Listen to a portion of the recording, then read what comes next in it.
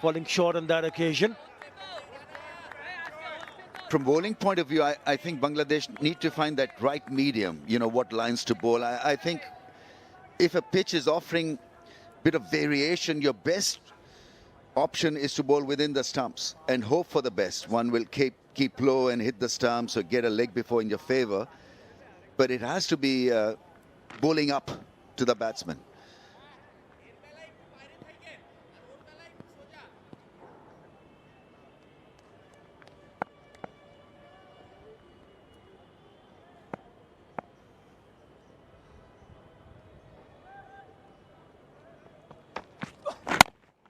Yeah, better. That one was into the left-hander. This is the surface for day 3. Your thoughts on that, Ramiz? Expecting it to play a few tricks, more tricks. Actually, it has sort of gone to sleep on a snooze button suddenly. And I thought if you take the grass off, then the cracks will appear and they'll sort of help bowlers more than the batting side. But it's been a docile patch so far. We haven't seen a lot of sideways movement from pace. First runs. A clip of his legs to get them going. I think the other thing which surprised all of us is because once you had a look at the surface, especially on day 1, Ramiz, we all thought that it's going to do something, especially for the seamers. That's day 1. And look at how green it is. Look how it looks very compact. The one on the right is day 3. It's a bit bare. You can see the difference there. So when you see that on the left on day 1, obviously you think, okay, well, this is the kind of pitch where the bowlers will seriously put the batters on the back foot with some movement in the air and off the surface. Over ball. This is good. This is a good start for Rana. That's a cracking delivery. Yeah, tremendous lift. Hit the hard length, and he's got pace and height really to make that ball rear from that length. You're just poking his bat at that line, not 100% behind the line of that delivery. I would want Shanto also to use the spinners up front, maybe in the first half an hour or so. Let's see how the pitch responds actually to spin. The grass has been taken off. It's a lifter. It's a great delivery. So use your options, whether it's pace or spin, very quickly. 180 for 1.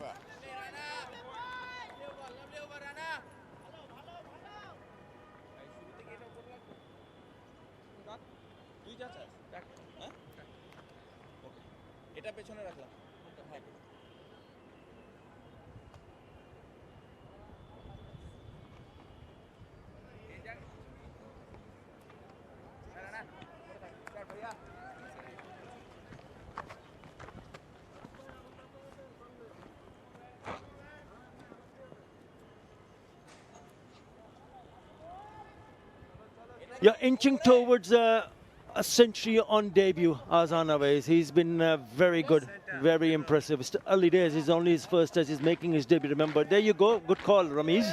Straight away.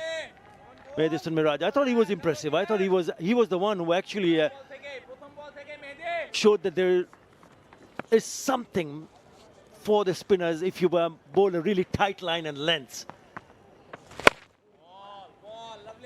You want to find out how much spin this pitch is going to offer on day 3, and so the grass has been mowed and a few rough patches, few cracks that must have cropped up. You probably see more flight in this stint from Miraj. That first ball was flighted and had more loop. Got to create your own angles from the crease as well. Go wider the stumps, closer to the stumps. That's a good call. Gets a quick single. That's good thinking. The mid-off-fielder pushed back. I don't know why, but the field has got to come in. Starting a fresh day in, so the field has got to be up. They're not going to threaten you with massive shots in the first 5 minutes of play.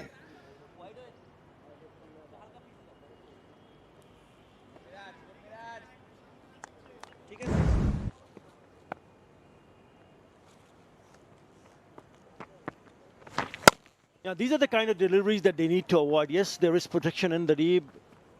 We've seen too many boundaries in the first session on both days, Ramiz. 12 fours and a 6 in the first day of the first session, 10 fours and a 6 in the second day of session 1. He's got away with that because there is protection in the deep. This is Miraj. Better. Again, he's taking on the fielder. They need to be careful here because you really don't want to throw it away from here because you're still this partnership and is good and you have just come on to bat. This is good stuff from Bangladesh. The fielder was in just slightly and this time the ball was picked up cleanly as well.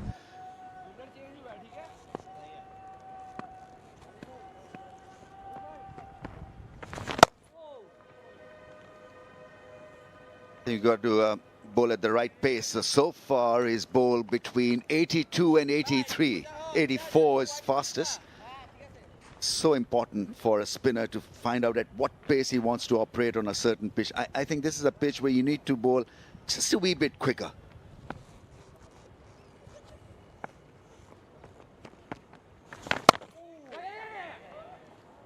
Well, they're quite keen to just tap it around in the gap because it's been on the shorter side. So they easily take 5 singles after the end of that over. 185 for 1.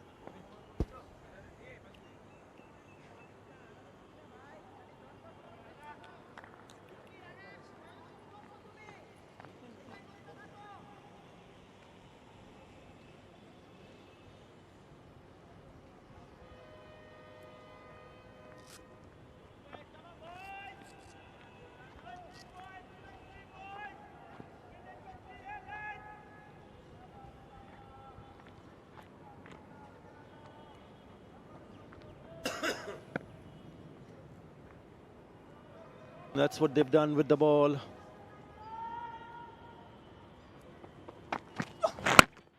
He goes rightly behind the line of the ball. He's been impressive. He's been very good. Azam Ash, Nahid Rana, first deliveries, 142 clicks. Yeah, if he does get 100 on debut as an opener, it'll be a great start to his Test career. It's been a while. The last time an opener from Pakistan scored 100 on debut was way back in 2019, Abid Ali, when he scored an unbeaten 109 versus Sri Lanka and Rawalpindi. And since then, they've picked up quite a few openers. Oh, lovely pull, beautifully played. I mean, he's just been very impressive. We hardly can point a finger to this youngster who's playing his very first Test match, saying, no, that's a poor shot. What a shot that is. I mean, his demeanor oozes calmness. I think that's the word that comes to my mind, and had plenty of time really to play that pull shot a la Caribbean style. Saw it early, and I think that's been where he's been impressive. Picks up the length early and without any fuss gets into positions, good positions. That's an important pull shot, just to let Nahid Rana know that I'm ready for you. Will he go shot again? I think that's his go-to delivery. Is quick. Let's see whether he pitches that one shot. Yeah, into the nervous 90s, as they say, but he's looked very compact. He looks very relaxed also. Doesn't show that he's any sort of a hurry. He's really showing a really good mindset. He's calm, and when you have these qualities and the skills that he's shown as a temperament and technique, well, surely will pay high dividends here. Deep square leg now been positioned, so they want to challenge him with another short one, possibly. Let's see.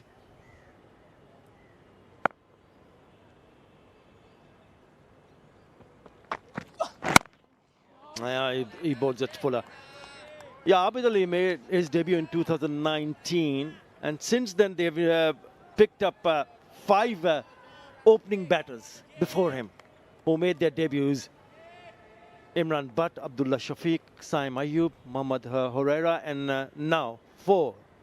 He's the 5th one, Azam Ash. So it'll be a really good milestone.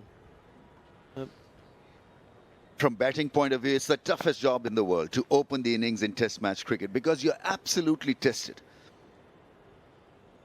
And you've got to adjust straight away to the conditions. Nice shot, square driven for a run.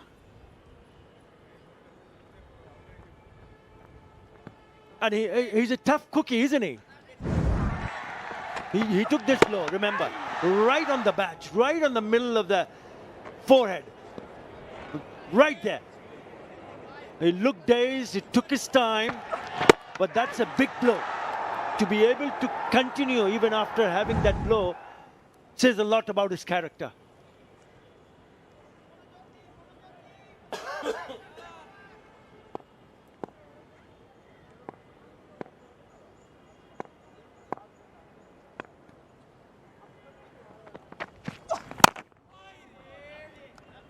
And he's also played really good. This time it's Fazal. 5 in the over. 190 for 1.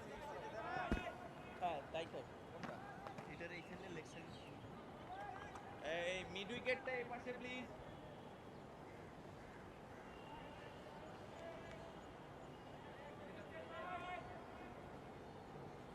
এটা বাইরে রাখলাম তাহলে হ্যাঁ বাইরে রাখ না বাইরে চলে যা হেঁটে হেঁটে থাইকে যায় না আমি এখানে সরকারে কষ্ট হয়ে যাবে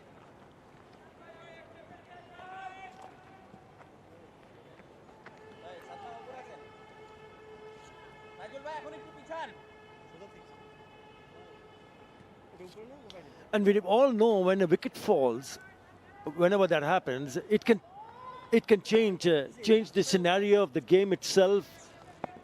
They can manage to bring a new batter in, get another win, and you never know. But it's not that kind of surface where you think, yeah, oh, it's going to happen next ball. You have to be really spot on what your strategy is, what kind of target you're looking at, where you need to bowl, and then just move on. Now, this is what the good length is. And about the line also, on stumps, just like that. And don't worry that he's playing defensive stroke. Just keep on bowling there. Be consistent.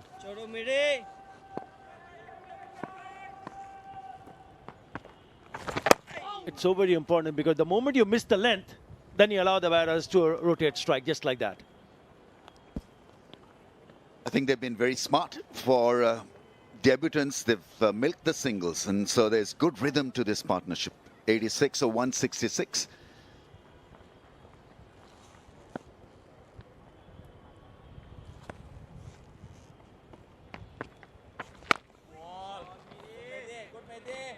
Immaculate defense. That's the other thing that you want to be praiseworthy of his technique.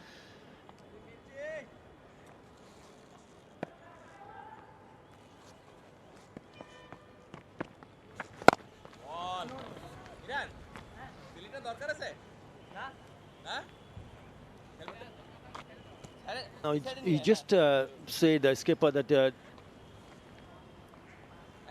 we need a fielder and a closing fielder, because just looking at the surface itself, it's pretty flat, isn't it? So he's pushed that fielder at short leg away to short mid wicket.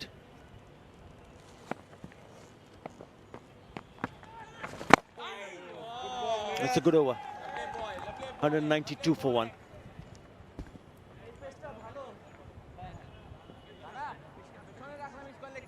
পেছনেই থাকেন please মুশি ভাই run ছাড়া হ্যাঁ রানা ভালো হচ্ছে run ছাড়া সাইডে করতে থাকি এদিকে থাকি পেশেন্স রেখে করতে হবে তাসকিন খেলাটা একটু বড় হোক চলো এবার Rana A lovely shot from up there. Just the 4 overs bowled so far this morning.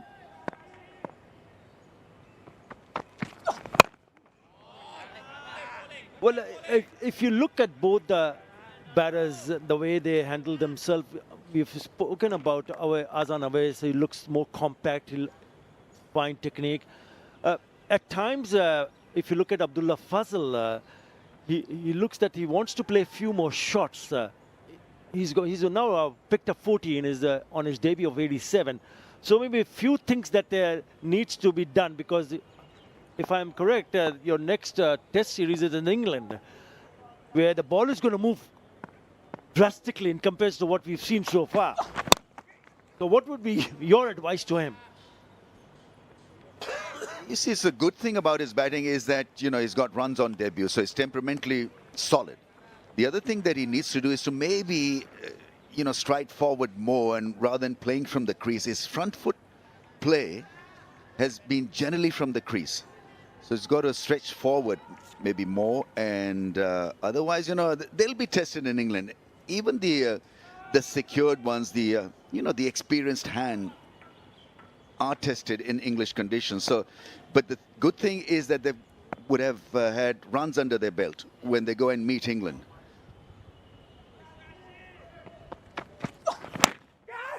Oh, that's gone through the slip cordon for 4. So on 99, a bit iffy, a rare iffy from him, but he'll take it. And he deserves that slip cordon, just 2 slips, because he's been so good that they had to relax the slip cordon in a way. For once not being in control. Yeah, I did mention that maybe there was an option for a short leg fielder, but also an option early on, because initially first, if you come to bat the next day, they're vulnerable. They'll play shots where they could have avoided it. It's a little bit wide. He's lucky. That could have easily gone to one of the slip fielders. So he moves on to 99 on debut. 21 years of age. He's just 21 years of age. And he needs a single to pick up his 100 on debut. But he has hit that straight to the fielder.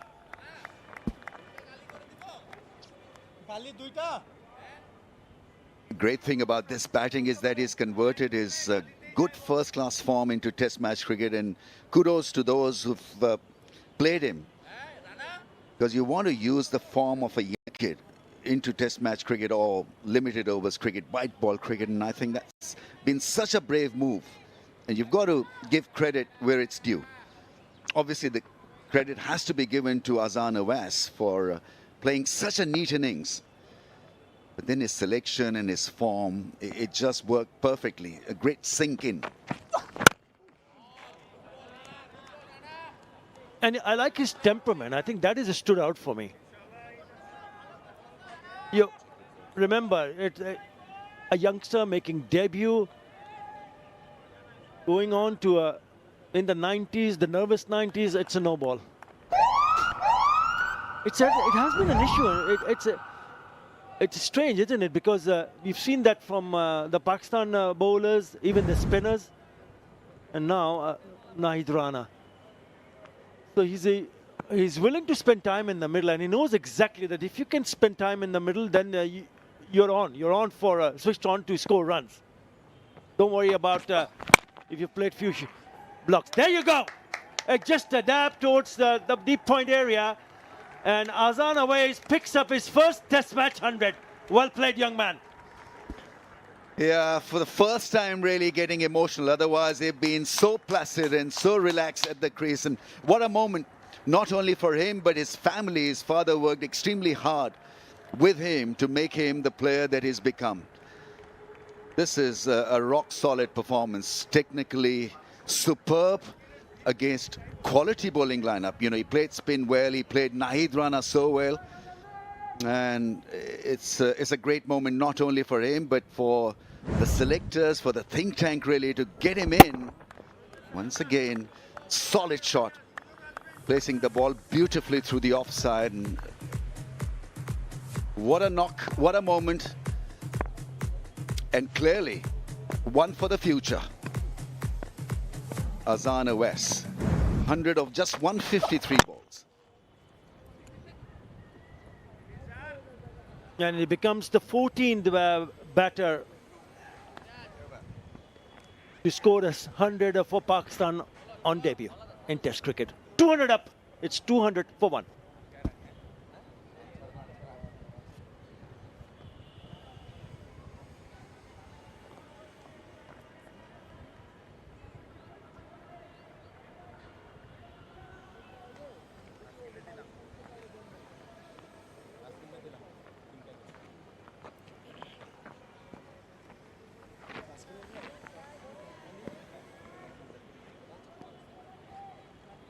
ধৈর্য রেখে এবাদত ভাই catch আসবে ready থাকেন Now what a knock. A dream debut, dream start to test career. Arslan Ash becomes the 14th batter on debut as an opener to score 100 for Pakistan in test cricket. He'll remember this for all his life. What a start to his career. Better than Bredman. Maybe he can retire now.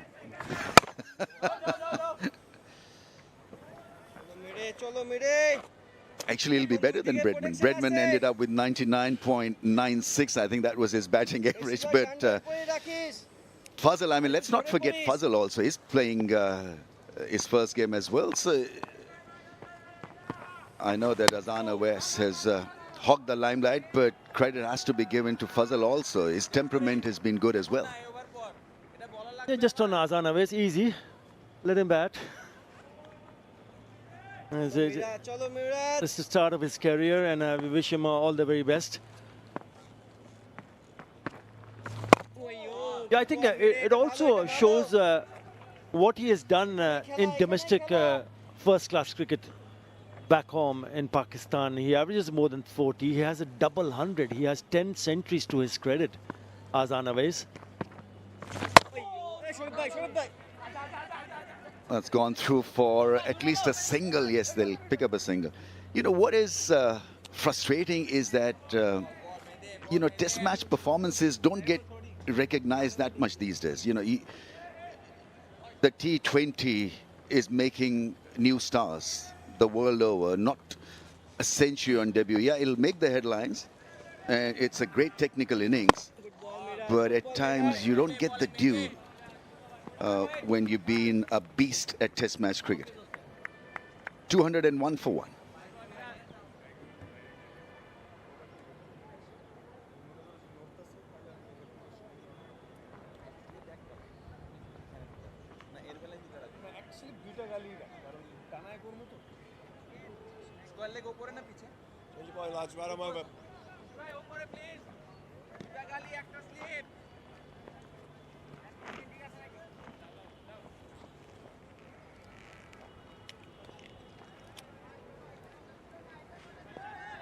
Very good from Pakistan, very impressive and outstanding from Arslan Ash. This is how they've scored their runs. The third 50 took its time, so did the fourth. It's okay, it's fine, absolutely fine. They were going at almost 5 runs in over in that the first 50 when they scored those runs. Yeah, you got to give credit not only to Arslan Ash but also to Abdullah Fazal. Change, Taskin Ahmed replacing Nahid Rana. Nick in between the slip and the keeper. 4. So I ask the question again. Why is that first slip fielder so deep? And there's a gap between the keeper and the first slip fielder as well. This should have been taken. Maybe the keeper should have gone for it. Yeah, just waited for someone to take it. It wouldn't have carried to the slip fielder, so the keeper had to really go for it. Anyway, it's a good start from Taskin. Hanging his bat, Fazal gets a streaky 4, nearing a 50 on debut. 47 A's.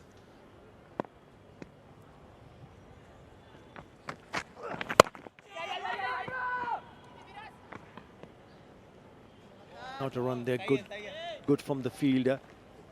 Yeah, just going back to the point that Test cricket, and if you look back, the last time we saw a Test series happening was the Ashes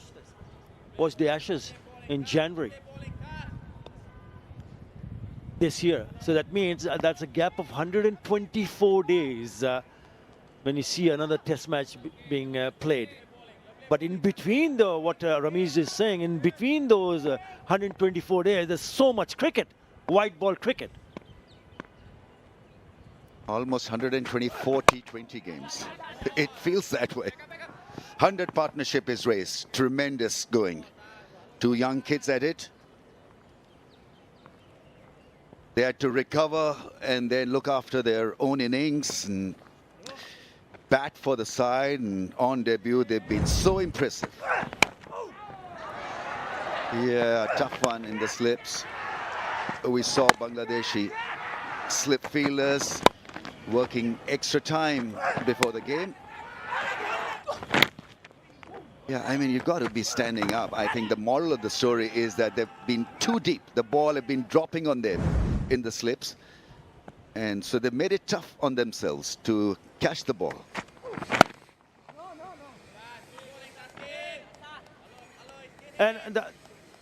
You talk about the distance, but also look at if we can see it from the front on. There's a bit of a gap between the keeper and the first slip, Shanto. Look how big the gap is. And that the last one that was nicked of the first delivery that Taskin Ahmed bowled, you saw that ball going through that gap between the keeper and the first slip.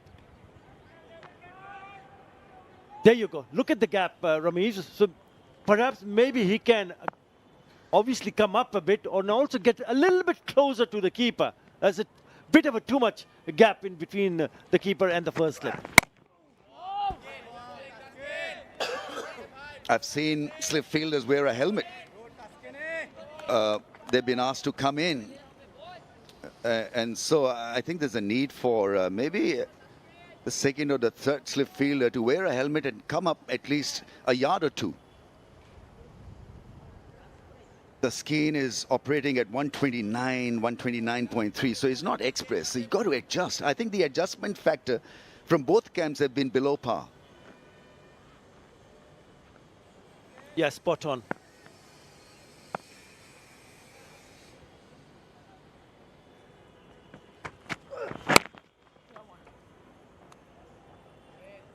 Punched off the back foot for a single, and he will retain the strike. The Centurion looking extremely good. 207 for one.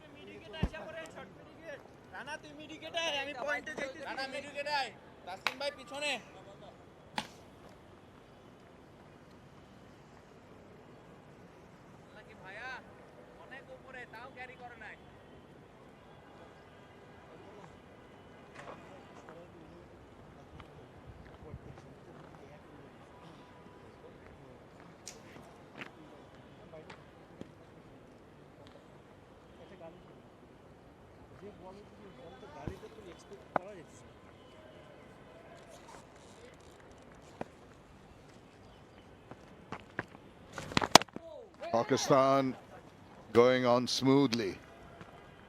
After the start of the play, two batters have organized themselves very nicely, playing the ball to its merit, taking the opportunities created in terms of inducing edges, but the control that was needed to get amongst the wickets not quite there for Bangladesh yet.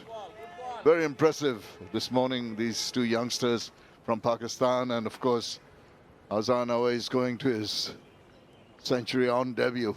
Brilliant performance.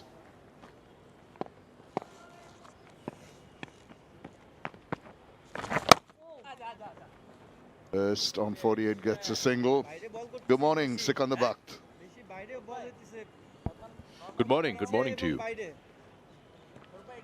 An exciting first half an hour to watch the debutant making 100 and another one clogging up to a 50.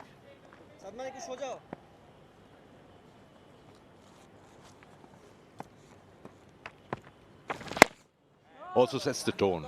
You would expect as a bowling side to get something in the first half an hour of a day's play. And they've seen off the first half an hour and done well in that. Also approaching landmarks, you might be a little nervous, but haven't shown any of those signs. No nervousness, that's been the essence. These two youngsters playing, been temperamentally so strong.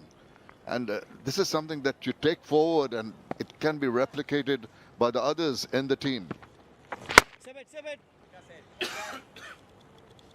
That's a single to finish off that over. It's 210 for one.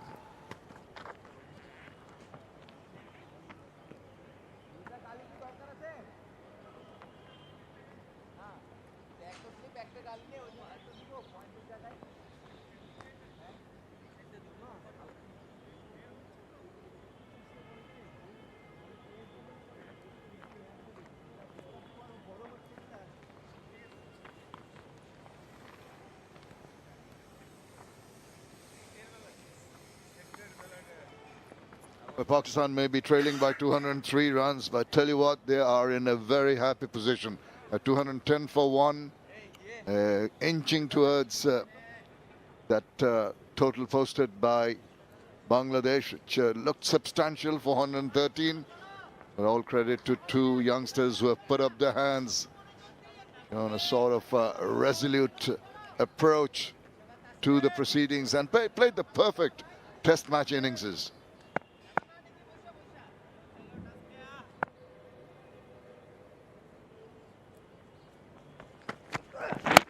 Oh, just slightly troubled by that little bit of awkwardness from the track.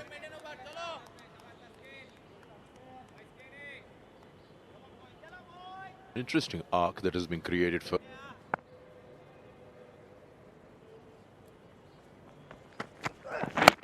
Oh, just slightly troubled by that little bit of awkwardness from the track.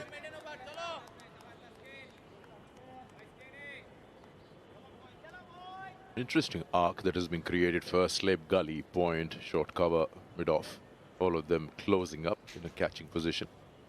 Almost blocking everything. Square of the wicket on the offside for Azam.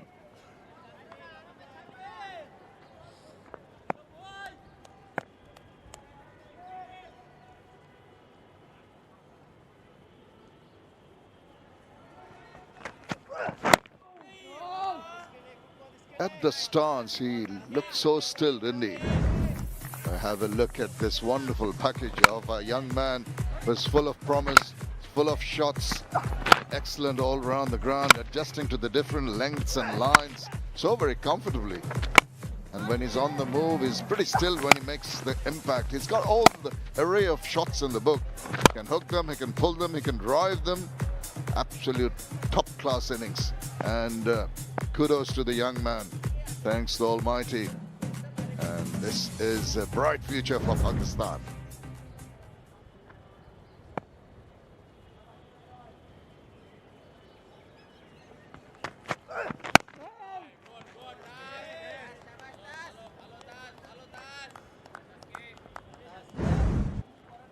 As Azam always is scoring zones, and he's done well. Look at those singles. This has been the impressive part.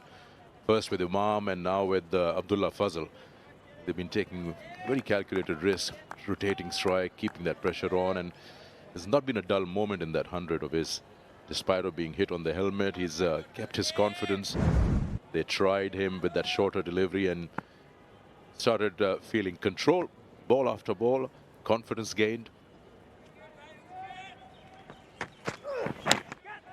And the edge has really, this is a stunner. This was traveling very, very fast. And a brilliant innings ends. He tried to ride that extra bit of bounce. Went very quickly to Najmul Hussain. And he took a blinder. This is what Bangladesh wanted. Yes, that's a good catch. That was traveling. Also the keeper coming into the eye line. He dived for it. But he kept his eyes and focus on it. It's a good catch taken and hard work paid off for Taskin. All said and done, well batted young man on debut, 103 of 165. Pakistan 210 for 2.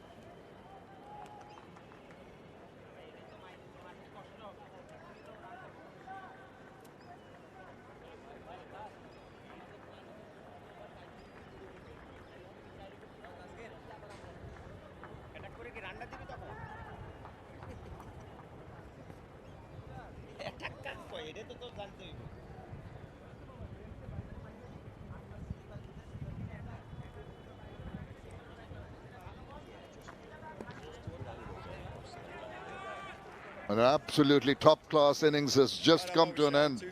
Been entertained by a youngster on debut, scoring 100, but he's back in the hutch now. In comes the skipper, Shan Masood. Wealth of experience, 2,550 runs, 600s to his 1350s. Now he's got a lovely platform to come in.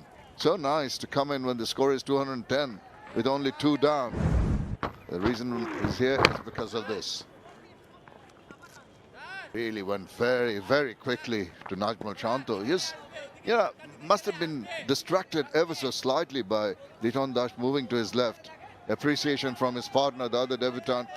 Understandably, tad disappointed with that dismissal. It's now up to the captain to carry on the good work done by the two youngsters.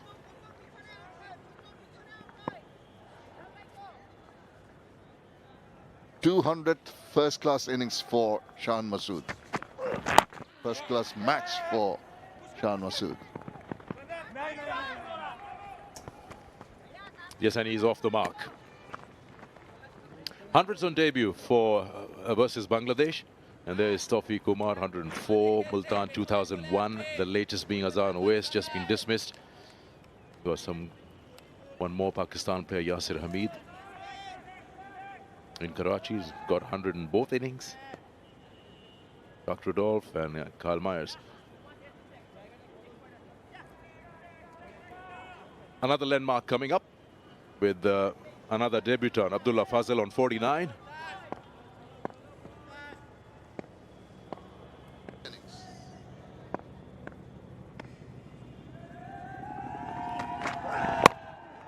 He's content to bide his time, not in a hurry, understandably. He respects the good deliveries. 211 for 2.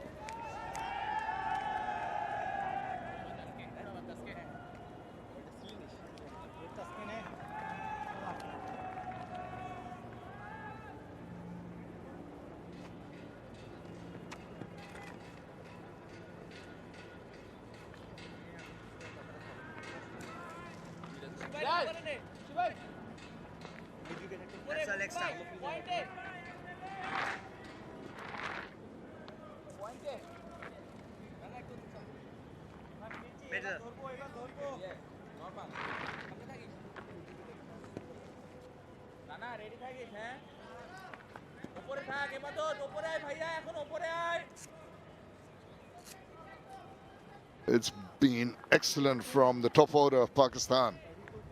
Youngster Awais back in the hutch now, but he's done his job. The captain is in the middle. Had a good innings from Imam ul Haq. A lot of marshalling of the troops now with Shan Masood, the newcomer, and that's a good move. Shows some proactive approach by Najmul Hussain Shanto. Just trying to ensure that his fielders are in the right position. He himself at slip, and there's a forward short leg. Going to be Mirage. Oh, that crept through. Oh, how did that miss the wicket?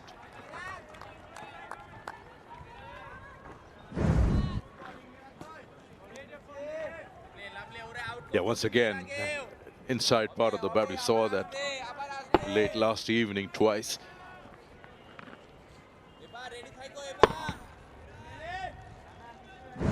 He bowls those arm balls very well.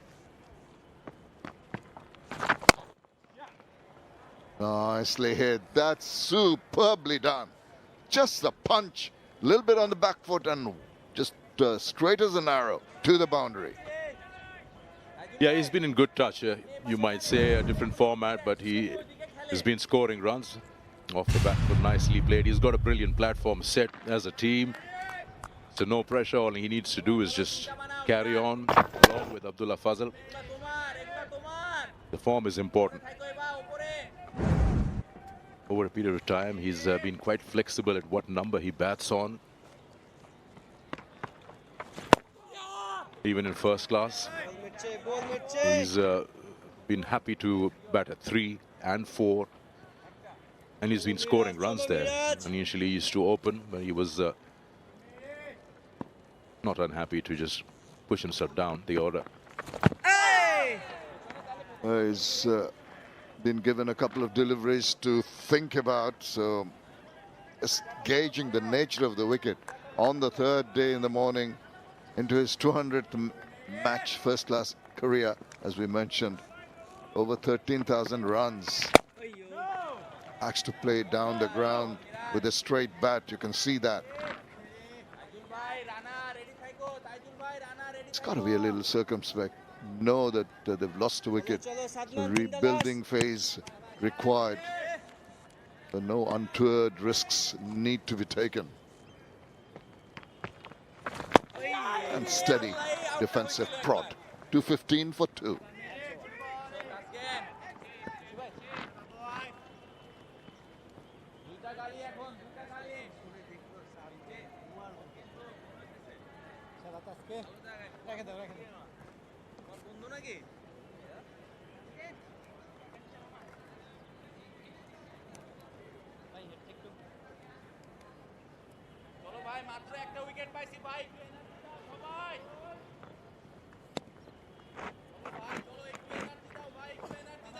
Haskin Ahmed has struck today. Bowled very well. It's been around that on or about the off stump, has induced edges. One's gone through the slips. One could have been taken as a catch, and eventually the catch happened. Fazal has to wait for his 50.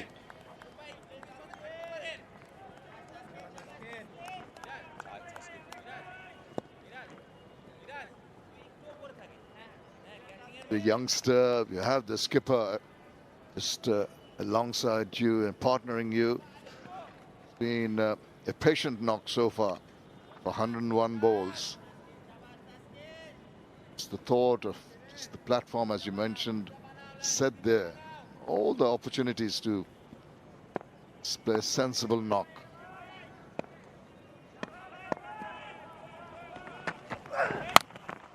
Sewell's round, gets back to ball and goes through for the single that gets him his 50, his maiden 50 in Test cricket. Brilliant job. Well done, young man.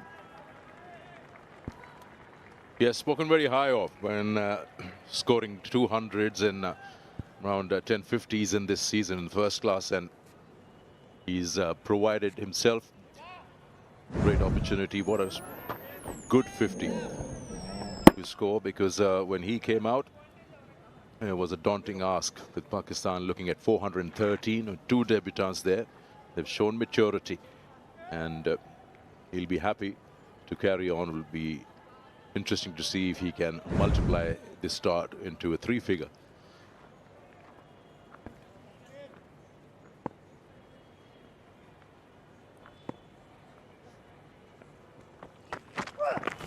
Oh, that was just past. They were interested, so was he. He's bowling well, using that angle wonderfully, that corridor of uncertainty. And Shan Masood was uncertain with that stroke. He did the same thing with Azam, close to the body, and is trying to cut that. He's got a 6-3 offside field packed out there, so pierce it if you can. Bowling a very disciplined line, knowing that he's hardly any protection on the onside. Yeah, we're talking about the onus on the offside. Look at the staggered slips scored, 1, 2, 3 slips, but there are gaps between them. They're covering almost the 4th slip, almost at gully position. Because of the pace and also the angle of Taskin. That's not the line he wants to bowl. When he's got a field set like that, only landing in trouble because it's a freebie for the batter, who swivels round and puts it away. Yeah, I just mentioned it. Very fine line. If you miss your target, then you'll be hit, because there's hardly anyone on the onside. You've got a 6-3 field, and if you end up bowling a shorter one in front of the stumps, then you'll be pulled away. And it wasn't a problem because he's a tall man, Shan Masood, and he's very good square of the wicket. He can ride the bounce easily. Yeah, the discipline that was missing yesterday with the pace bowlers, the inconsistencies in the lines and lengths reappearing somewhat. Got to be very accurate.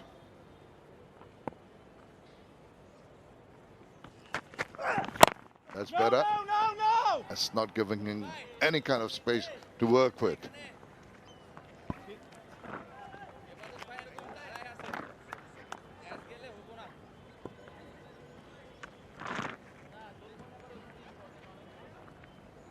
Well, we've had 2 debutants who've made 50s. Happened for the first time. 2 debutants to smash 50 plus for Pakistan in a test match innings. It has happened quite often. We'll go through the list in the next over. Started off with Khalid Abadul and Abdul Qadir way back in 1964.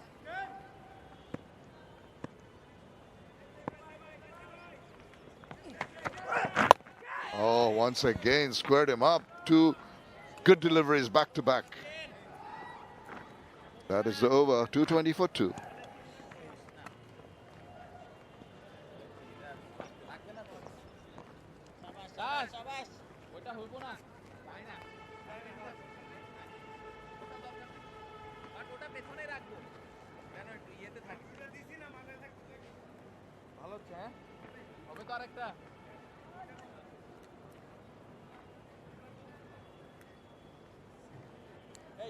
জয় মিডুকেটাই রানা দৌড়তে তো একটু পয়েন্টে এর বেলা এখানে ভালো লাগবে এই দুজনের বেলায় That's the summary of how it's transpired over the last couple of days and today. 11 overs today for 41 runs at the wicket.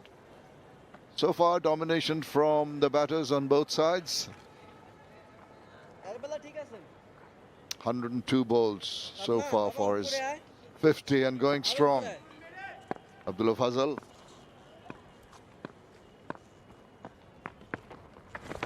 Oh, that is a beauty.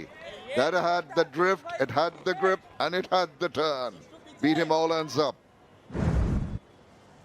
Just evading the edge of the bat. Committed to a shot where you'd expect the ball to come on with the arm. What it did was spin away.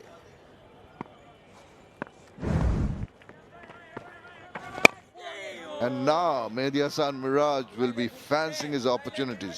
We saw him turn one ball square yesterday, but now it's becoming more consistent. Last ball of the previous over, just an awkward height at the splice of the bat. Down the wicket, he's taking him on, and he has done a great job. What a shot that is. Shimmy down the wicket, got to the pitch, right through the line for the maximum. Yeah, growing in confidence here, Abdullah Fazal, after reaching that landmark of 50. Good use of the feet, reaching to the pitch of the ball and keeping the bat straight through the line. Nicely done. And coming after a couple of balls where he's been in a spot of bother, with the ball turning and one coming in awkwardly, and he comes back, takes the bowler, I'll take you on. So good. That is Test cricket. Pay heed to the good deliveries. Just take on something loose. Sometimes can preempt the thought process of the bowlers. That was quicker through the air. It's a good mix from speeds for Mehdi Hasan Miraj.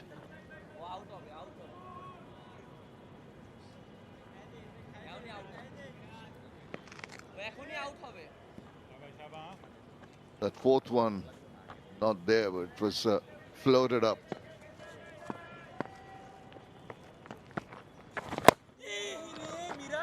.226 for 2.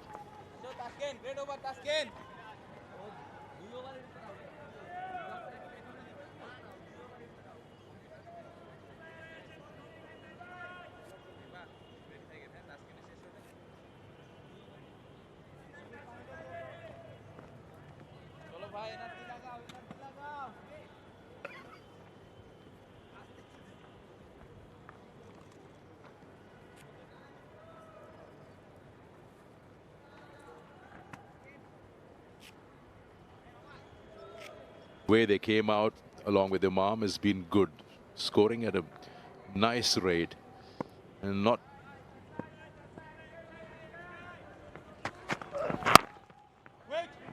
getting into a shell of 413 in your face.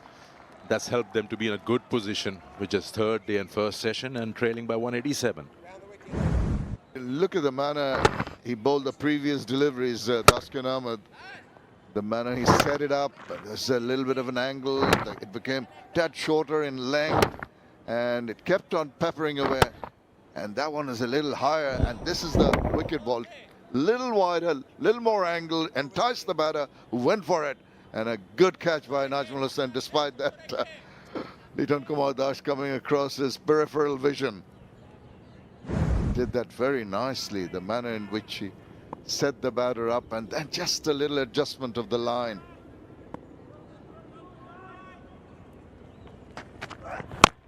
Oh no, little circumspect, not quite sure of that shot.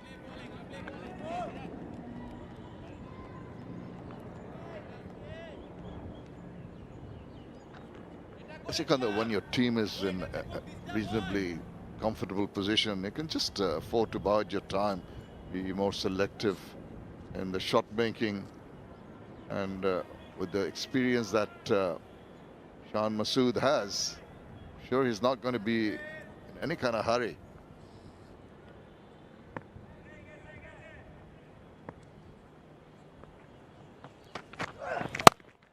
When the opportunities are there, he'll try to put them away, and he does that with a lot of class.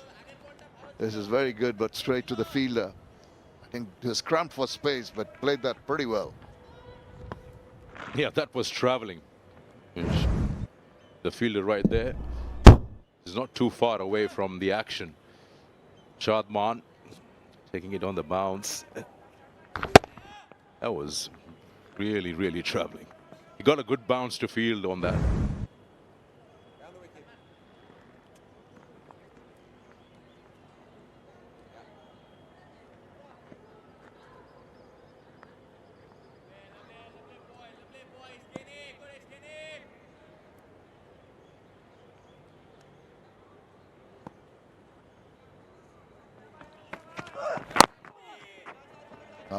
That closure of the face of the bat, not quite there.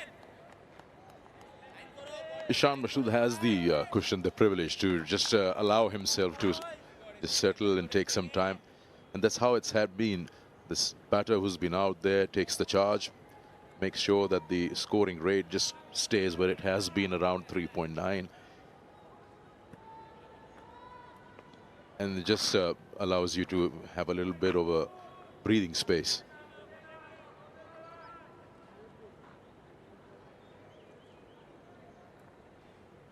Noticeable that the slips cordon has been changed. It's only the lone slip and maybe a fourth slip in position now. There is a gap there. Around the wicket now, Thaskin. Oh, now that's airy-fairy from Shan Masood and almost got the edge. Moral victory for Thaskin. He's been good this morning, Thaskin. He's come out with a plan. Initially when bowled to Azam, he had a good plan with a lot of catching fielders on the offside and bowled very strict lines. And here he's now decided to come round the wicket to Shan. And that bounce hasn't really come up as Shan would have liked. That probably is the thing we've been waiting for, and looking at how this pitch is going to be in terms of bounce and carry as the days go by. Oh, now he's got it. He's grabbed it. Goodness gracious.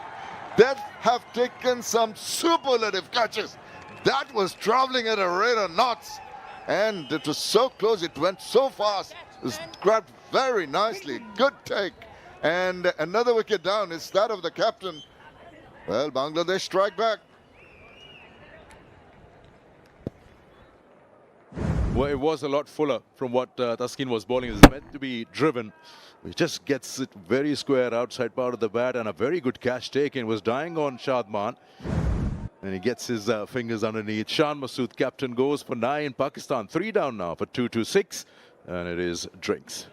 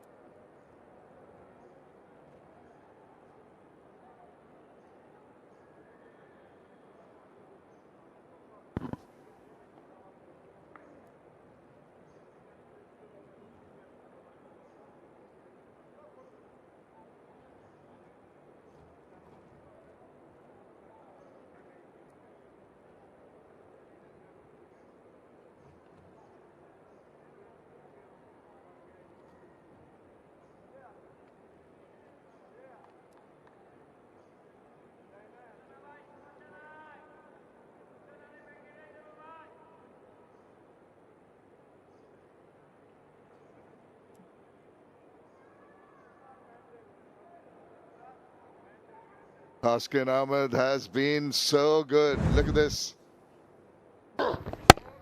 Yeah, that's the captain of Pakistan, Shan Masood. Bowled a little fuller on this occasion. He's bowling to his field. He's been very clever.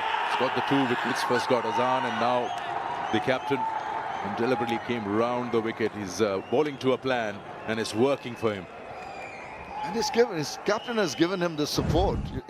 Remember, we just pointed out the fact there was only a slip and a gully in position. This is Saud Shakil, the new batter into his 40th innings, 1773 runs. He's no mug with the bat either. He's good top middle order batsman, 10 50s and 400s. But a couple of quick wickets has brought it back for Bangladesh. They're back in the fray. And that crucial wicket of the captain, Shan Masood, gone for 9. Taskin Ahmed, 51st wicket for Taskin Ahmed. It's a lion-hearted bowler. There you go. 18th match. Strike rate of 63.76 for 64. Never say die attitude. He's made the breakthroughs. And just the manner in which he set the batter up. Initially started bowling from over the wicket. Then he changed his angle, changed his field. And just gave the feeling to the batter that have a go around the offside because I have one less fielder in the slips. The temptation was there and Shan Masood fell for it.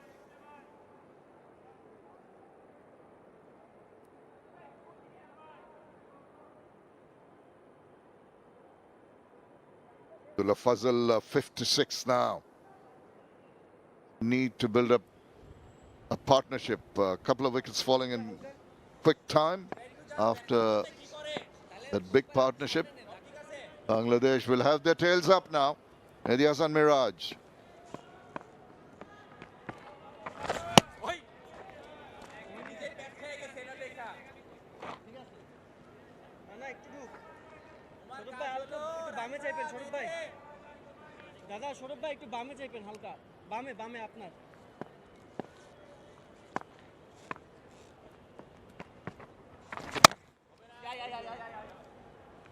He carries on playing decent looking shots just to the merit of the ball. Up to Saud Shakil now facing his first delivery.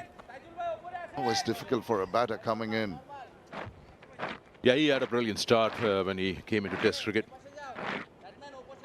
First 7 Test matches, 50 in every innings. Every Test match, rather. Had a good outing against Sri Lanka. In at 5.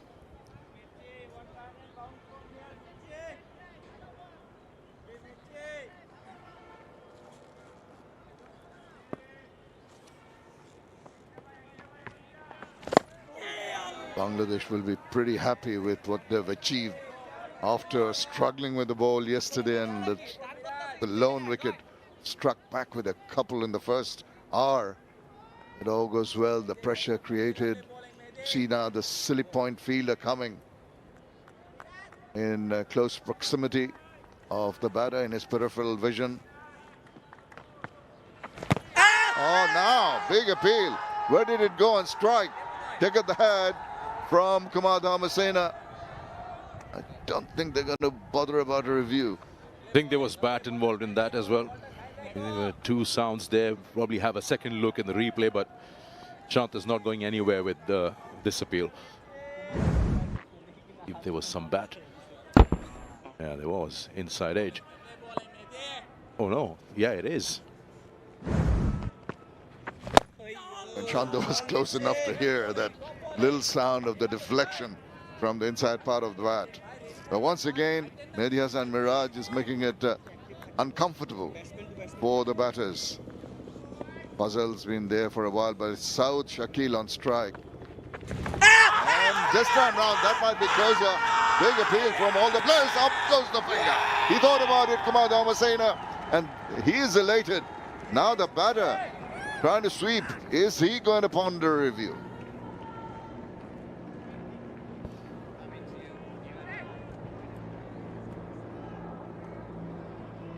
He's gone upstairs.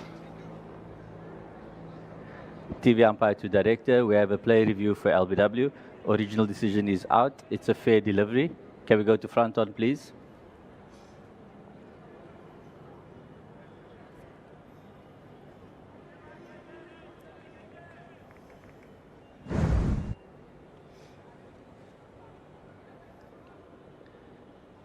Okay, ball's close to the bat. Can we just confirm with outrage?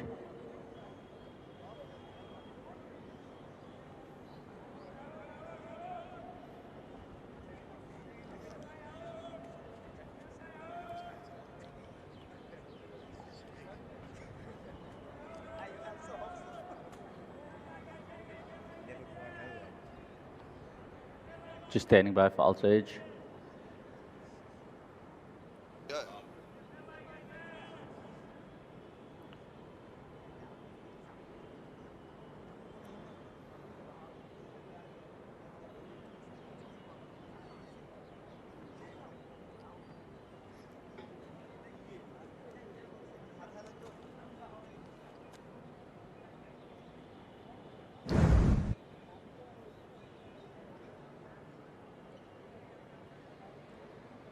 Yeah, just keep rolling it through. Keep rolling it through.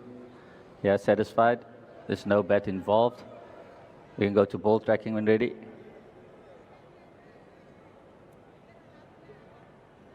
Original decision is out. Pitching outside off. Impact in line. And wickets hitting. Kumar, you can stay with your original decision of out. Stand by. Your on-screen signal now. Another one bites the dust. It's the right decision by Kumar Dharmasena. And Pakistan in a spot of bother now. Losing wickets at regular intervals. South Shakil doesn't bother the scorers. And it's 227 for 4.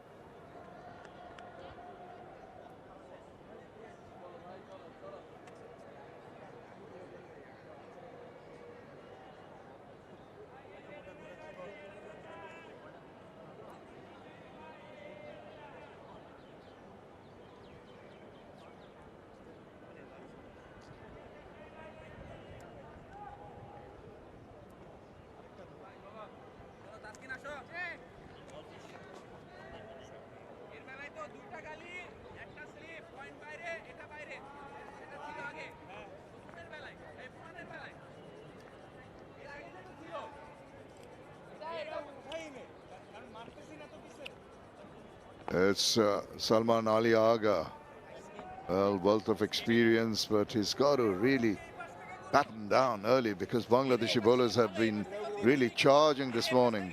300s, 1050s into his 44th innings.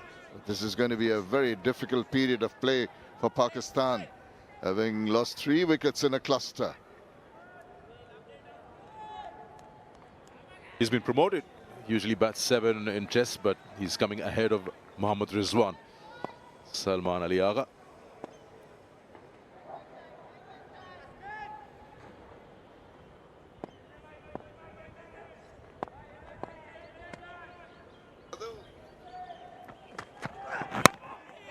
Squared him up ever so slightly. Taskin Ahmed continuing to bowl. Going to be the reason the new batter is here because of this. He outstretched himself trying to sweep that, pitching outside off and then straightening up enough to go and hit a top of middle. Good bowling from Miraz. Suddenly Bangladesh find themselves in the game again. 2 wickets, 3 wickets this morning.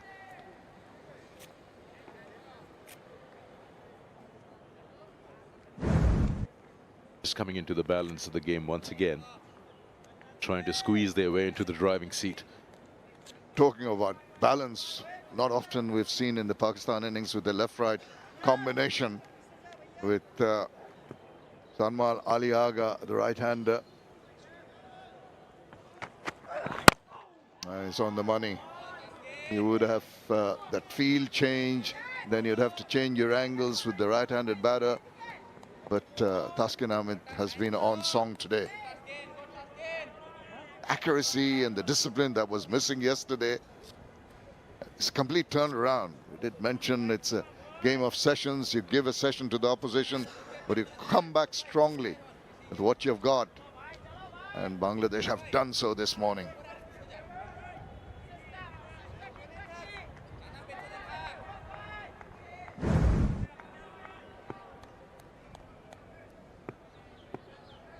The fast bowling coach.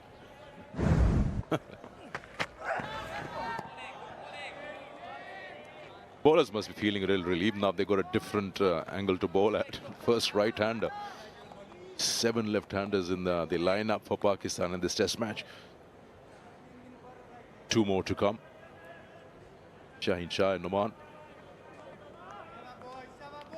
Pakistan losing 3 quick wickets, still trailed by 185 in the first session on day 3.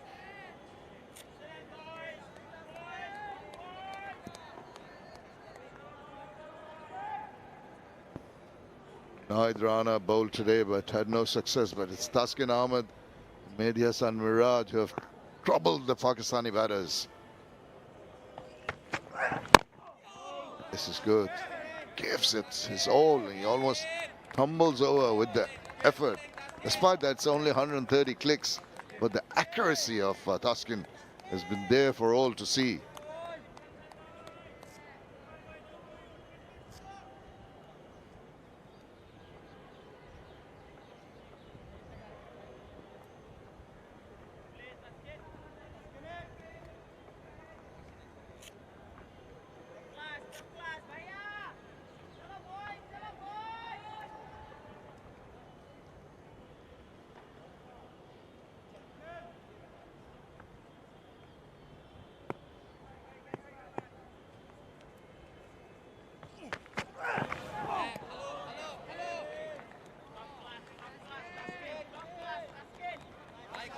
Got to rebuild again. Feel a little bit of pressure, then you just want to stay out there, spend some time and start to build a partnership. Puzzle on the other end has been just watching from the non-strikers, losing partners. That may also just slow down the scoring rate that Pakistan have maintained up till now. But they've made good use of this first hour, Bangladesh bowlers. And they've worked out a plan, especially with Taskin, bowling with some great discipline, setting up batters.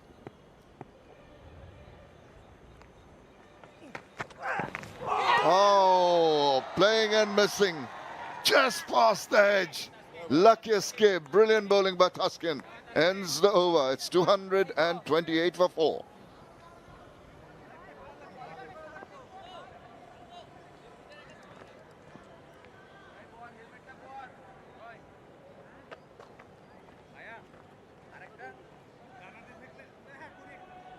না ইচ্ছা না জোর করে না মামা আরেকটা ফোয়ার যে ফর্মে আসিস বুঝছিস পরে তারপর একবার এই কথা বললে 70 মিনিট ব্রেক আছে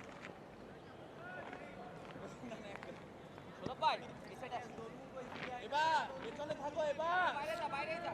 Well, the first hour of the third day surely belongs to Bangladesh, as they picked up 3 wickets this morning, including the debutant who scored 100, Azam Ash, alongside Shan Masood, the skipper, and Saud Shakil, the latest to depart for Pakistan.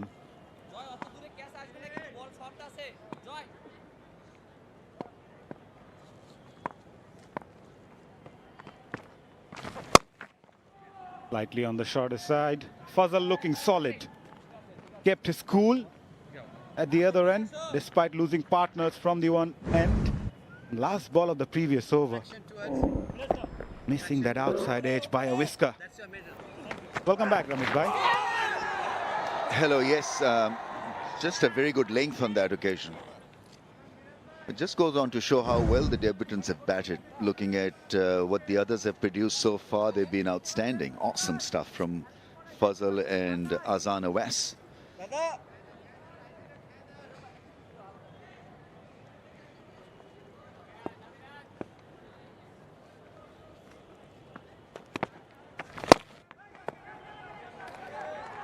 New man in, Salman Ali Agha. Scored 93 against South Africa in the last test series that he played in October 2025. He has been in good touch in the white ball format though, scoring 2 centuries and a 50 in his last 5 ODI innings. A good player of spin bowling also, so I don't know whether Bangladesh would want to change something out there and lesser spin to Aga. Very good, Miraj. The moment a batsman starts playing more with the bat, you know from leadership point of view that, you know, he's feeling it all too easy and he's quite comfortable. Into good player of spin bowling also, so I don't know whether Bangladesh would want to change something out there and lesser spin to Aga.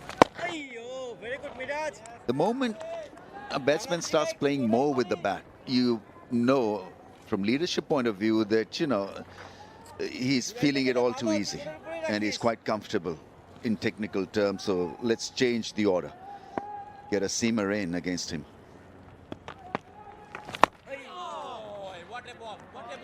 Also a change for the Pakistan batting unit. Quite a lot of left-handers early on, but Salman Ali Aga now coming in. That makes that right and left-hand combination, making life a bit too difficult for the bowlers.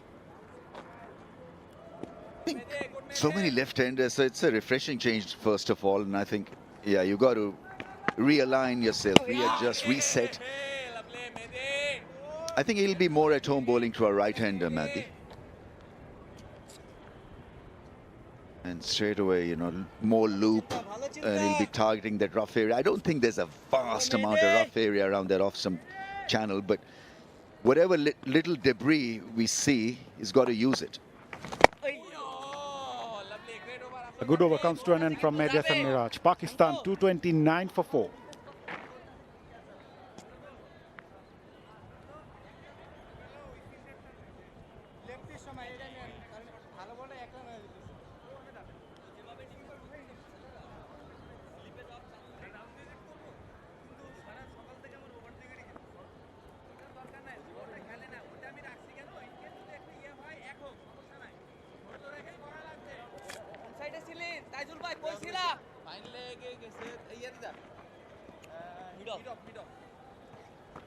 Taskin Ahmed leading from the front in this third day of this test match, picking up 2 wickets.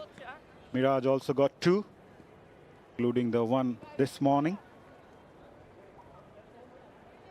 No, Mazza, we hear a great deal about bowling in the right areas or area, but it is bowler specific, the right area. If you're tall, your right area is different to somebody like Taskin, for example. And Ibadat is a different kind of an operator, so his bowling area or business area would be different.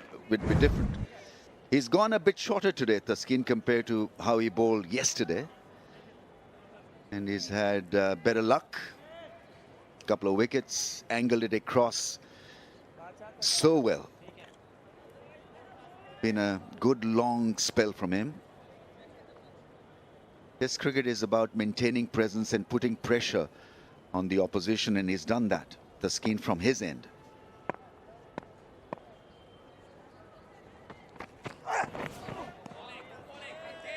Yeah, he came up with a different sort of plan against the left-hander. He bowled a lot shorter, especially against Azam. He set him up really nicely. And then again, the next wicket that he picked was a bit too fuller, with an unusual field setup. That was good captaincy as well. Yeah, that studied Shan Masood's strengths. And so that really was very fine thinking on part of Shantu and also the bowler.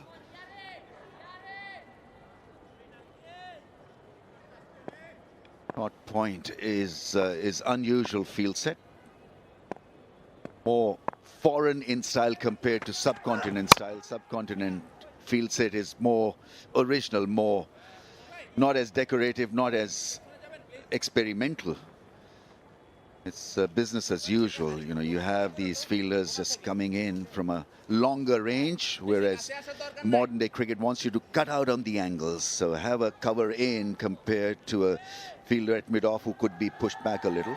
But that really was very fine fielding sense, and it delivered. Yeah, they say you led well when others don't realize they're following.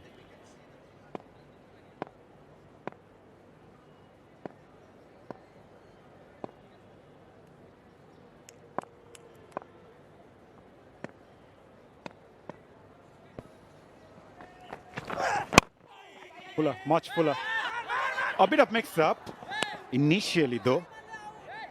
Managed to take that in the end quite comfortably. See how he changes his length. This over he bowled a lot fuller. A good aggressive call from Fazal because he had to get to the danger end. So Salman Ali Agha was right in backing the call. Just a wee bit hesitant early, and then he took off.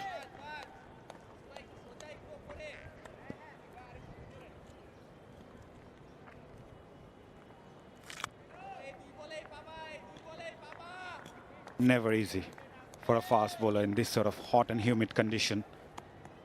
Need to be fit enough and also able to recover 5 days of toiling in test match cricket.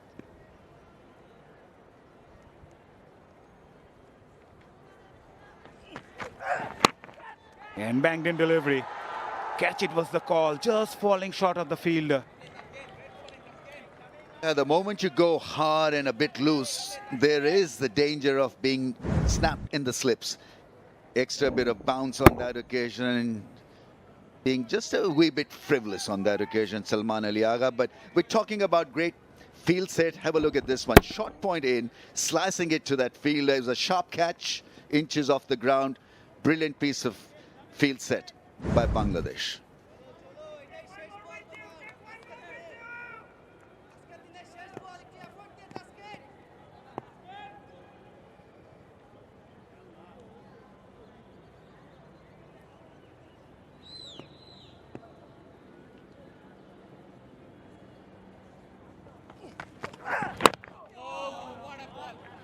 End of a very good over from Taskin. Just one coming from it. Pakistan 230 for 4.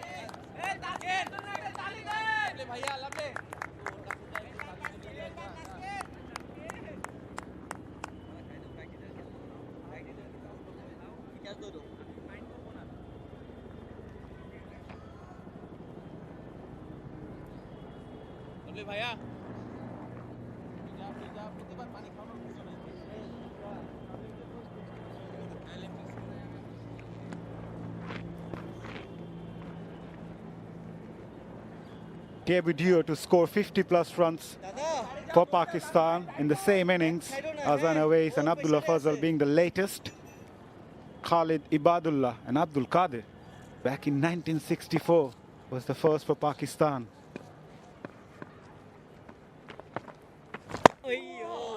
Miraj started from where he left.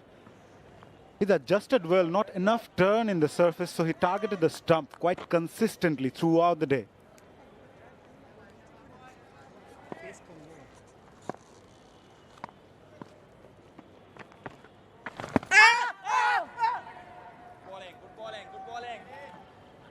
Stop it. I mean, Lytton Das was interested, and yet he went after that ball towards square leg, so obviously missing the stumps. By a long way, there you see him, a walking appeal, a running appeal from the keeper.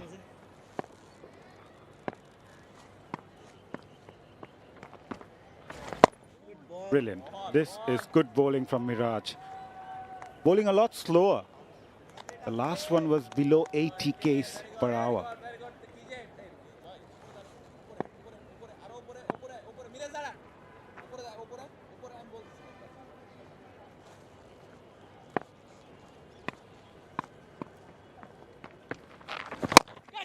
Gives it a charge. Catch it was the call.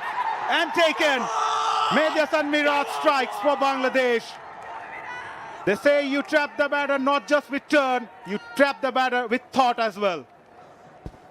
And also by bowling dots. The pressure was building up, and Miraj in the end a major success because Fazal on debut was shaping up so well, especially against Spain. Wanted to lift this one, got the toe end of the bat. The fielder was in and it fell according to the plan. Absolutely worked according to the plan. Very good catch. And a wicket has gone down, and Pakistan, well, now clearly in bit of a pickle. They've lost a set article. Fazal on debut. Very impressive 60, 230 for 5.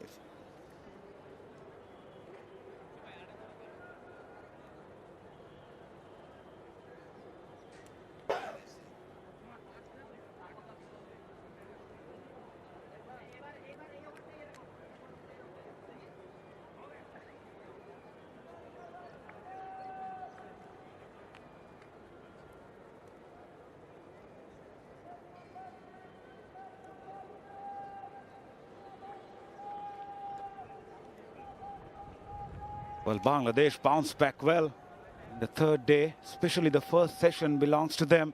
Mehdi Hassan Miraj picked up his second today, his third overall, and Bangladesh picked up 4 this morning. It's been a tremendous morning so far. And whilst there's an individual batting plan, but I think Pakistan have got to look at the bigger picture. What is the team's batting plan? And obviously it's to get nearer to that 400 score. Mohammad Rizwan has got loads of experience, but does he have the form? Didn't have a great PSL with the bat, but here he is. Mix of things. Fazal there losing his cool. Wanted more elevation, and it's Mahdi there with a wider angle, targeting the stumps. He really has been brilliant, because on a wicket that hasn't given him a lot of scope and help, he's been able to create something out of it. 3 wickets now for him. Well, experience in the middle for Pakistan. They need to take responsibility here. They are in a spot of bother this morning. He's been so wicket to wicket, and that wouldn't be a bad ploy against Rizwan. He likes to sweep, he likes to cut. A straighter angle could be a good one against him. Bangladesh got their tails up. They need that intensity coming into the third day. The previous day, the Pakistani batters dominated, toiled hard. They came up with a positive frame of mind this morning and reaping the rewards here. Goes for that sweep right away, Ramesh Bhai. That's his go-to shot actually against spin. Discussing the possibility of a DRS, I think. The timer is on. Just a wild hit from Rizwan. Let's it go. Shantu says, let's get back on with it. End of the over, 230 for 5.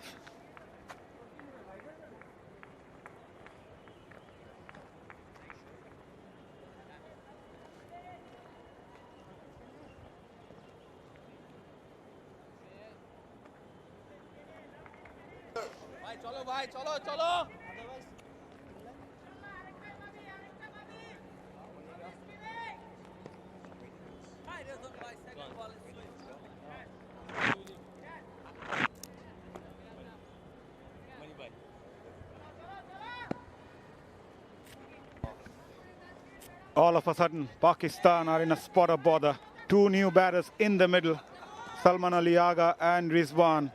2 experienced batters, so it will be important for these 2 to rebuild their innings. They still trail by 183 runs. And this is perhaps the last recognized pair for Pakistan. Backs away at the very last moment. Had some issue behind the bowler's hand. Salman Ali Agha.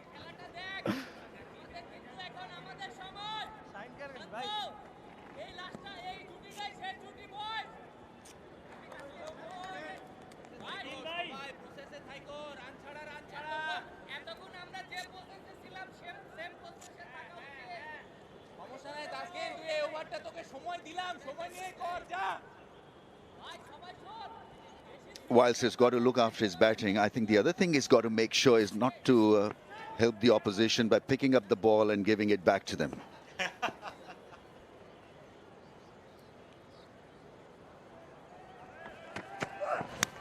Edged and gone. Well, he needs to take that long walk back, not just helping the bowler. He had to help himself, but he couldn't. Lovely length once again from Taskeen. He's having a ball out there. And it's a no ball, so it didn't work out well in the end for Taskeen. I mean, how unlucky is that? But that's of his own making. Ball, superb delivery and just inches off target. That heel has got to be behind the popping crease. Any part of the foot has got to be behind the crease, and the lovely delivery, just enough movement to get the outside edge. Played it with hard hands also. Salman Ali Agha, he gets a breather. God works in mysterious ways, as they say.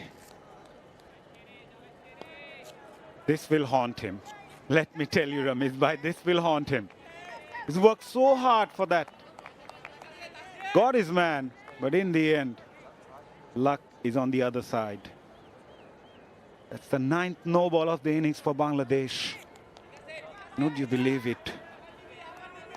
There was a wicket in it. Salman Ali Aga got a life here. You need to make the most out of it.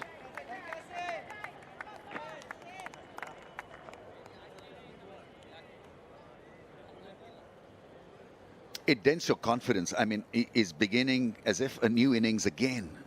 And so it'd be a bit embarrassed also. It's a tough one. You know, people say that, you know, he's been given a life, so, you know, that's so lucky. But it can hurt you mentally. Takes a little bit of time to get back into the groove. Forget the moment, get it out of your system and get cracking again.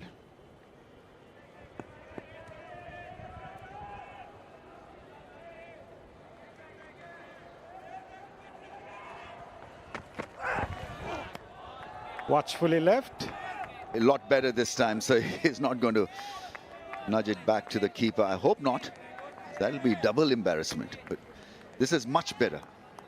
Watch the ball closely and let it go. I think that's the mode of dismissal he's looking at. Taskeen has been so good with his line and direction, and enough movement really to bother the batsman. Got to be vigilant, very careful. This could be probably his last over or two. He's not going to last longer. Taskeen has already bowled a long spell.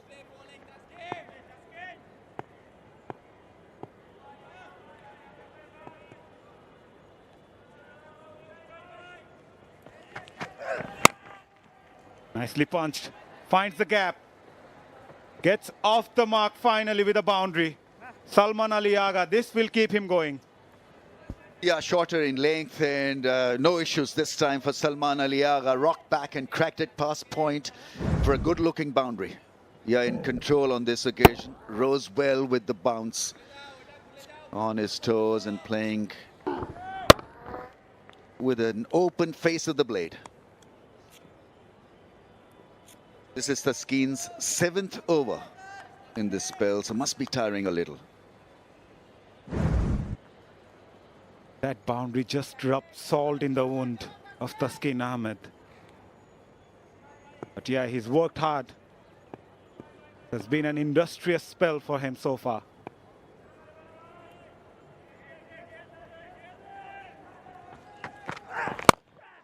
Pull straight to the fielder. Have you ever been dismissed on a no ball in international cricket, Ramesh bhai? Yeah, 92 World Cup final. The famous cut shot, but didn't make use of it. That's why I'm sharing my experience that it does shake you up if you get out of a no ball, or, you know, similar situation can challenge you mentally. So how do you think as a batter after getting that opportunity? It takes a little bit of time for you to then get settled, because you're still thinking about what had happened. You're about to walk away from the crease and certainly been asked to come back, and so you got to start fresh, and that takes a little bit of time settling in.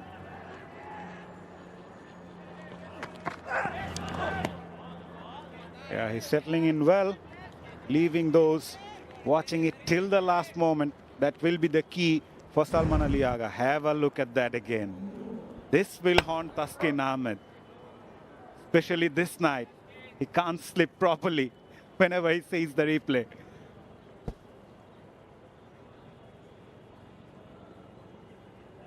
Celebrations cut short by this moment.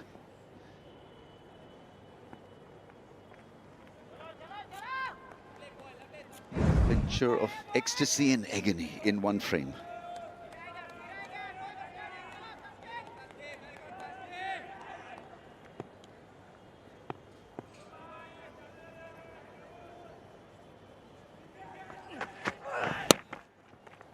And a banged in delivery.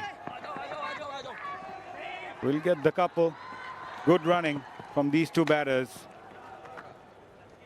End of an eventful over from Taskin Ahmed. Pakistan 237 for 5.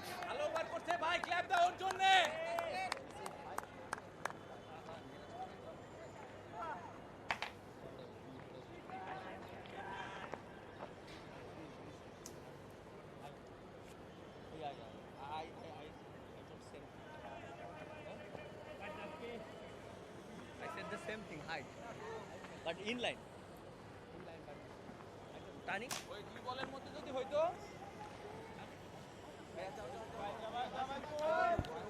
Pakistan losing a cluster of wickets have given Bangladesh the opportunity to just contain them and take a first innings lead after the wonderful batting prowess of Azam Awais and youngster Abdullah Fazal. They have faltered with regular fall of wickets, still trailing by 176 runs. Arslan Miraj continues. Athar Ali Khan alongside. Much happier position for Bangladesh now compared to the end of day's play yesterday. Yes, Shamim, it's wonderful to see Bangladesh coming back, fighting back, and making. You remember, they were well placed at 226 for 2 at one stage. With Azam Awais on a 100 on debut, and that delivery from Taskin Ahmed changed the complexion of the game. And since then, they've managed to pick up 3 wickets for just 4 runs in 29 deliveries. It's a very good fight back. First 2 sessions of day 1 and 2 produced 3 wickets each. This time around, they have gone on to pick up 4 wickets for 58 runs. So this has been very good.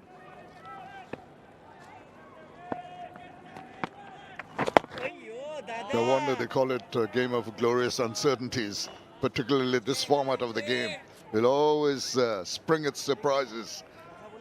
That's the beauty of the game. It can just turn on its head. Never know which way it's going. Riveting. Straight in, and the edge induced. Big appeal from the keeper and the rest, but the umpire is unmoved. I think he's going to take the review.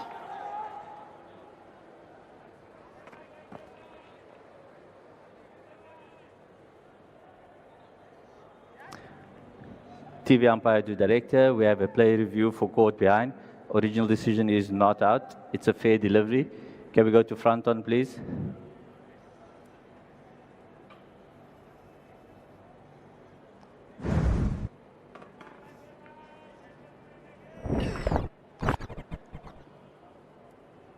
Okay, ball's close to the bat. Can we just go to ultra edge?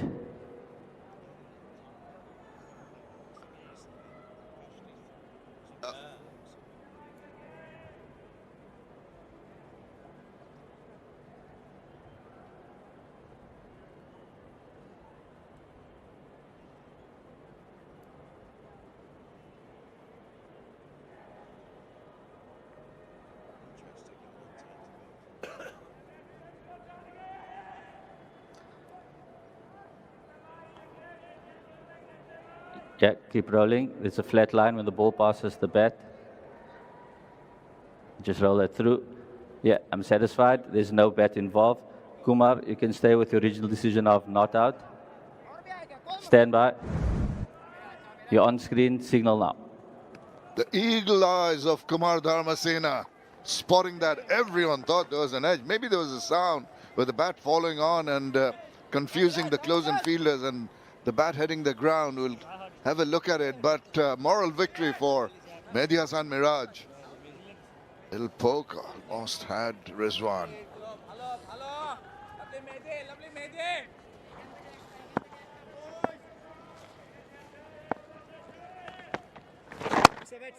Another tight over from Miraj. It's a maiden, 237 for 5.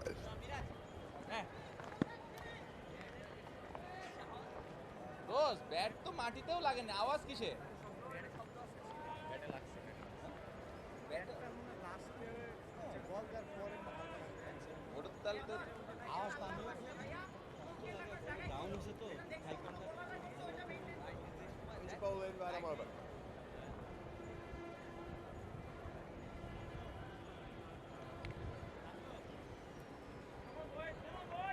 Well, the domination continues for Bangladesh in this session. Overnight, the control was with Pakistan, but the manner in which the bowlers of Bangladesh have come back. Pakistan trailed by 176, but the worrying part is they've lost 5 wickets and 5 top order batters back in the hut. Now Rizwan, Salman Ali Agha, the most experienced players in the middle, will have to do a lot of rebuilding work. Some resolute defense and attitude that will have to be watered down compared to the first phase when they're quite proactive in the middle.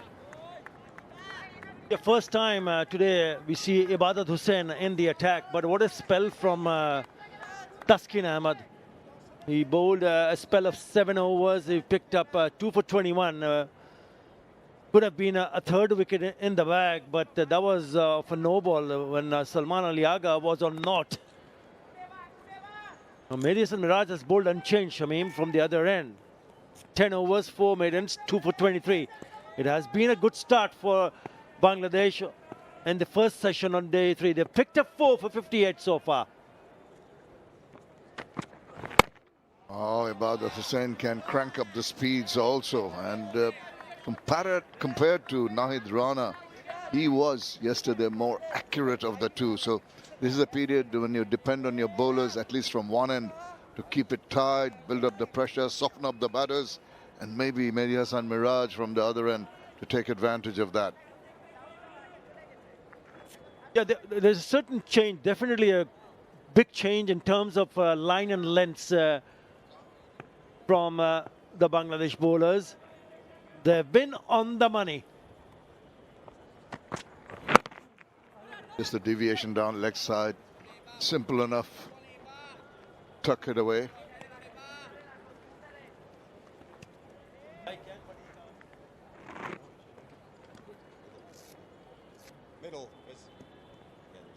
Yeah, Ibadat was quick.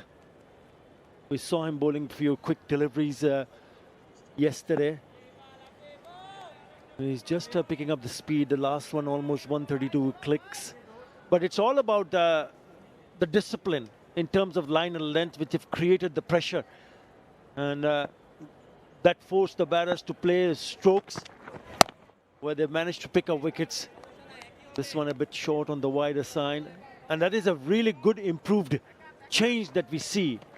I'm sure that the discussion would have been yesterday after the end of the day's play among the teammates and the coaching staff. Come on, you guys are much better than what you've done yesterday or what you did on the day 2. So you got to get it right in terms of line and length. And yes, very good change. Yeah, there's one guy who's only bowled 5 overs, one of the top spinners in the team, Tajul Islam. But you see the success they've had with the paces and the consistency of Mehdi Hasan Miraj. He hasn't had the opportunity, but I tell you what, he'll make an impression once he comes on. Just bowled the 5 overs for 12 runs. By far the most miserly of the bowlers yesterday.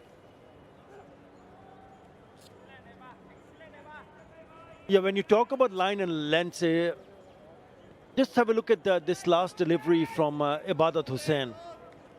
It's a good channel. It's a very good channel. It's close. He's not, yes, he's left it alone. He's played it nicely, but that's a very good channel. And that's what you want to see from the bowlers. On somewhere on the off-stump line, the corridor of uncertainty. 239 for 5.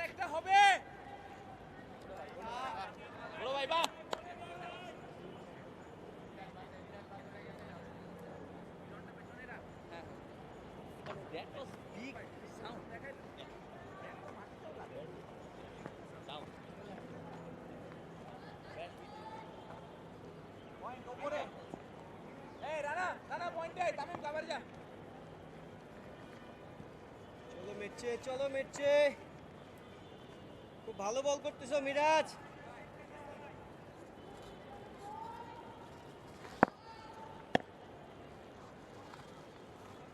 Yeah, Mehdi Hassan Miraj to continue. Being a picture of accuracy, sensible bowling, not trying to do anything fancy. He's trying to intersperse his quicker deliveries with some balls floated in. That's quicker again once it whipped away. Had to hurry onto that shot, but eventually managed it reasonably well. Pakistan is still trailed by 173, 5 wickets in hand. It's a new pair in. The pressure on from Bangladesh.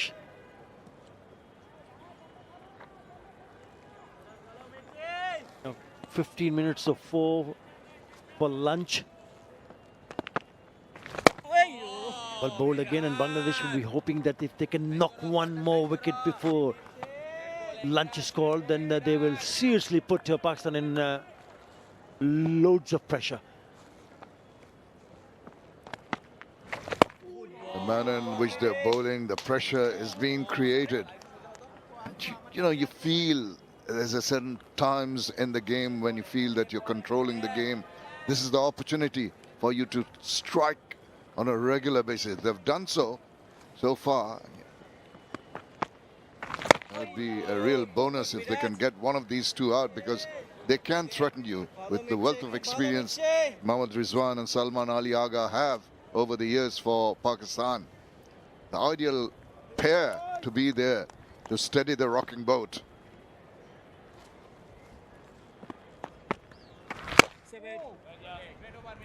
Another good over, 240 for 5.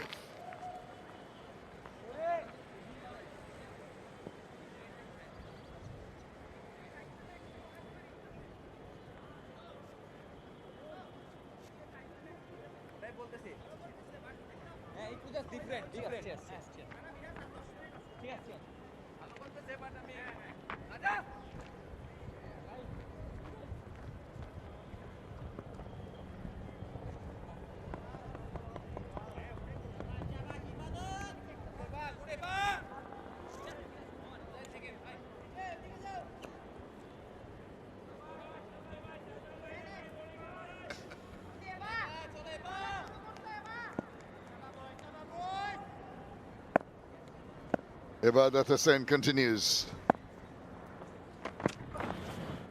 And it's got that channel going on a regular basis. This is what Najmul Hussain Shanta would like to get his bowlers to bowl consistently.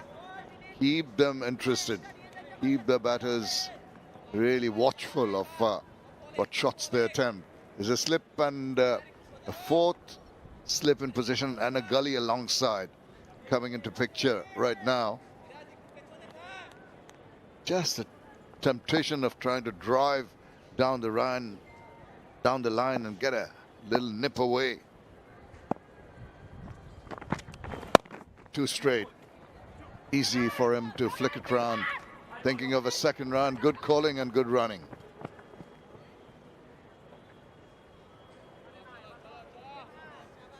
Yeah, it's important for Ibadat Hussain to realize what the bowlers before him and the bowled and put Pakistan in a tremendous amount of pressure by bowling good deliveries. But if you allow the batters to pick up runs easily, then you let go of the pressure. They're still in a bit of a pressure here, Pakistan, mind you, because it's a new pair in the middle. I mean, their mindset would be to make sure that they stay unbeaten at the stroke of lunch. Well, he's making a deliberate effort, I just feel, Ibadat Hussain. He just bowled two very straight. Now, is he going to try to bowl one just outside the line of the off stump? Maybe try to hit the seam, get it to just go away? Haven't seen any evidence of reverse, hardly any swing in the last 3 days in terms of orthodox or reverse swing. There have been some balls that have hit the deck and seamed away. Bowlers try and do that. Hit the proud seam. Get the ball to seam away. Someone walking behind the bowler's arm. Will pose in play.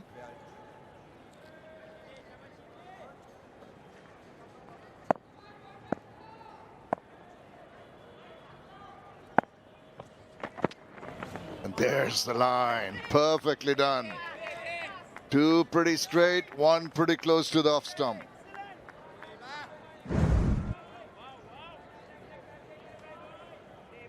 Yeah, not a bad delivery, but it's a good leave. It's a hint of movement after the ball hits. It just keeps going towards the leg side.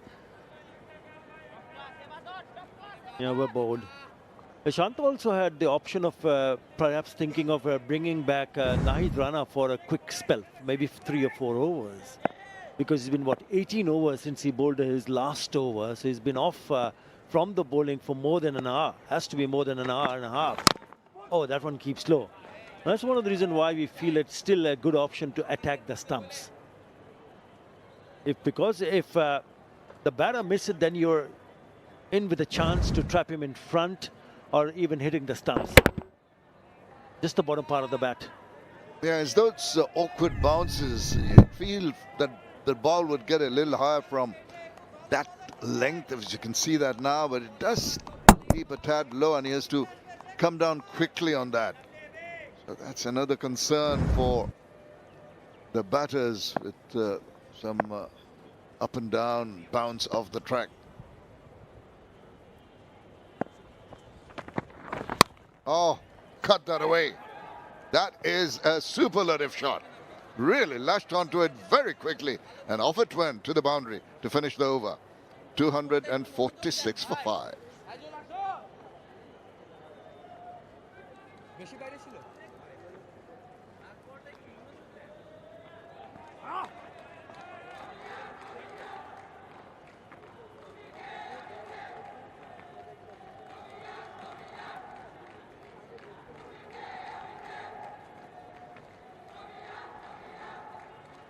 Mid অফে যাও একদম ভালো একটা mid অফে ভালো fielder যাও ভাই তাড়াতাড়ি যাও একটু এবার তো দুজনে যাও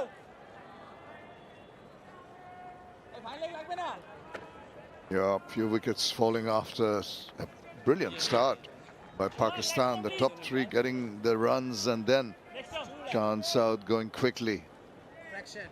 Cool kids coming in. They've been given free entry by the Bangladesh Cricket Board.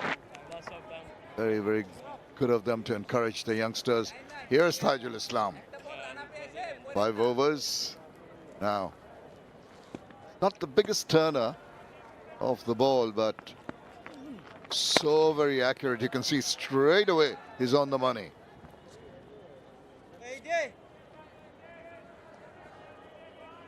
But a slip in position and that forward short leg. Trying to sweep is a good option. Does get it to go and reach the boundary now. That is good placement. Yeah, easy pickings. With that boundary, the 250 comes up. There's the sweep, and he played it late and plays it fine. Very good. Nicely controlled from Salman Ali Aga. What a spell from Maiden Miraj, Shamim. He bowled unchanged. He bowled 11 overs. He picked up 2 for 24. Out of the 11 overs, 4 were Maiden. So excellent from Maiden Miraj.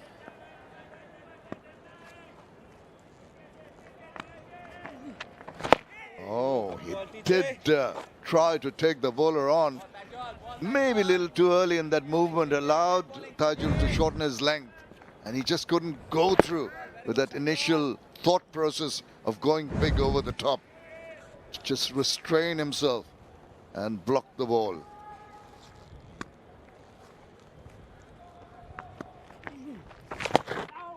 Again, drifting down leg. It's a little unusual to see Tajul bowling 2 down the leg side. Yeah, in his very first over, so he's just loosening up. Another 5 minutes or so to go when they decide to go off for lunch. And probably have fielders come in a bit. There you go, fielder at standing at long off in the middle. I mean, not too far, not too in. He's just been asked to come in a bit better. So that allows the batter not to pick up an easy single. And gets back into that tight line and length that we so much appreciate over the years. Bowls within himself. Does give the ball quite a bit of rip, but it doesn't spin as much off the track. More often than not, the degree of turn on this wicket hasn't been very sharp.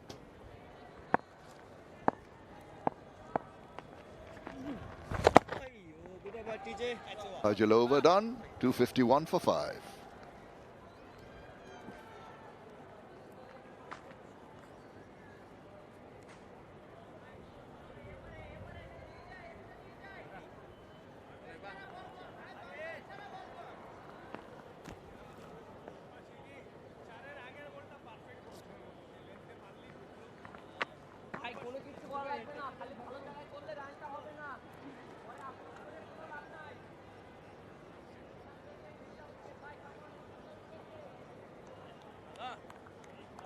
Well, it's the Dutch Bangla Bank series. Dutch Bangla Bank is the first European joint venture bank in Bangladesh and a pioneer in the banking sector of Bangladesh in terms of customer trust and confidence through transparent and pure banking.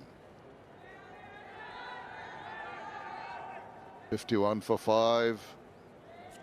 Bangladesh would love another scalp before luncheon. But Salman Ali Agha and Mohammad Rizwan will have other ideas. Just play the ball to its merit, go in without losing another wicket. Imperative that happens to Pakistan.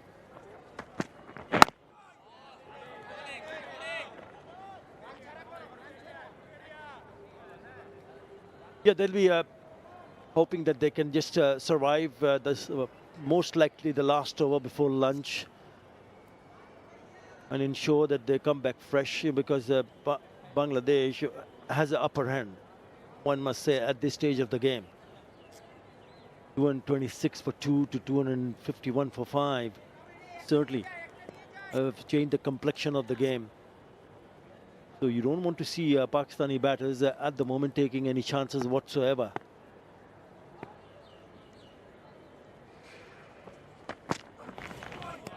They're not going to be bothered with anything a tad wide outside the line of the off stump. Sensible cricket has to be played by the two Pakistanis. You can see them converging in the middle, having a little bit of chat as to the strategies for the next 3 or 4 minutes. Salman Ali Agha looks pretty relaxed.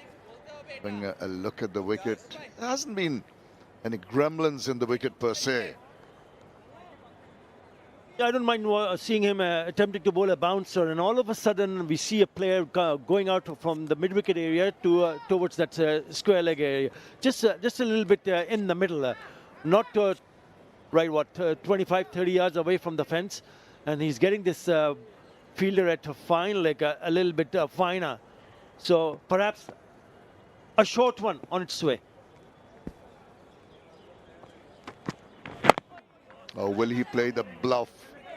There wasn't a short pitch delivery, but you know, sometimes they put a fielder in that kind of position to give the batter the feeling that the bouncer is coming. And what they do is bowl one outside the off stump, sharply going away, and the slip cordon comes into play. All mind games, just like a chess match. It's a test match, so you've got to really use all your mental faculties in addition to your skill sets physically to outsmart the opposition.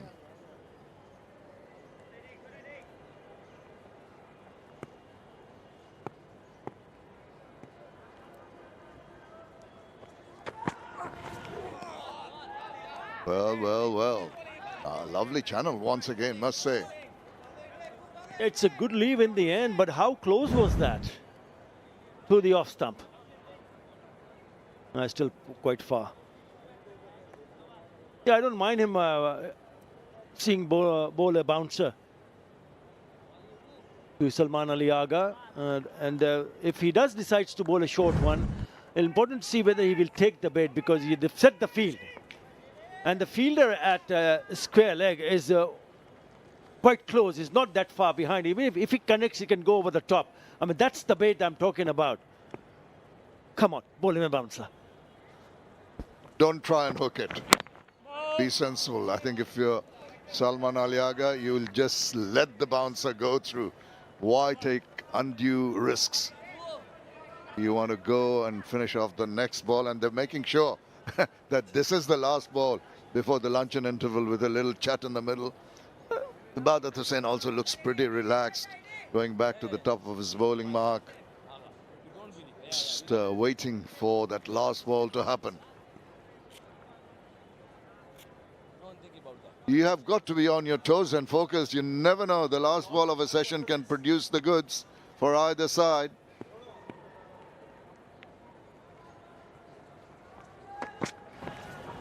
And it sails through. So that is midday here in Bangladesh, and time for lunch. It's the break which has ended the first session on the third day, which has been dominated by some spirited bowling performance by Bangladesh. Captain will be very happy. Najmul Hussain Shanto has marshalled his troops very well. The catches have been taken, and all in all, a pretty good morning for the Bangladesh team. Excellent session for Bangladesh. It's 4 for 72. Pakistan have just gone across 250, 251 for 5. The unbeaten batter Salman Aliaga is lucky he was caught, but off a no ball of a very good delivery from Taskin Ahmad. With him is Mohammad Rizwan. But they still trail by 162. That's the session for Bangladesh. Excellent. Most fruitful in terms of wickets. 4 for 72 in 5 overs that they bowled in the first session.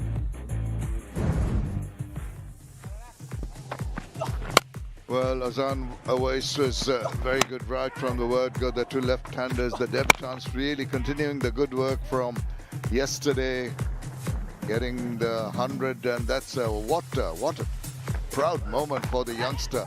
100 on debut. That was rather streaky, and then a stunner of a catch of the bowling of Taskin Ahmed. And the pressure was on at that point in time. The runs were not coming so freely, but he reached another 50. Two debutants reaching 50s. Lovely use of the feet, and on occasions Pakistani batters tried to take them on, but what about catches? Talk about that. That was absolutely top class from Shadman. Yeah, I thought not only Taskin Ahmad but maybe Miraj also asked quite a lot of questions. He bowled beautifully. Attempted the batter to go over the top, and he hit it straight to the fielder, to Taijul Islam. That was the one. Salman Aliaga was on not. He thought he had his man, but not the case, because he overstepped Taskin Ahmad. And some good shots of the back foot, and then the conventional sweep, fine sweep. So in the end, the partnership is worth 21.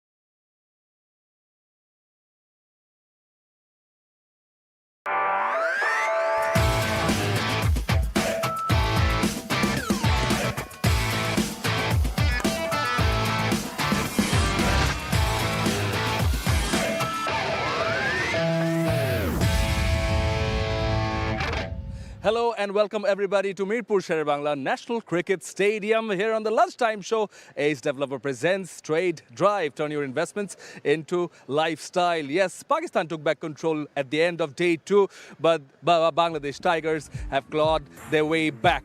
Well, Azam Aways, the star of the show with the bat in hand, century on debut, 103, but he was dismissed later on. Abdullah Fazal was also looking good, but he too got out. And as it stands, 251 for 5 are Pakistan. Having lost 4 wickets this morning, 2 of them belong to Taskin Ahmed, 2 of them belong to Miraz out of the 3 he has got. And those 2 have been on a roll, particularly in session 1 of day 3.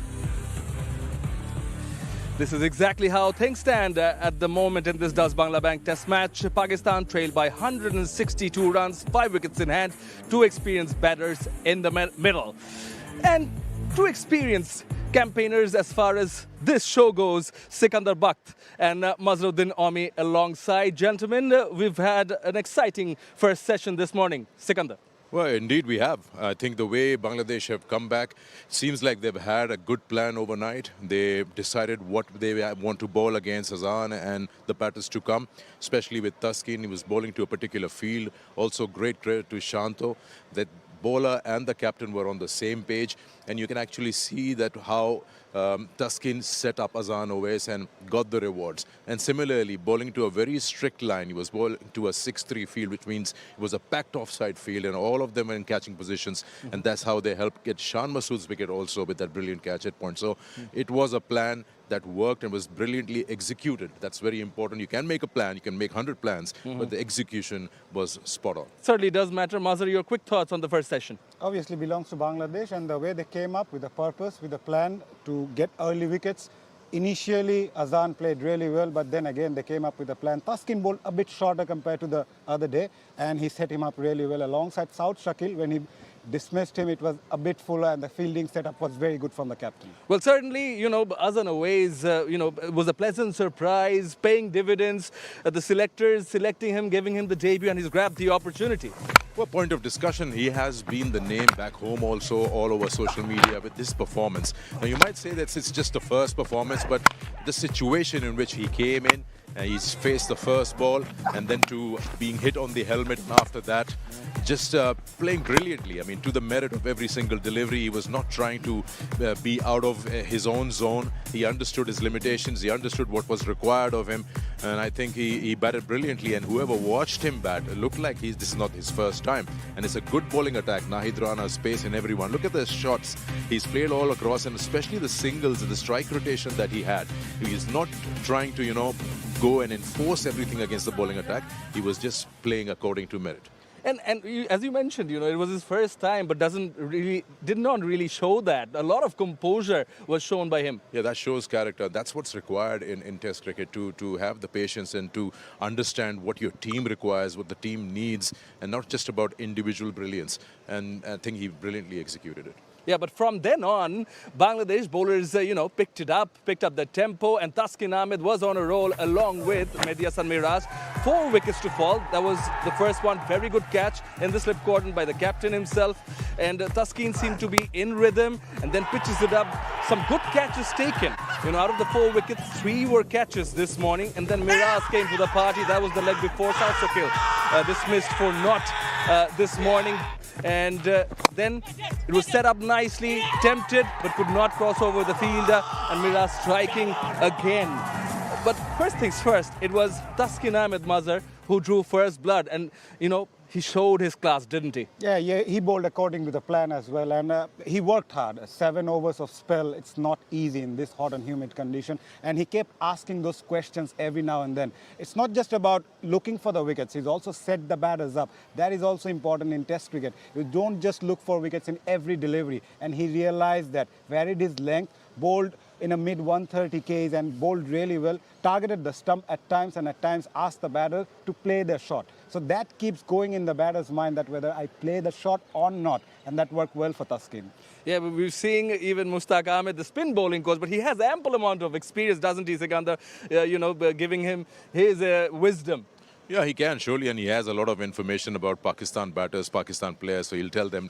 This is yesterday, Taskin Ahmed, where he was bowling, and this is this morning. So he's targeted more of that 6 meter and 8 meter mark, and that has worked. And the angle, he kept bowling over the wicket to the left-handers, creating that angle with a packed offside field, and that provided the results. Yeah, Mazhar, you mentioned that he adjusted the lengths, and we were seeing that. You know, again, that experience factor, yes. And the commentators mentioned that lion-hearted, you know, that was evident. Yeah, I had the opportunity to speak with him just before this series. What he mentioned that he's not focusing only on pace, rather he's looking to bowl at the right length and line pretty consistently, and that is important from a fast bowler's point of view. Yes, you can bang in hard with a new hard ball, but whenever the ball is old, it's always difficult for the bowlers to bring in those breakthrough, and they came up with a clarity that was very important from Bangladesh's point of view, especially Taskin Ahmed. He remained wicketless, and coming up and picking up those wickets will surely give him a lot of confidence. Well, the players, you know, coming to the party and showing a lot of character, as they say, day 3 is the moving day, and the moving day is moving in itself, and the show, so is the show. Time for a short break. We'll be right back.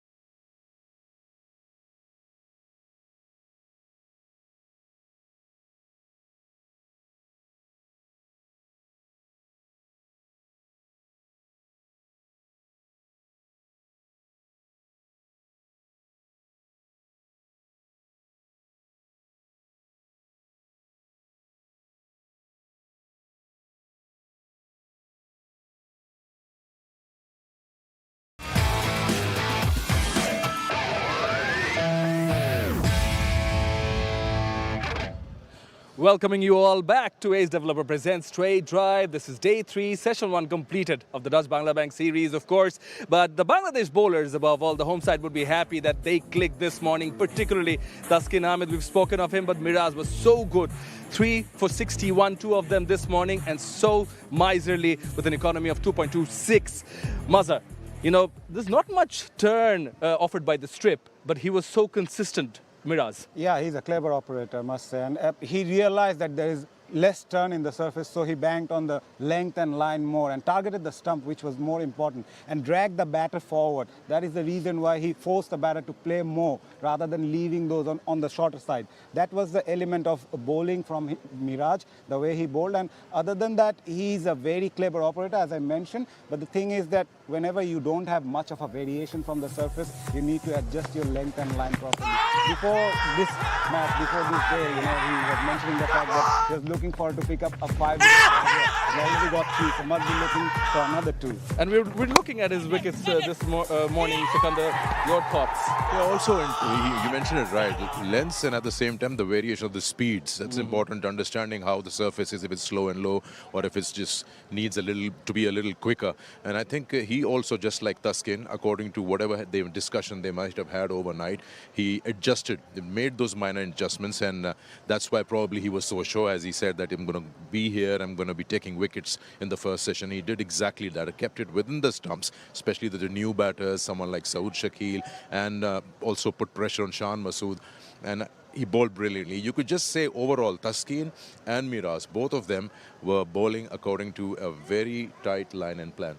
And he got the important wicket of Abdullah Fazal because he was not phasing out, despite losing partners at the other end. Yeah, Abdullah Fazal, well, he took a calculated risk. Sometimes when you're batting on 60 odd, you feel that you've got things in control. He knew that the fielder is just out there at mid-on.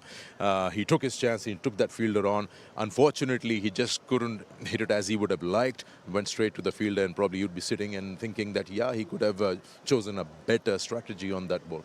And quickly, Pakistan still have the experienced pair in the middle, still trailing by 162 runs. What should be the way forward? Well, smaller goals. That's the important part, because you can't just be thinking about how can we get a lead or things like that. No, smaller goals. First thing, bat the session out. Rizwan and Salman are there. They need to put up a partnership. It's a brand new partnership, brand new players on the crease. After they form a partnership, then try to get as close as possible to the 430 and make it even Stevens. These 2 goals should be very, very important. Bat the session out, form a partnership, and try to eliminate what Bangladesh have managed in the first innings. Yeah, and Mazhar, Salman Ali Agha still there. Taskin almost had his third, but not to be. And you said it's going to haunt him. Yeah, it's surely going to haunt him, because the fact that he bowled well, he worked so hard for that wicket. Unfortunate for him that he didn't pick it, unfortunately. But at the same time, it's also a great opportunity for Salman Ali Agha to, redeem himself after getting that opportunity. He's an experienced campaigner. He's been in very good touch. We're looking at that opportunity, which came out to be a no ball, unfortunately for him. Yeah, unfortunate. That's the 9th no ball in Bangladesh's innings. We have seen quite a lot of no balls in this test match so far. Pakistan bowled quite a lot. And then now Bangladeshi fast bowlers also. But yeah, it's part and parcel of the game. He will learn a lot from this. I don't think it'll haunt him right now. It'll only haunt him if Salman gets a big score. he'll be all right. He has to put it behind him. Even if someone else got his wicket, it will haunt him. Well, if you got to put it behind you, you have your tail up. Yeah. You're taking wickets, so you tend to just overstep or try to extract every single inch available to you to get that right length. But only regret would be if Salman gets a big score. Otherwise, at the moment, wickets are falling at regular intervals. And makes him regret it. That's right. Thank you, Sikandar. Thank you, Mazhar. And thank you all for watching. Plenty of cricket waiting for you on this moving day, day 3 of this test match. Don't go anywhere. That's it from the show here.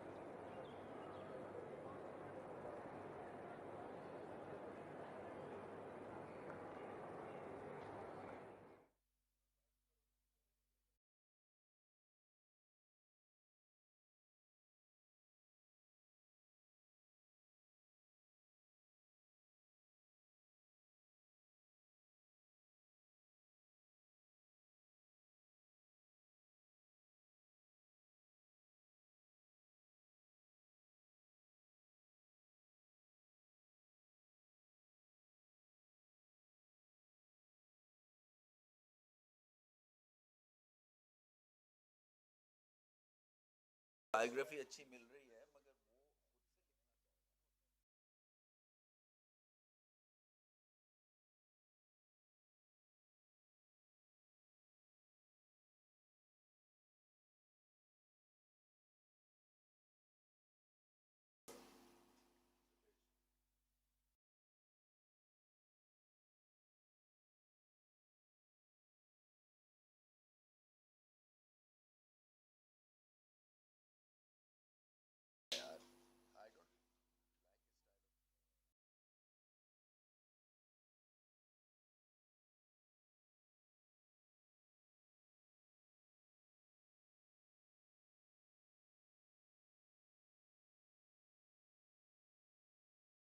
मगर मेरी commentary शुरू हो रही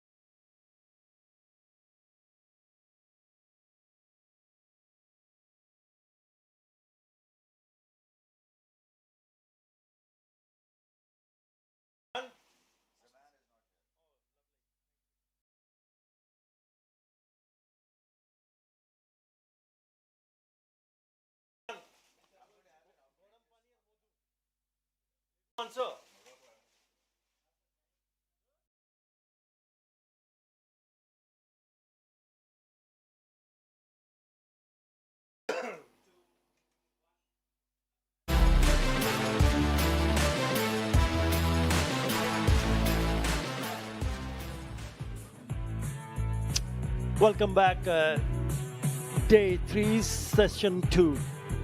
Live from Mirpur. It's the first test match between the host Bangladesh taking on Pakistan. The wickets so far, they've been good. A good catch from Shanto. Rana is picking up a lovely 100, and this was brilliant. This is, I think, a brilliant piece of captaincy. The field set unorthodox one, and then Maiden and Miraj chopping left-hander in front. This was careless, going down the wicket, going over the top in Test cricket. You don't often see that. Paid a big price. So Bangladesh were quite good with the ball on the day 3 of the first session when they picked up 4 wickets for 72. But what a wonderful sight for the debutant Arslan Ash picking up a century in his very first test match. Taskin was impressive, should have had another one, but he only himself to blame because it was a no ball. 2 for 61, and Maiden and Miraj, the pick of the bowler, 27 overs, 3 for 61. Yeah, very good as we see the umpires walking in. It has been a good day, and so far in the first 2 days it looked a really good batting surface, but today has been a little bit difficult. We haven't seen too much turn or movement, but the discipline from the bowlers were effective, bowling in the areas where they forced the batters to play at each and every delivery, and then finding a delivery which will eventually ended up taking up wickets, 4 altogether. So it's still 162 runs behind Pakistan. I've got Ramiz Raja with me. So they have to start all over again. Salman Ali Aga has already survived. That was caught off the no ball, but he's still there. With him is Mohammad Rizwan. Well, from editorial point of view, Pakistan editorial point of view, this partnership is critical. And beware, because Salman and Rizwan have got the experience and they can hurt you quite badly. So the ordeal or the test or the challenge is not over for Bangladesh. They've got to start afresh and come hard at this pair whilst the partnership is still building up. Both have got the ability to take the game away from you, and I'm sure Pakistan will be pinning their hopes in Salman and Rizwan. First, it'll be the recovery mode and then the aggressive mode. But Pakistan are up against it. 162 runs. The middle order faltering. Shan Masood played with hard hands. Great piece of captaincy to have that fielder at short point. And then Saud Shakil, who is like what, a McEnroe in terms of playing spin. A giant really, because he plays it so well. Got done by a spinner. Went early into that sweep shot and got a block. But Mahdi with 230 plus wickets, Taijul with 250 test match wickets. It's a heavyweight pair for Bangladesh. So you've got to use them both in tandem. I think now is the time for them to come and bowl together as a pair. Two right-handers out there, and Mahdi has been in wicket-taking form, 3 for 61. He's had it good against Pakistan. Last time they played a test series, was the player of the series. 150 runs and 10 wickets for him. And he's on song again. 3 for 61, and he starts the show, the session. It starts with a short one. I mean, these are the opportunities that the batters will need to put away. It could have been easy pickings for the boundary. Bit of a misfeel in the deep, so it allows the batters to come back for an extra run. So 3 on the very first delivery. Yeah, you mentioned about spinners bowling in tandem, and you mentioned their wicket-taking abilities. Only 1 over from Taijul Islam. That was just before lunch. So they've gone back to Madison Miraj. He's been the pick of the bowler. And look what he has done in those 5 matches against Pakistan. 15 wickets. He was a player of the series, remember, the last series, which Bangladesh went on to win 2-0 in Pakistan. He likes bowling to batters from Pakistan. And he's bowled well throughout, 2 and 2. Now then. Oh. They've gone upstairs. TV umpire to director, we have an umpire review for a run out. Can I have your side angle, please?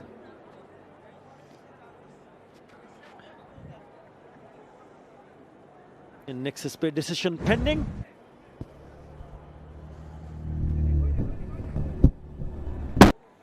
Thank you. Bats grounded when the bells are dislodged. I'm ready to make my decision for the screen.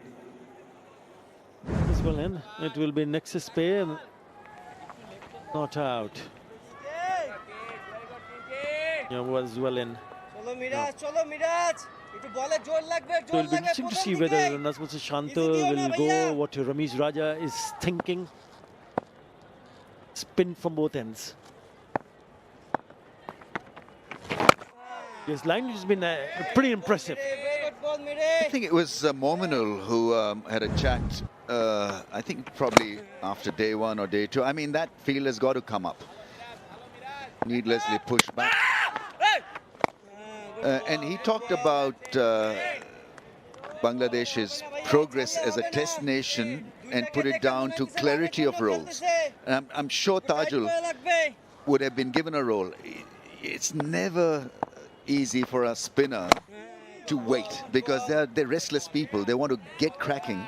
And when he had seen Miraj to bowl, what, 27.5 overs, and he's been left high and dry from the other end. He's just bowled 1. So you've got to have a moment with him. I think from leadership point of view, it's so important to have a word with Taijul that, look, you are part of this strategy, and we'll get you engaged when the time is right. 2-5-6 for 5.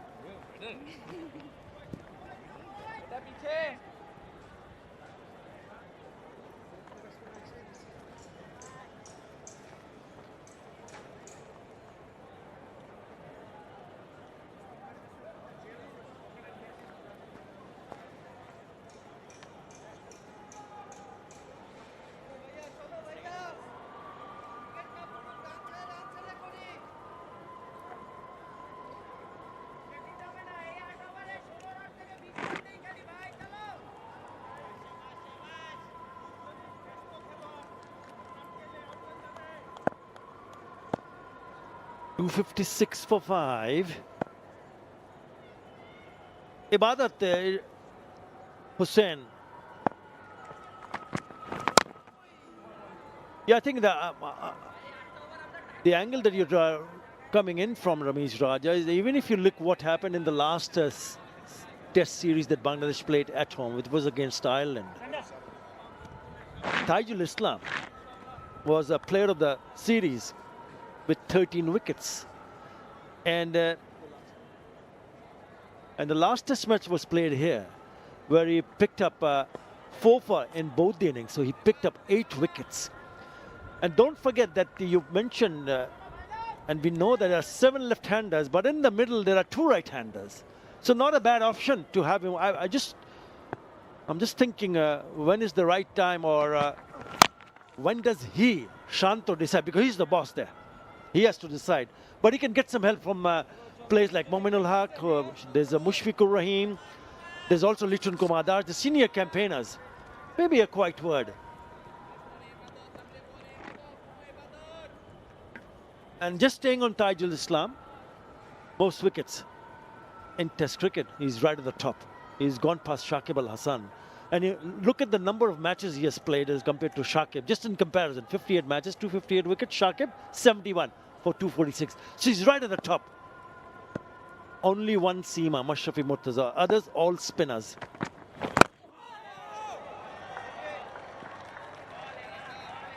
Falling over a little on that occasion, Rizwan has had his issues with the in-swinging angle. And this time he was,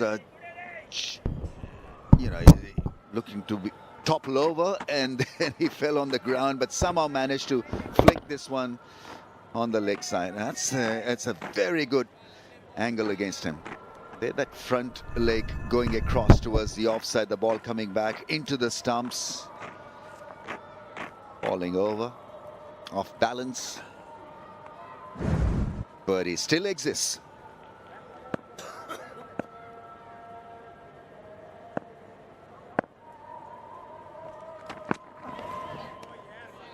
And it has been a very good session for Bangladesh when they managed to pick up 4 wickets in the 25 overs that they managed to bowl in that first session. So you want to apply a little bit more pressure, and you need to figure out, okay, who are the bowlers who have actually created those many opportunities, and the kind of bowler who have actually put a lot more pressure on the Pakistani batters. Yes, Taskin bowled well, but it was Mehdi Hasan Miraj who bowled an excellent spell. Also Nahid Rana, don't forget about him, Ramiz. Only 3 overs today. So there are options. Lovely drive, lovely. Don't bother running that. That's gone. Go on to the fence. Beautifully played. Yeah, it can be very dangerous, Rizwan, and that's a lovely shot through the offside. A cover drive. And the idea is right to pitch the ball up, but it had a little bit of width and hardly any movement. Sweetly timed and met.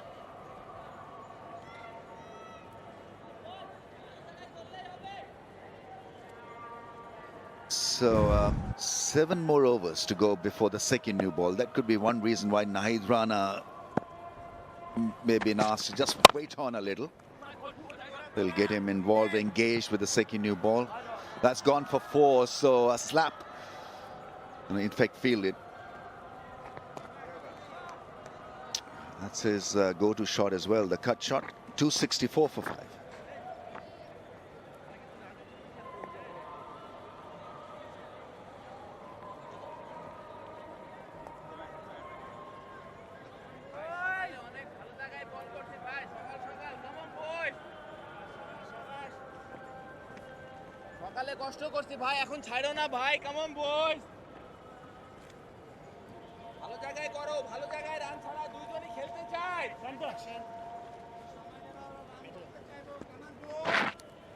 Yeah, Pakistan will also need to be watchful. There are runs to be made, but there are an out delivery which troubles the batter.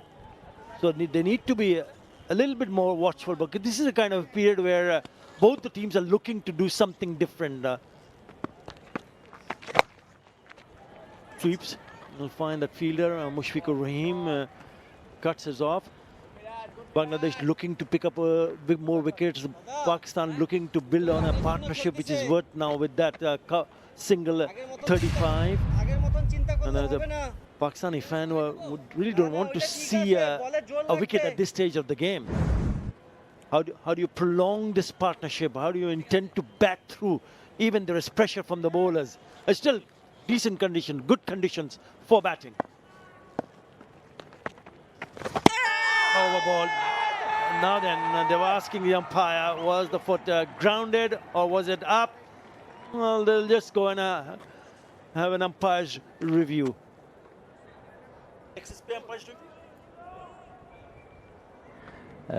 TV umpire to director, we have an umpire review for a stumping. It's a fair delivery. Can we go to side on, please? It will be Nexus Pay decision pending.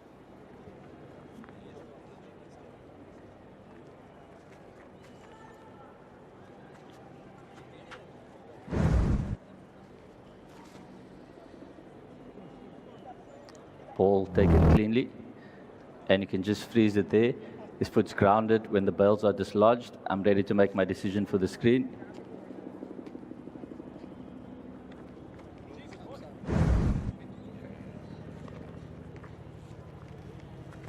Is Nexus Pay not out? Initially it was out, it was on the line, but just at the last moment we saw that just some part of that foot being grounded and inside the crease. Yeah, Maiden Miraj also has the ability to hold the line and just it comes back with the arm. We've seen that to the left hand. So once in a while you'll see the batters attempting to just cover the turn and all of a sudden it goes past the outside part of the bat. So that's one of the skills that he's developed recently. And he's used it quite effectively. There you go, one more time. Lovely delivery. Anticipating maybe the ball might just drift back in. It doesn't. It zips through. Yeah, it's gone the quickest in this over. 87 kmph. Beat him all ends up. I think he's expecting the ball to spin back into the stumps. It stayed the course. Lovely length and good pace. He's just generating more pace now.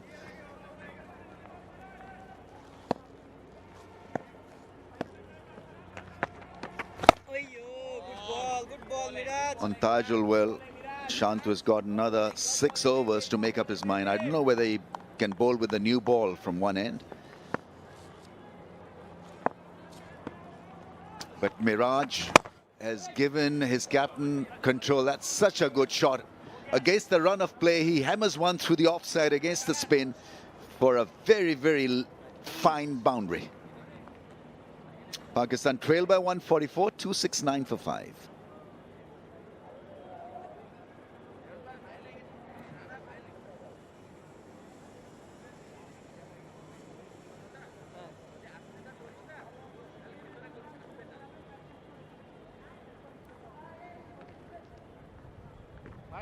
ভাই দাঁড়াই যা একটা point লাগবে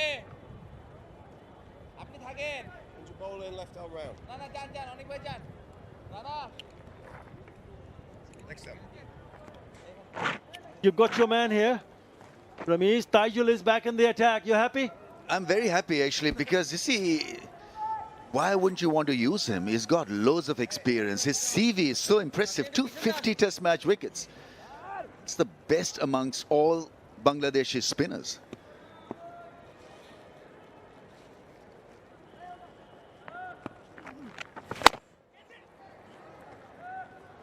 Well, that's gone into the gap for 4. In fact, is the highest wicket taker for Bangladesh in test match cricket. That's not a great start. It wanted a little bit of a defense from the batsman.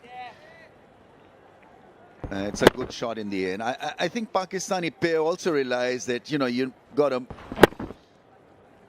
make run of play before the second new ball is used by Bangladesh, because that's going to be a real challenge for them. And Bangladesh in the meantime would want this innings to be capped off. More discipline, more dots, not leaking runs. And when you see a batter do that early in an over, which is also a message across to the bowler that I'm going to take you on. I'm not going to make you settle. That's the last over in that previous over. Beautiful driven through the offside. So there you go. He goes down the wicket. He goes one over the top and then he sweeps one. This is good batting. This is very good batting. Salman Ali Agha. He's an impressive player, Salman Ali Agha. He can arrest a sliding situation. Is off to a much better start after nicking one behind the stumps of a no ball. This is such good batting because Taijul has gone flat. And pre-read by Salman Ali Agha in position early and absolutely nailed it.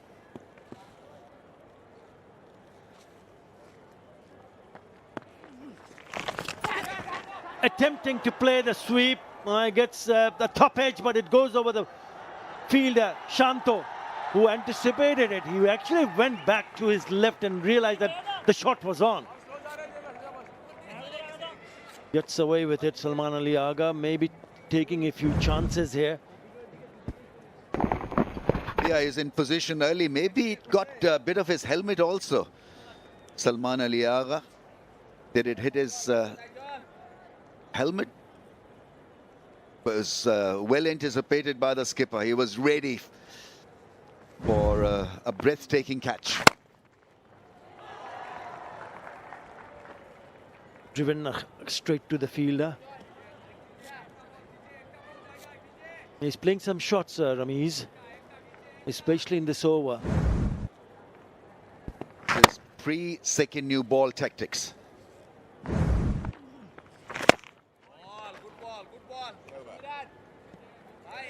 10 of that over, 279 for 5.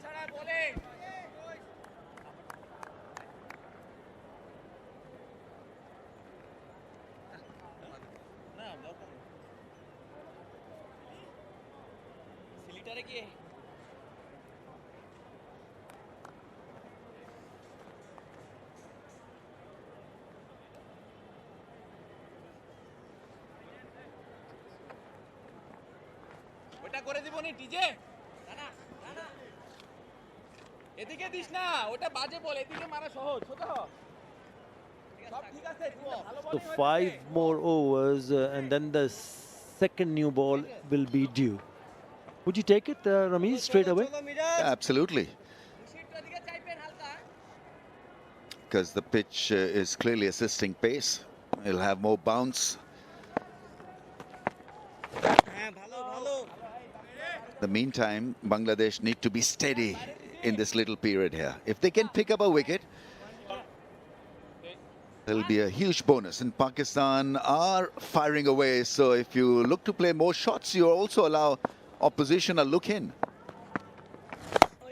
I think the other thing which also comes to my mind is when the middle order, the middle order is exposed when you have already top five back in the hut.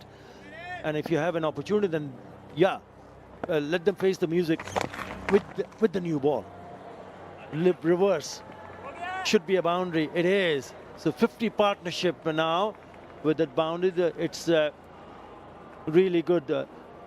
Especially this partnership. We've seen Salman Ali Agha in the previous over, but this time around it's Mohammad Rizwan. There's a good touch there. Yeah, lovely bit of improvisation. Bent low and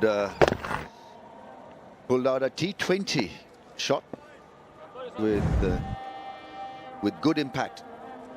Right, the pace is definitely up. Pakistan feel that there are runs to be had before it gets a bit tough for them. Second new ball. They're keeping an eye on the second new ball and making hay whilst it lasts.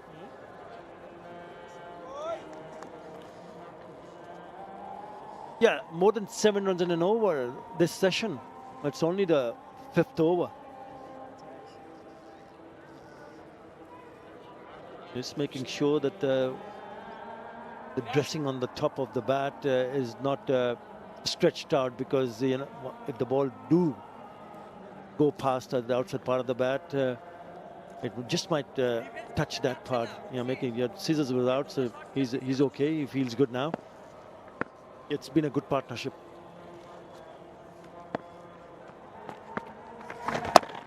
And you can see the initial movement was going up and then forcing him to bowl on the shorter side. It's good tactics from Mohammad Rizwan. Yeah, he's really smart. He feels that the opposition are feeling the pinch. A bit of attack always is useful. In fact, it can have a magical impact on your batting, on your DNA, and can pull the opposition down.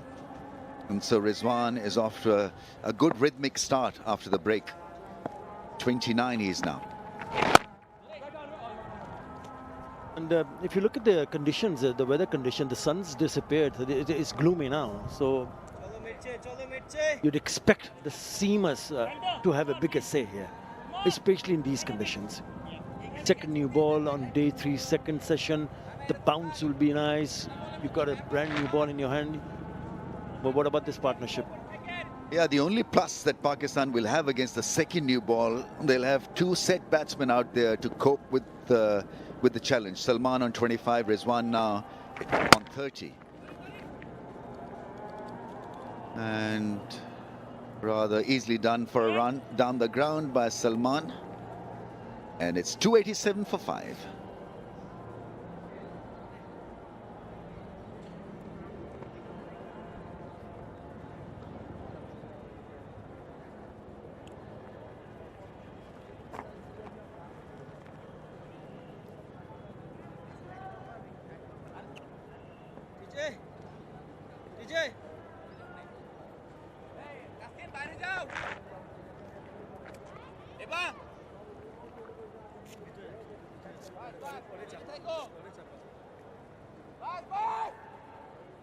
Couple of centuries partnership to start with, and now this one's looking good as also for Pakistan.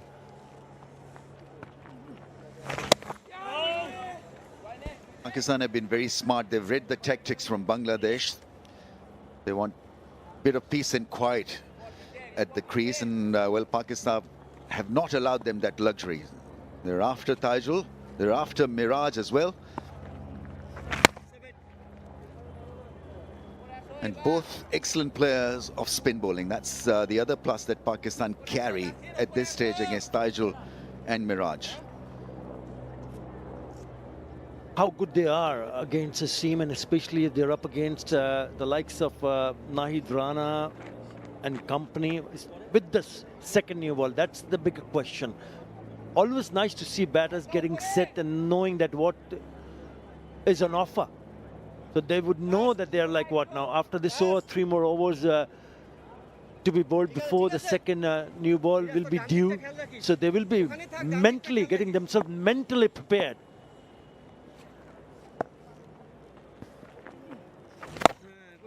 However, they must not overreach. It's important that you read the situation, what the opposition is trying to achieve here, but you can't preempt anything in cricket. Got to be very smart. They're off to a very good start, Salman and Rizwan. Salman has been very lucky.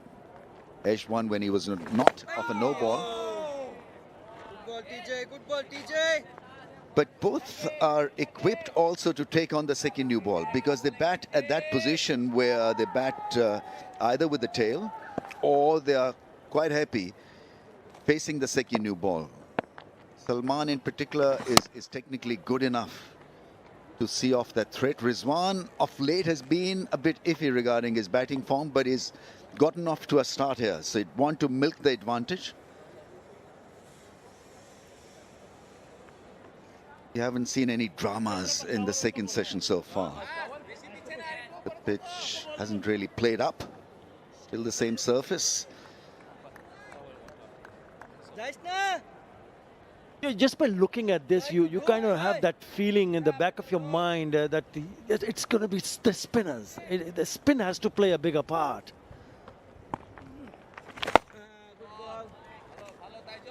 .289 for 5.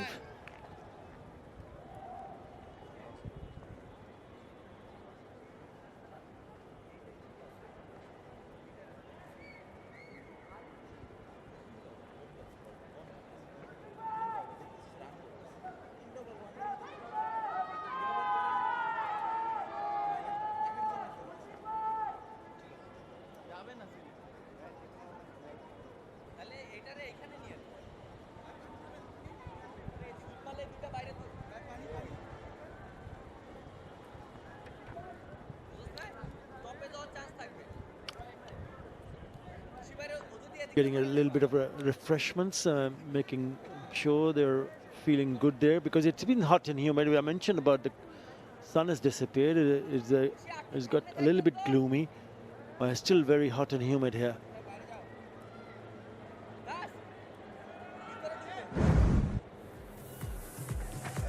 It's been a good one.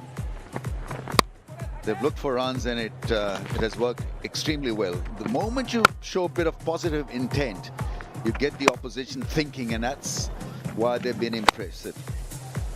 Some good shots down the ground, sweep shots, cut shots, and they've batted well together as a pair. Not for the first time. Mentioned it earlier, they can be dangerous.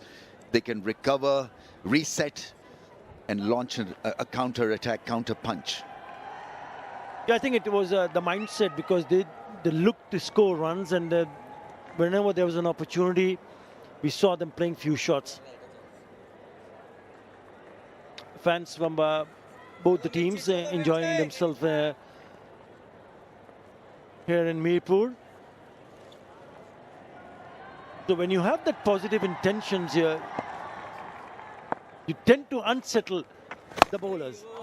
That's what the mind games are. How do you get on top of each other as a bowler or a batter? Because if you're too defensive, then the bowler is fine. Absolutely fine. You should have no problem whatsoever. I'm happy with what you're doing. But when he starts to use his feet or try to play a few shots, then he forces the bowler to change his line and length. And that's when the trouble starts.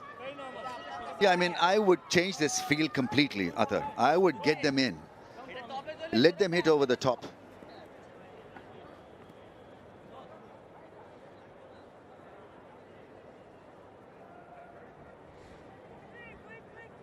Probably got him on the helmet, Rizwan. So we have a little pause here because it's a compulsory concussion pause. Even if you get hit on the helmet of a spinner, you still need to have a concussion test.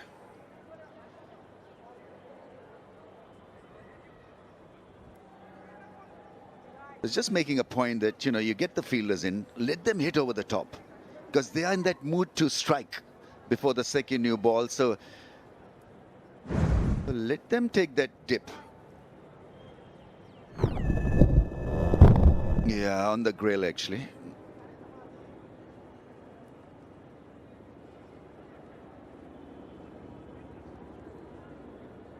Will survive. Still alive, Rizwan.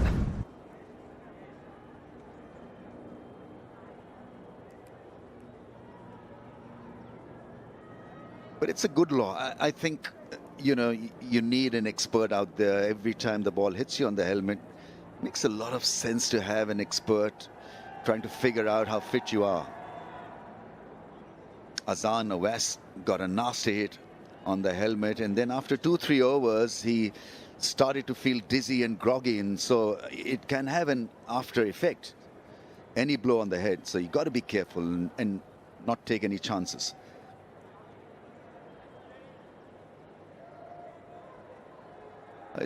Entry for school kids is free, which is a great gesture. You want more youngsters to watch Test match cricket. Actually, there's a different sort of crowd temperament for Test match cricket as well. We see a lot of action in the aisles when T20 cricket is happening, but in Test match cricket, you've got to know the finer points and calm down a little in the aisles and breathe. Let the game breathe and enjoy the little pauses, the little strategies, the little battles within the larger battle. But the crowd has not been bad at all. Right, shot mid-on in place, which is good thinking. Got to have the long on come in as well, stop a single. The deep point in position as well.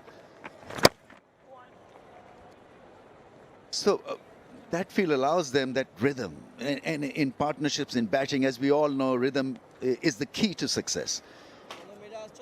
But from a very jittery, uncertain start, they're now feeling a lot better out there, Rizwan and Salman Ali Agha.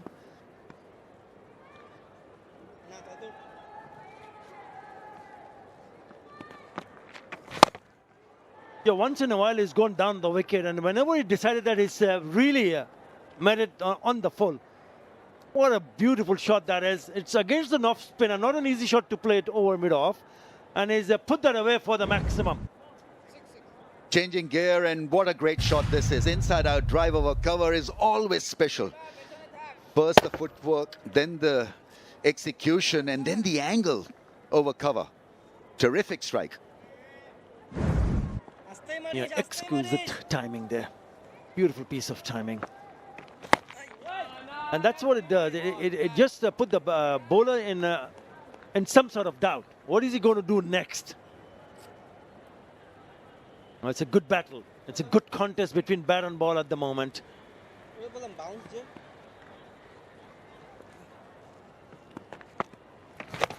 And then the sweep. He's played shots all around. 297 for 5.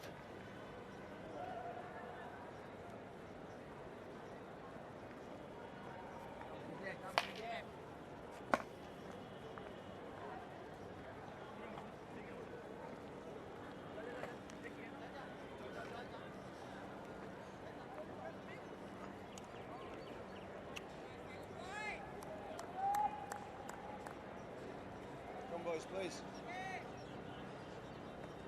Joy. Pakistan making a strong comeback here after losing 4 wickets in the first session of the third day of this test match. 2 experienced campaigners in the middle, Salman Ali Agha and Rizwan, making sure they go on close to the Bangladeshi total or even go further than. Taijul Islam still searching for his first wicket of this test match.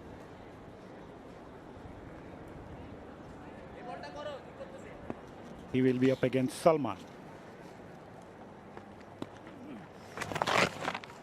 Swept.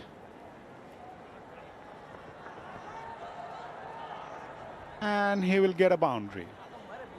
Hello, Sikandar. Hello, Mazhar. 300 comes up for Pakistan. 301 for 5. And Salman there with that sweep. He's considered one of the best against spin back home. And he'll back himself. Played it very fine. It was a deep backward square leg, but he beats that fielder on that occasion. Important 71-run partnership. Very important because Pakistan was losing wickets left, right and centre. 210 for 2, 226 for 3, 227 for 4, 230 for 5. Has it straightened up enough? Umpire is not convinced. Now, can you convince your captain to go for it?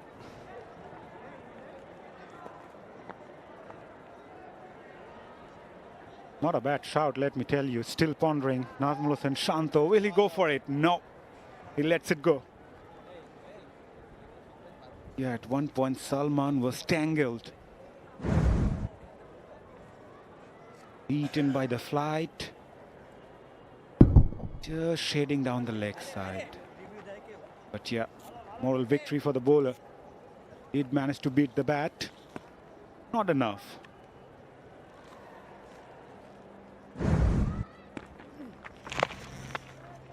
Preferring that sweep pretty often against the left-arm spinner, Salman Ali Agha. Execution is also good. Yeah, the last shout, Salman actually got a bit of bat on that one. Yeah, it did straighten up and probably would have gone towards leg stump, but the bat came in between. And that was a good call from the umpire. Read it right. Important thing about this partnership is the run flow, the strike rotation, with the ease with which they are taking those singles. That's a bit of a concern for the bowling side. They don't want the runs to come in that easy. Nice use of feet there. And he's been sent back. Probably the right call. Yeah, the last thing they would want Pakistan at the moment is a run out. They need that calmness in the middle. Partnership is looking good. 74 so far. They're still trailed by 109.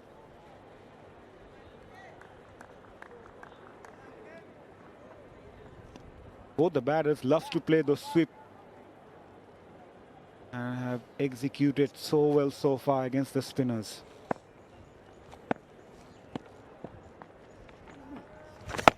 Better. This is much better from Taiju.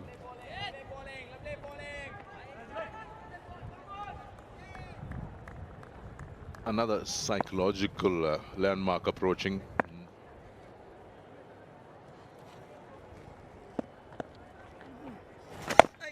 That is when they get the trail down to 2 digits. 109 is what the trail by.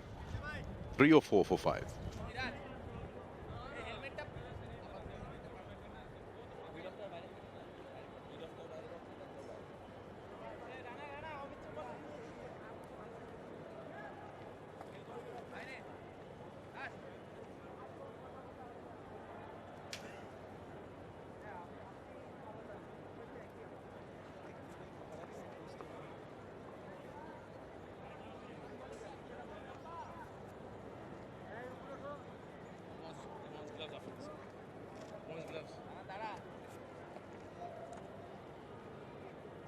They are scoring at a quick rate. Pakistan, they scored the last 50 in the most quickest succession here. 53 balls took for them to reach the 50 here.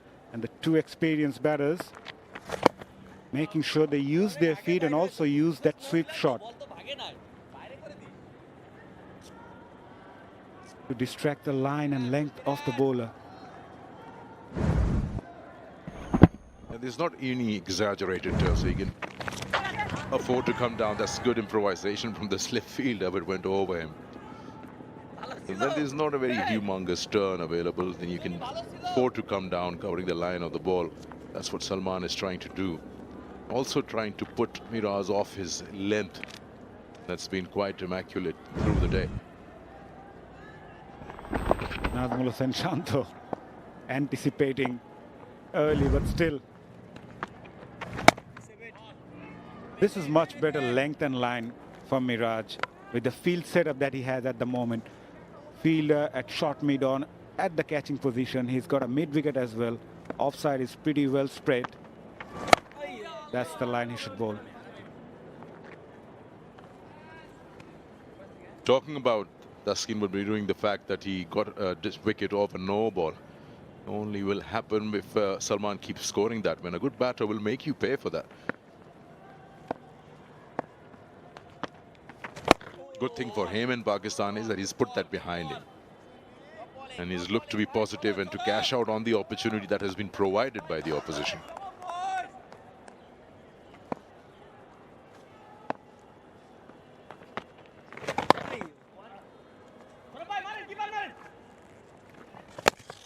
Over completed, and Bangladesh have the second new ball available to them. 305 for 5.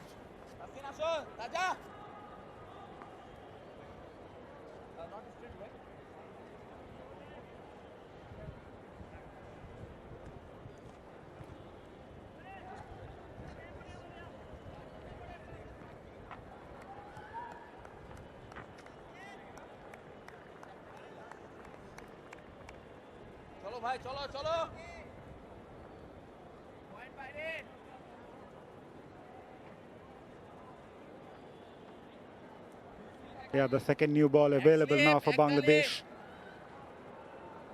Pakistan trailing by 107 runs, and these two batters in the middle are looking comfortable. They played the spinners so well. Both are very good against the spinners. And Nazmul Hossain Shanto will surely look for a fast bowler now.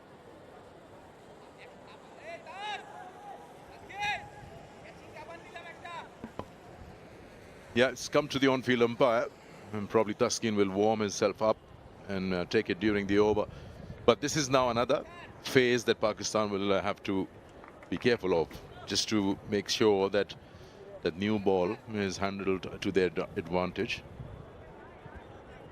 They pass this phase, then the questions will be asked. And Taskin, the way he's been bowling, especially today, this is going to be a good contest now. At the moment, he's still got that older ball in his hand. 2 for 61. Here we go.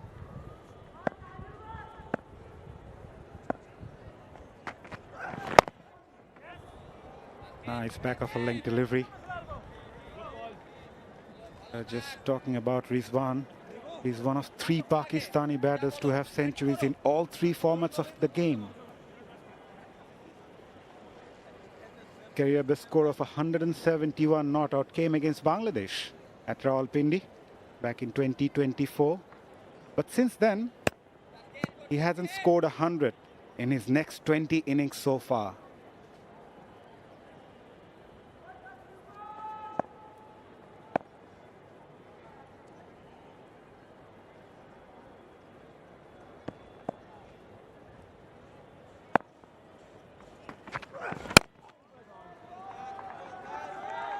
I like the way he varied his length, not just banging short, he's also bowling those fuller to the batters. There you go. The new ball has been taken finally.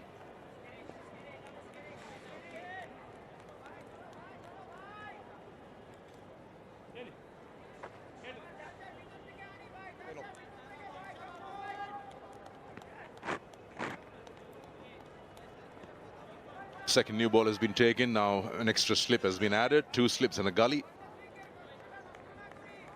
There it is.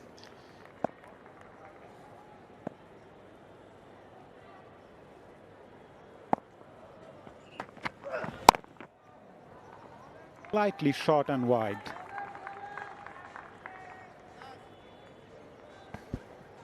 As the new ball provides an opportunity to the bowlers to get it moving around, also provides an opportunity to the batters to get runs briskly because it travels quickly.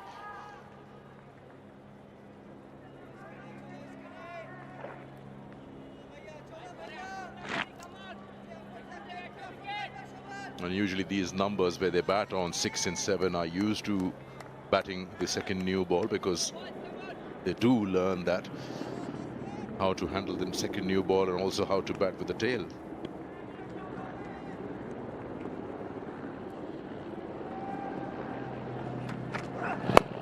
Oh, nicely bowled.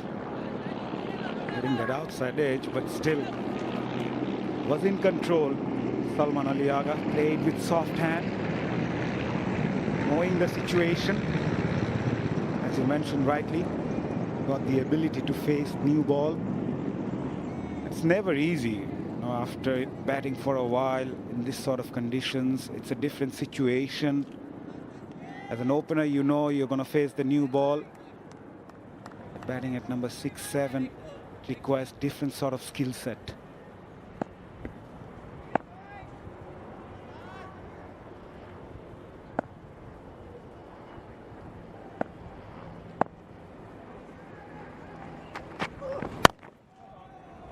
Yes, speaking of 6 and 7 number batter, Asad Shafiq, the batting coach of the Pakistan team, he's batted that number for 10 years at a stretch. He was never dropped from the test side. He batted that number, batted with the tail, batted with the set batters. That is why he doesn't have many hundreds to his name. There he is, because probably he runs out of partners. But 10 long years under Misbah's captaincy, he was never dropped.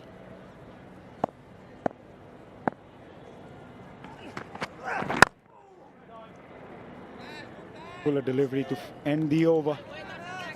Pakistan 308 for 5.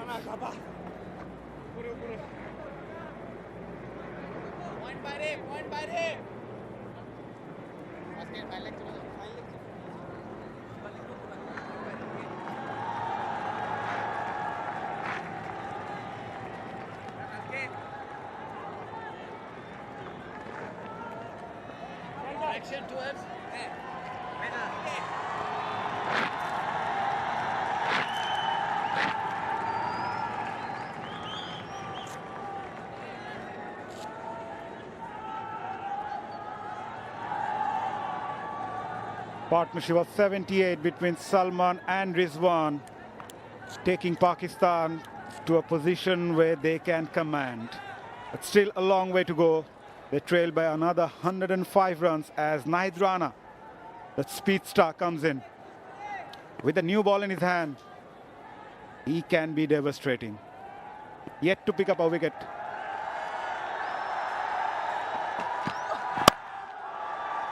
Flashed. Protection in the deep.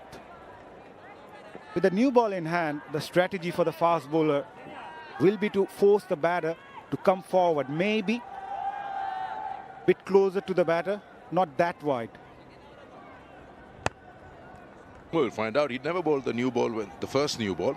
Now with this one in hand, what length does he opt for? He's got the pace for sure. Can he use it to his advantage? And remember, the quicker it comes, the quicker it goes.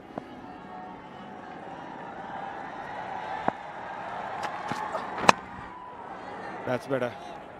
Fuller. Tight movement as well from Rana.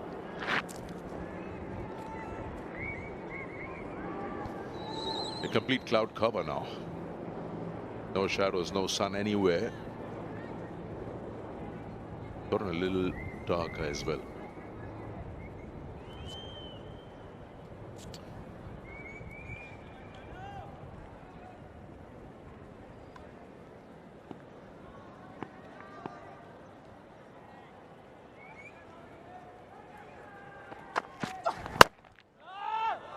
That's good. Forcing the batter to play. Making the most of the new ball.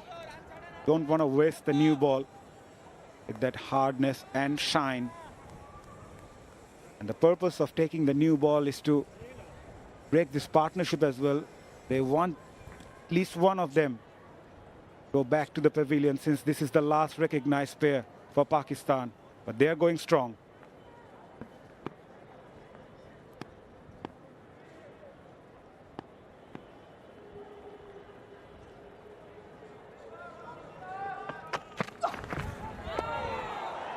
Beautiful delivery.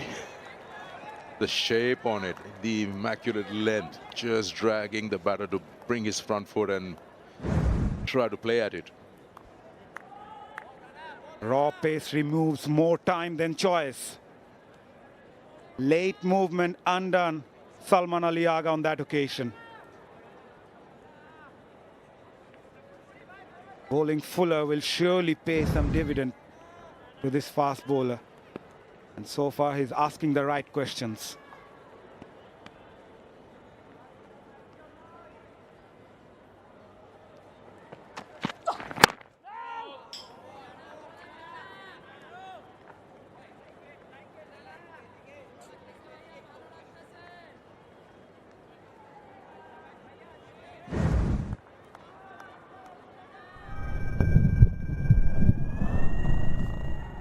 Just hoping for the ball to come onto him, rather just moves away from him at the last moment.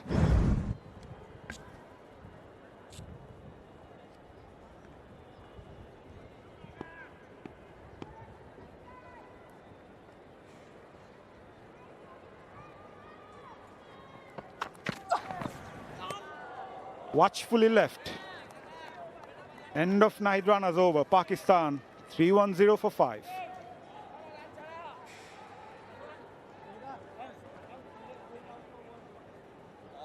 Going out for one over, washroom.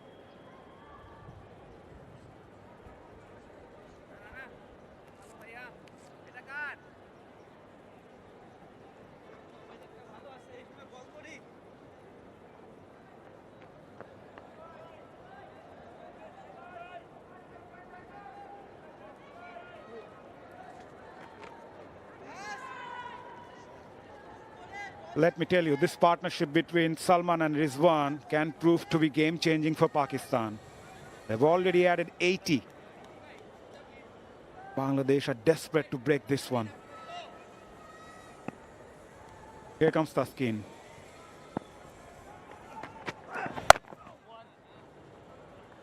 Yeah, after the 200-run partnerships, they just nosedives, losing wickets.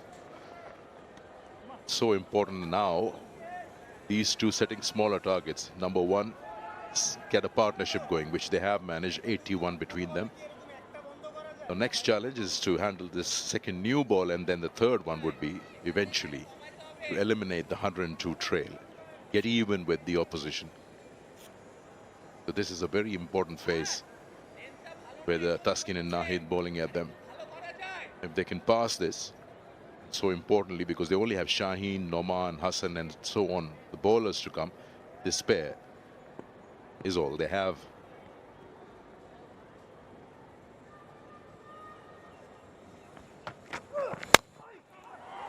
And that outside edge, Mahmudullah Sanjoy does well. But yeah, you need to pitch it up. We have seen Nahid Rana adjusted his length. Initially, he bowled a couple of balls on the shorter side, but then decided to bowl fuller, getting some purchase off the new ball.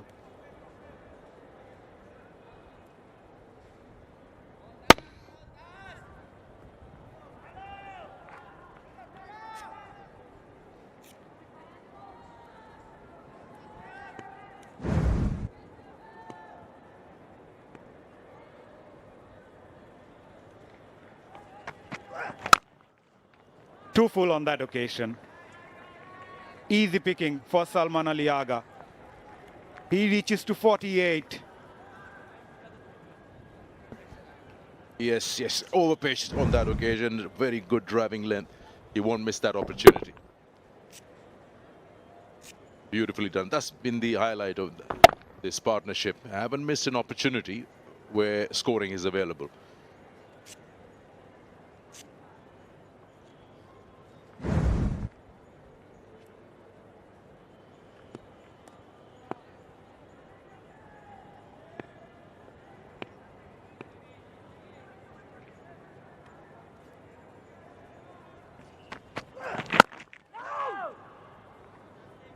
Drag back the length on that occasion.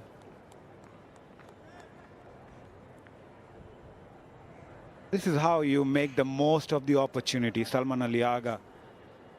Yeah, the trail is now below 100. Pakistan now trailed by 98. The way he used the feet against the spinner and also that sweep shot to perfection. At times, frustrating the bowlers, playing those sweep pretty often. And usually keepers are very good at sweeping. Rizwan's done well, and so has Salman, who's known to handle spin well. So, blessing for Pakistan. Both are in the middle and are set at the moment.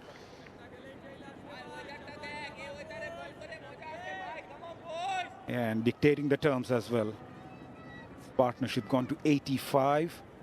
And good to see both of them having a chat every now and then, just to reassess their plan.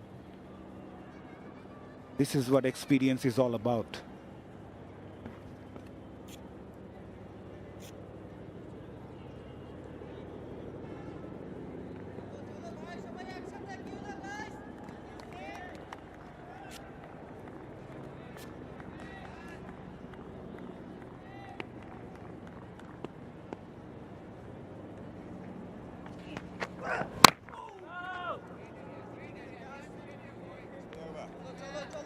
.315 for 5.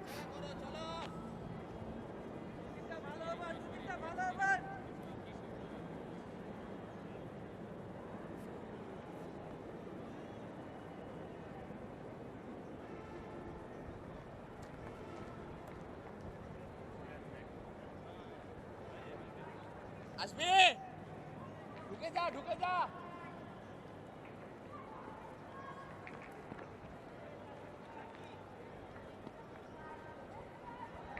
Good comeback from Pakistan, especially after losing 4 wickets in the first session. They bounce back well. The floodlights are on. It's quite dark here in Mirpur.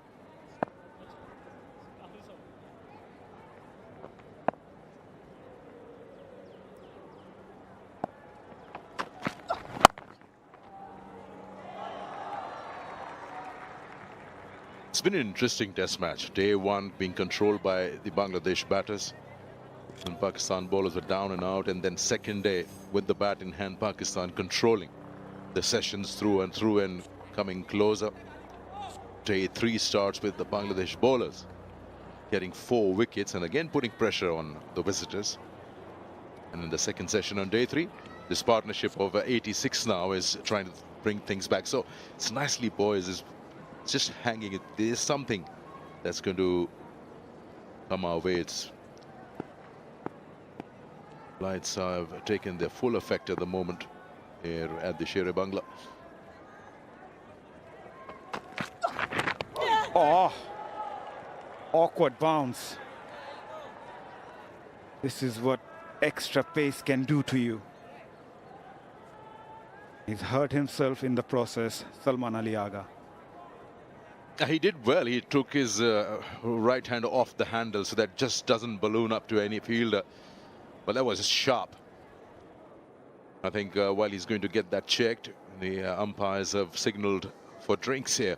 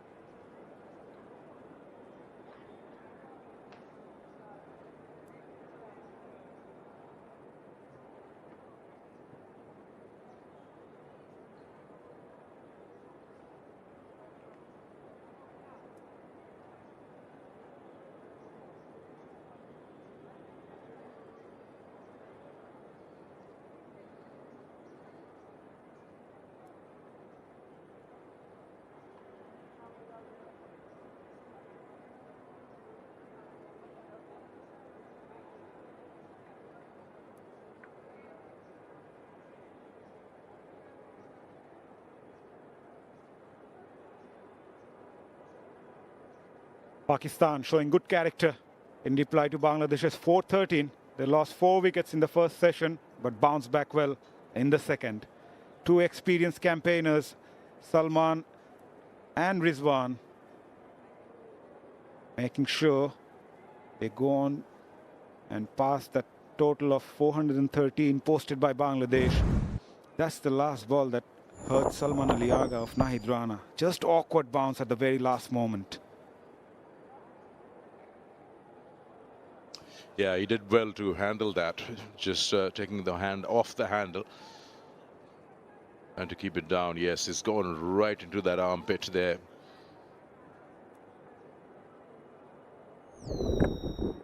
Sharp delivery, 143 kilometers.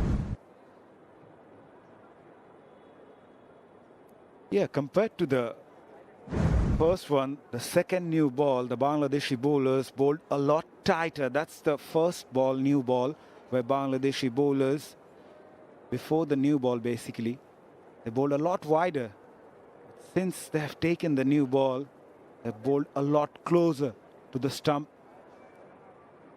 That is the reason why the batters are finding the outside edge pretty often since Shanto taken the second new ball. It's quite hot and humid despite the gloomy weather now. Feels like 39 degrees Celsius. Till the lights are on, it's quite dark here. The humidity is quite high.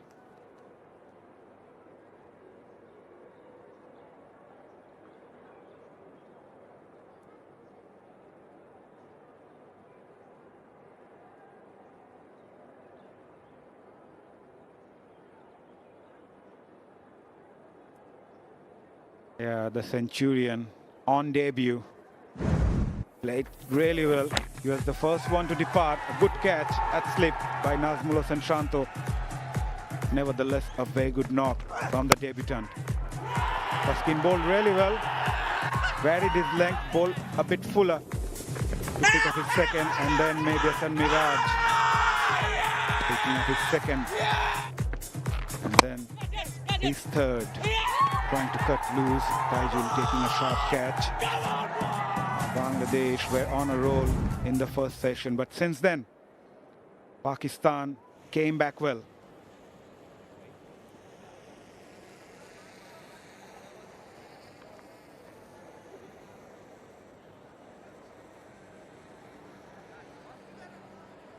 Yes, since then they've added 65.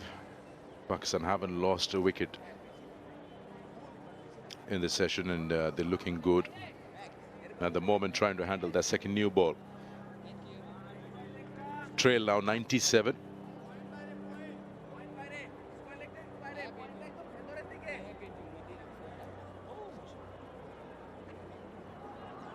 Drinks are done. Nahid will continue. Salman Agha, who's facing, is 2 away from another 50.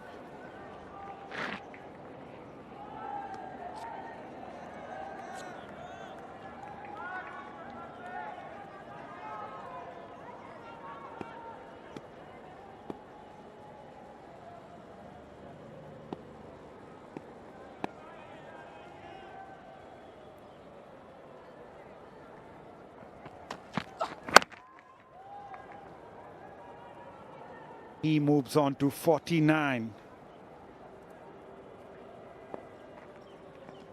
Rana surely look to make the most of the new ball. As you mentioned earlier rightly, he doesn't bowl with the new ball. A good learning curve as well. I'm sure you'll be enjoying that. More zip, more pace, more bounce with that new ball.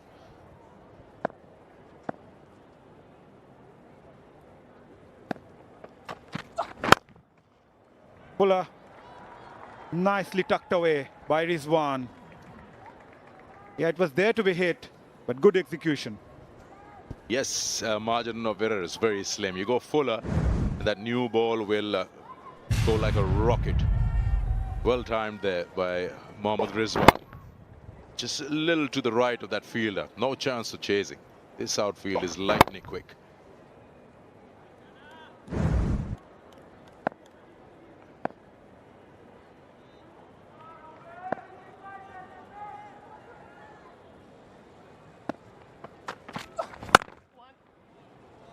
That's good from Rizwan. Rode on top of that one. Been a good over so far for Pakistan, despite that early blow that Salman Ali Agha had. Since then, he came back well, focused.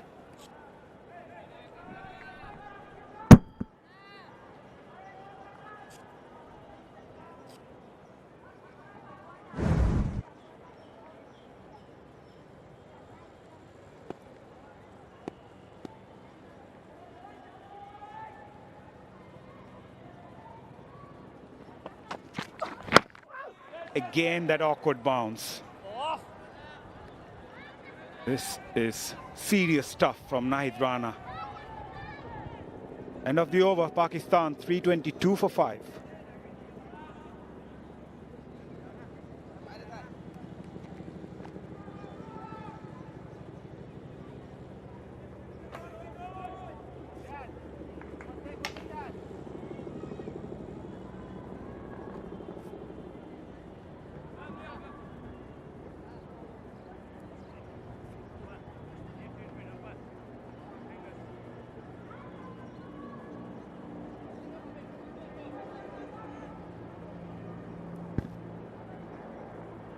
This has been a spirited fight back by Salman Ali Agha and Mohammad Rizwan, the two stalwarts, steadying the rocking boat after the early fall of wickets.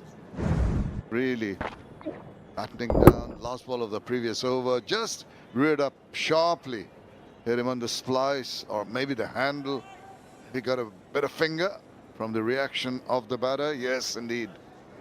That's one area that you'll have to keep on pegging away. Try and put them in a spot of bother.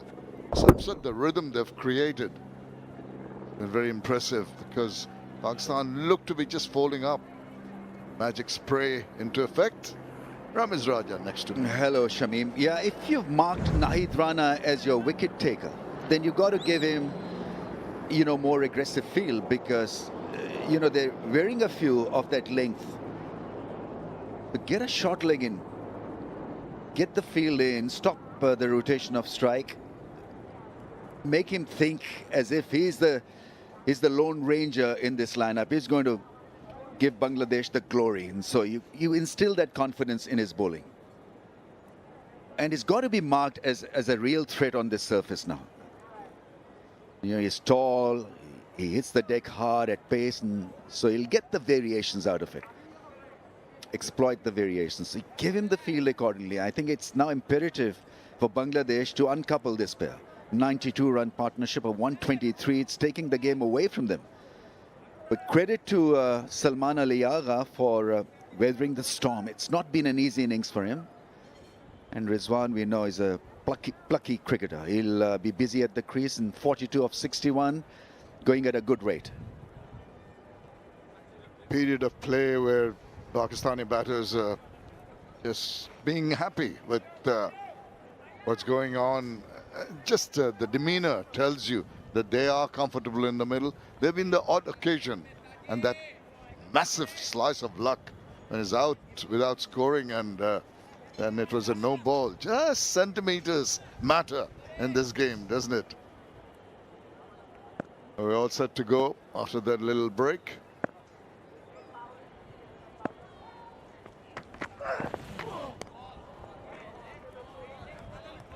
He's turning out to be Bangladesh's Mohammad Abbas. Same role, same way of bowling, keeping the ball up and slight movement. I think to get an edge, you only need a slight movement, not an extravagant one. Once again, tight length and a good leave in the end.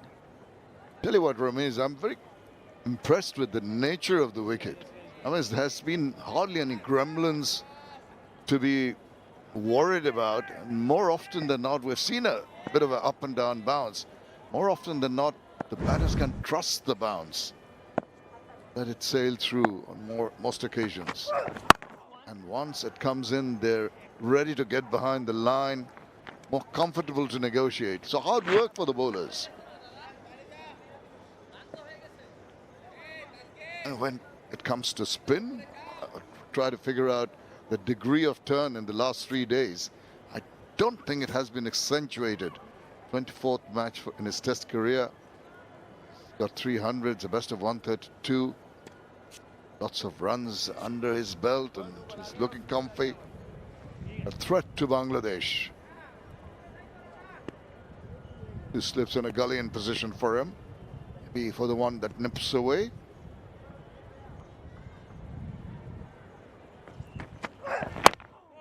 Comes back in, tidily played away. Oh, that stat and that record doesn't tell a great deal about how well he's fought for Pakistan. He's played those, you know, very, very good innings under pressure.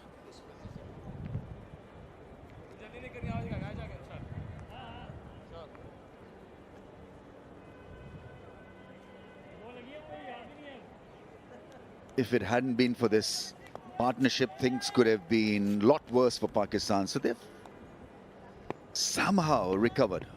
Not entirely, but on track.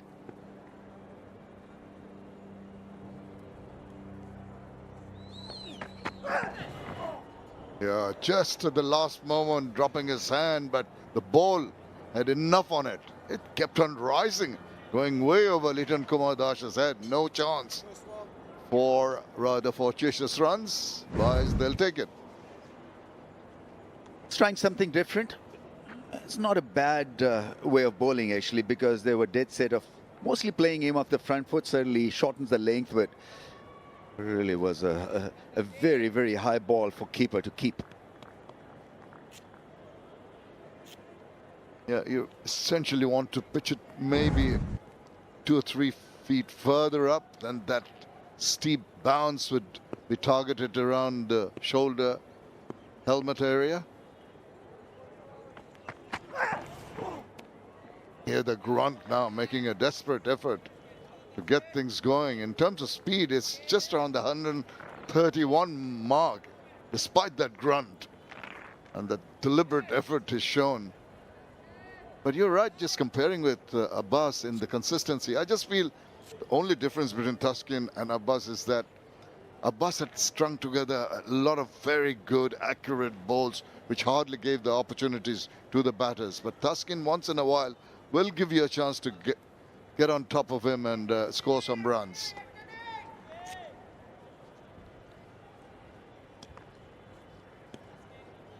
Should Bangladesh take a chance, remove the cover fielder, put it in the third slip?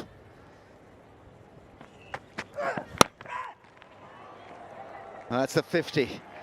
11th 50 for Salman Aliaga. It has been a heroic innings. He's won a few. He's been very brave.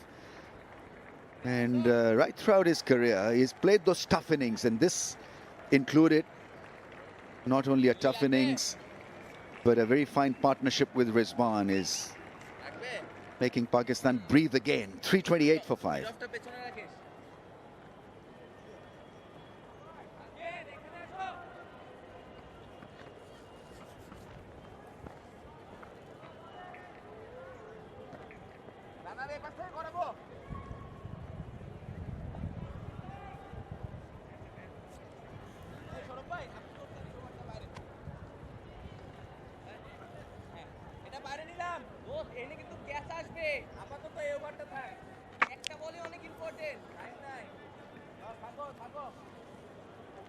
An excellent innings under duress, and that's when the good players put up their hands and they bring the team on from times of stress. There's the shot, half a stop. There's the shot that got to him, to his 50. Very important half century from the Pakistan perspective.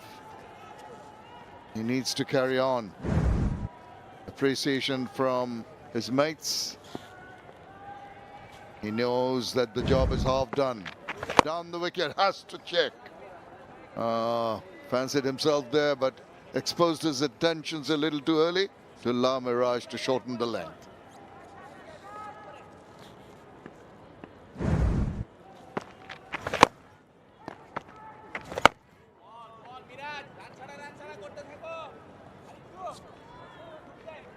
Hear the chatter behind from the keeper and the skipper saying that it's getting a little edgy, talking in Bangla, so just keep an eye out for that to the bowler.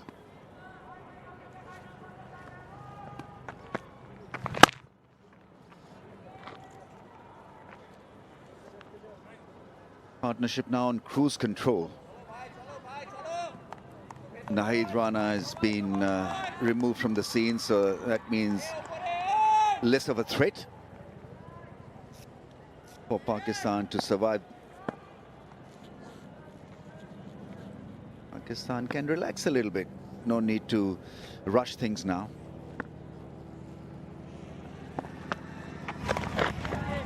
Now you have to stretch and extend very, very much to get those 2 runs, and the 100 partnership comes up. And what a perfect time. This game has ebbed and flowed in the last couple of days, and today the ascendancy now and the control now in Pakistan's favor.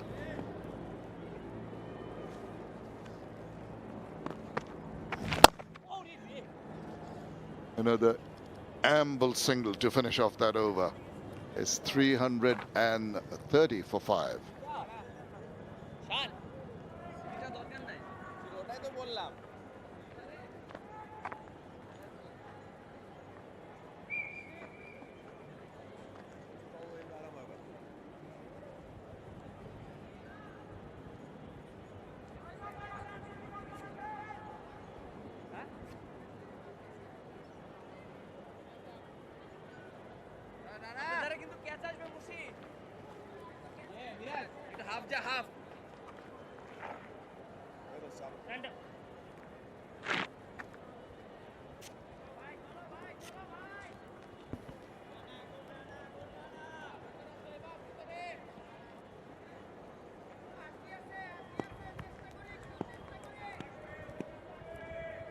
The weather's being a little naughty here. You can distance, you can see the ominous clouds.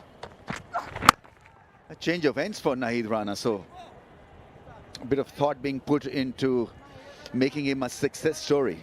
Let's see whether he provides Bangladesh with a breakthrough here. Ramesh, you're trying your best to make him a success story.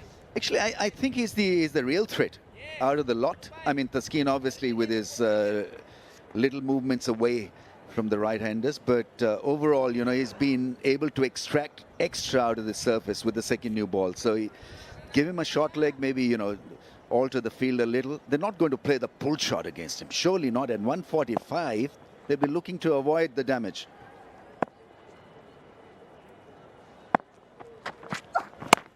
Nice, hurries into that shot, but plays it very well. He was a touch cramped for space, but the manner in which he executed that shot, very quick hands, and off it went. Yeah, I mean, he likes this. Rizwan didn't really go back and across, just stood where he was to create that extra bit of angle and width. And smashed it. Really was a good shot. Made use of the pace. 142.2 click delivery. Goes across so fast for a 4.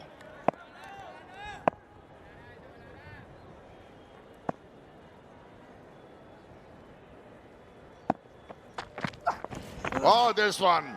He beaten all ends up, and disappointment. Little bit of an inside movement between bat and pad. And the ball died on Liton Kumar Dash.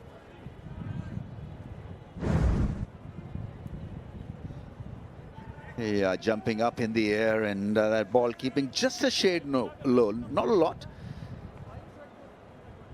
Expecting more bounce, I think. Rizwan didn't look too orchestrated on that occasion, a bit ungainly, but he somehow survives it. Funny old game. 2 balls, 2 different actions from the batter.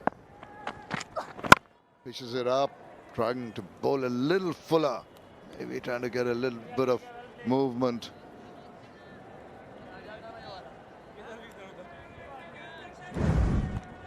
The ball jumped from that length, that one keeping just a shade low, but you know, he does tend to rush you, and this hit him hard on the gloves. That steep bounce, playing the ball low. What about around the wicket angle? That's another angle that Naid Rana can try. Well, he's trying his best, but in the process is giving opportunities for the batters to really take advantage of. Touch, short touch outside the line and thrust away. Brings up the 50. Well, both of them back to back, thanking the Almighty. Again, appreciation. This has been a very, very well combined innings so far.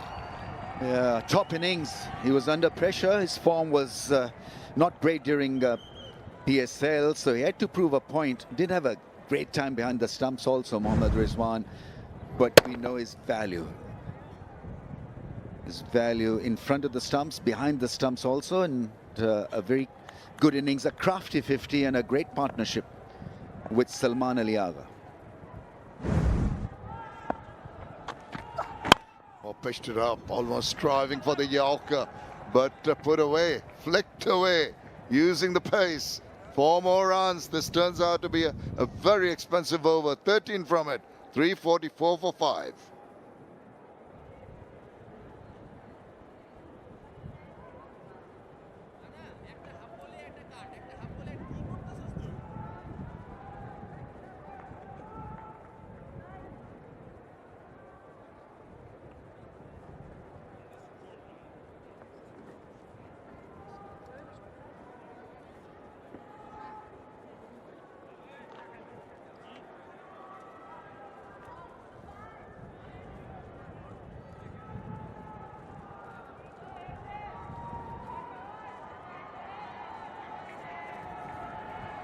Second session, absolute domination by Pakistan, getting strongly back into this game.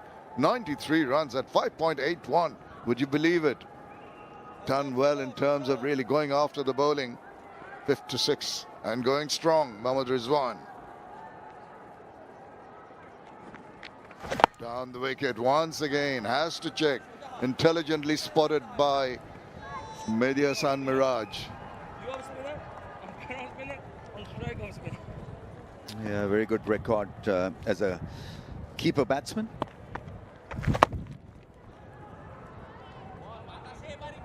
Been special about this innings from Rizwan is that he's been able to put the the bad balls away. The bad balls that, according to him, was spell bad. Anything over pitch from Nahid Rana went. So it meant that he was not overly being pressurized by extreme pace or the variations of the surface. Really has been one crafty innings mentioned earlier. Very clever batting from Rizwan, knowing his strength and following through. Just a stiff breeze blowing across the ground at the moment. The umpire is having a look overhead. Quite blustery it's turned out to be right now. Blowing over some umbrellas. Miraj might try to use that wind coming from the right as he's swept, and as a despairing effort, does well. Momin al-Haq covered a bit of ground and made sure that the ball didn't go over the boundary. Excellent piece of fielding, because he didn't pick it up straight away. Lost it in the back round and then had to absolutely adjust, and he adjusted superbly. He adjusted to the flight of the ball, to the spin of the ball, and got his body behind that one. Excellent piece of fielding. Type of fielding that lifts the spirit of the bowler. Any little help in the outfield. Chalo Miraj.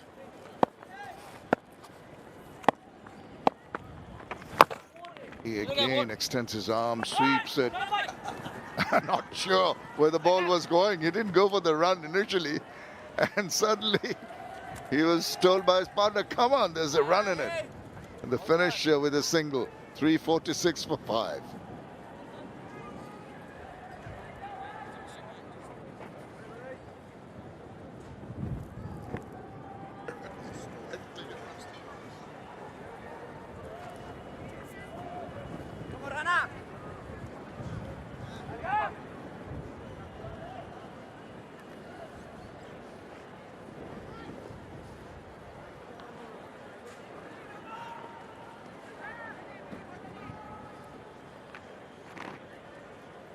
The beauty of this wonderful game, this format of the game. The whole match has ebbed and flowed. Domination by Bangladesh. Good strike back on the second day by Pakistan. First half, Bangladesh claw back. And now, in this session, Pakistan dominate. Intriguing. It's the little things that add value. Always constantly testing your skills and temperament.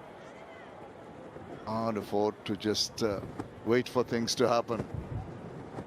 So as a result, if Pakistan can get closer to that 400-run mark, the third innings for Bangladesh becomes that much more critical. How will they handle the pressure if they get out early or lose a couple of early wickets? How will the team react? What will Pakistan do in the fourth innings? Their chasing record isn't great. So a lot to look forward to this test match. Well, things going haywire. The wind has picked up. I tell you, Ramesh, those zinger bells are quite heavy, and that wind must be pretty strong to blow over the bales. Yeah, zinger bells, zinger bells. All right, it's not Christmas yet.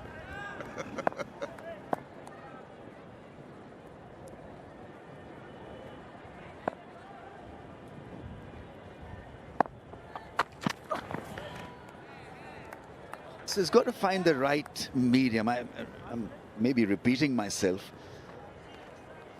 but he doesn't come across as a bowler who would pick up a wicket in the slip corner. He may do, but I think more likely that he'll get a ribcage roaster and pick up a batsman at short leg, or maybe a Yorker bowling a batsman out. He's that kind of a bowler.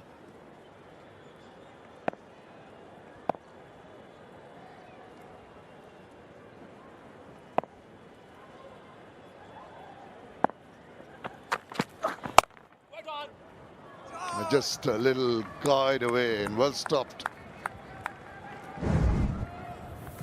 Busy at the crease and, as always, helping his side. That's well with Salman Ali Agha. He needed this to reassure himself. And even though he's played a lot of cricket for Pakistan in all the formats, but lack of form can dent your confidence. And so this really was an important 50 for Rizwan. Played well, played spin well. There's a strategy that was put into shape, and it has worked perfectly. They attacked the spinners before the second new ball was due, and that sort of released them also. There's extra bit of pressure that they were feeling was released because they certainly batted with a lot of freedom. You're talking about pressure on the batters. Spearer thought for Naid Rana is into his 16th over, gone for 83 runs. He will be under tremendous pressure to perform. As a youngster, yeah, you might just lose your focus, get a little frustrated, not getting the success despite your desperate efforts. It'll take a bit of time for him to understand himself, understand his bowling, and it's not easy to become leader of the pack. I think Pakistan marked him as very dangerous, especially looking at the surface. They would have felt that he's the real threat. But it hasn't worked so far for him. I think skippers need to be patient with such a talent. It's a bit like a leg spinner, you know. You've got to be patient with leg spinners. If you've marked Naheed or any leg spinner as your match winner, as your wicket-taking option, then you've got to be a bit patient as well. He's banking on variable bounce. He got a few to lift. Pretty tall and so watchable, Naheed Rana. Still feel that he's got maybe extra bit in him if he bowls round the stumps to Salman and Rizwan.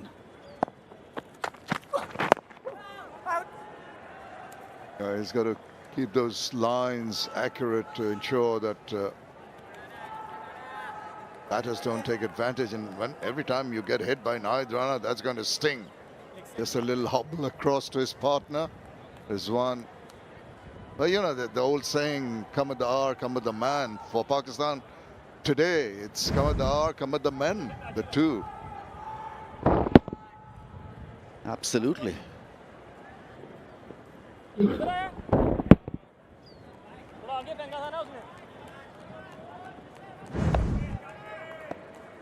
It's been a tidy over so far. And he finishes it well and earns himself a maiden. 346 for 5.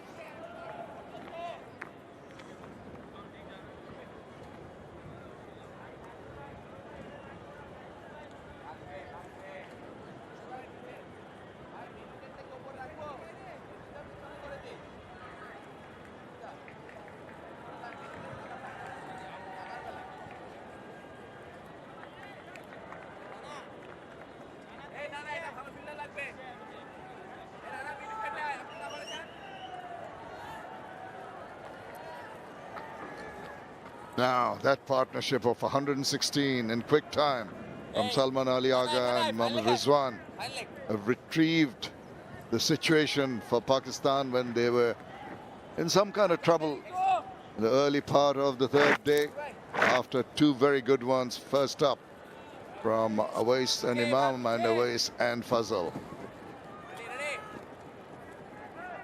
Massive change in field now that Tajul is coming on to bowl. Short legs removed.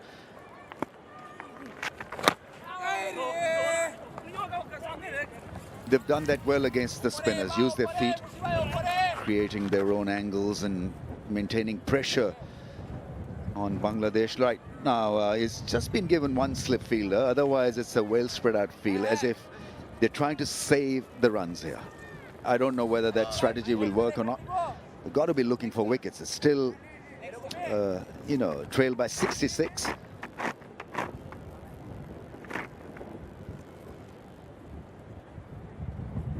Short cover is for the one that may get scooped up in the air from Rizwan.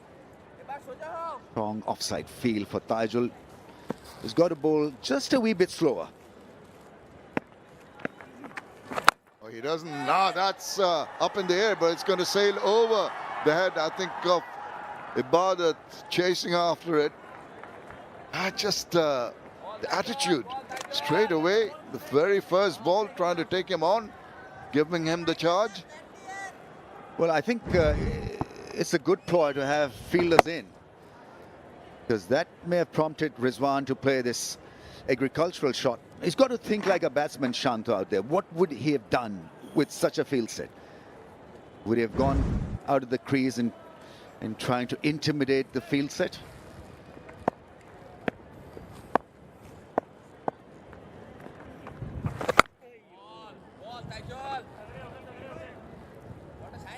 After that little comment about the field set, you notice that there's been a distinct effort from Shanto to get that short extra cover fielder and then the orthodox cover.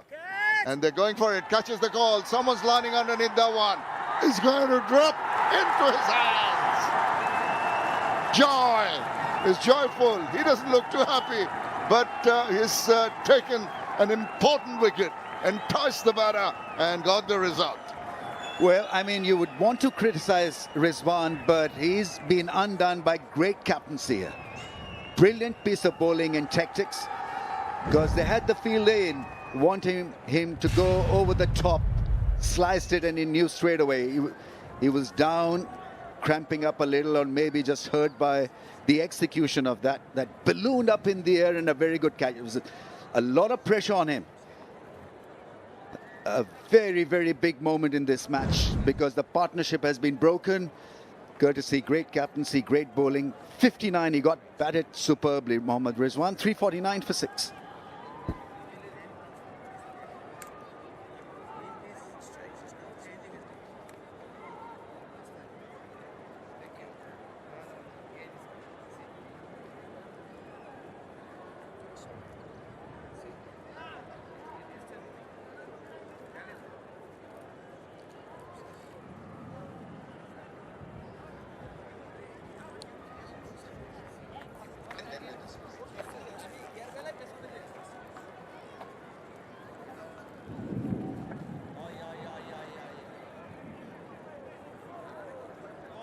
Bangladesh can breathe a sigh of relief because they've been able to break a very threatening partnership. 119 in quick time. To see Noman coming in, the new batter. 22nd match. He's got a 50, so it's no mug with the batter. Best of 97. It's a daddy 50. Well, we have a break here because they've taken an early tea. The covers are on as well. It's getting a bit murky. Blustery conditions out there. We were expecting a quick shower, a passing shower, and so Rizwan would be gutted. This was the first shot over long on that landed safely, but this shot was played because of the field. It was set in the mid-on and mid-off fielder and went again, this time slicing it. And he knew straight away that the end result would be a horrible one. Very good catch. Really good catch. Tajul there getting the better of Rizwan. Courtesy, great captaincy and great bowling. And a great catch, by the way. Indeed, because it's very blustery. Yeah. Not often he shows a lot of emotion. But losing the wicket at the wrong time and the weather just closing in all around. Signs of rain, not that it started, but they've taken the decision to go for early tea, and hopefully during that break, if there's any rain, it'll come and then go and allow play to resume. That big partnership broken. Salman Ali Agha still there on 55. Rizwan, after a good innings, back in the hutch. And it's 349 for 6, still trailing by 64 runs. The bowlers had to work hard. Mehdi Hasan Miraj has been impressive. Tajul getting his first wicket. Taskin, very, very lion-hearted and did a lot of work. No success for Ibadat or Nahid Rana.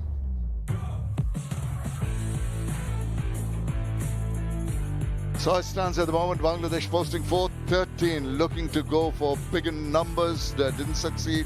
Pakistan clawed back, got them all out, and then started off very well. Eventually ending at this break for T on day 3 at 3:49 for 6 with the debutant Awais on 103 and Fazal also debutant getting a 60. Rizwan and Salman chipping it, retrieving the situation for Pakistan. But Rizwan's just got out. Pakistan still trailed by 64 runs. Have a look at the session highlights. A shortened session because of the impending rain.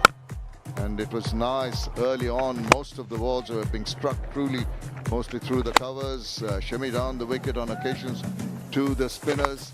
Lovely sweep shots employed. The right-handed batters coming in also. Remember, 7 left-handed batters in the Pakistan team. And the 2 right-handers really did their job and really turned it on. Very confident partnership with an array of shots.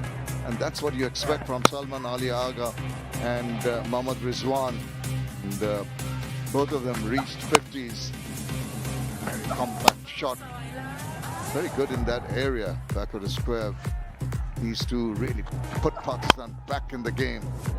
A little flake. Shimmy down the wicket, and he knew he was going to be in trouble. Ball swirling, well judged, reverse cut catch by Mohammad Hassan Joy. And Tajul struck right at the stroke of T, which was taken a little early because of the weather conditions. 18.4 overs in session 2, 98 runs a wicket. A good run rate for Pakistan during that period.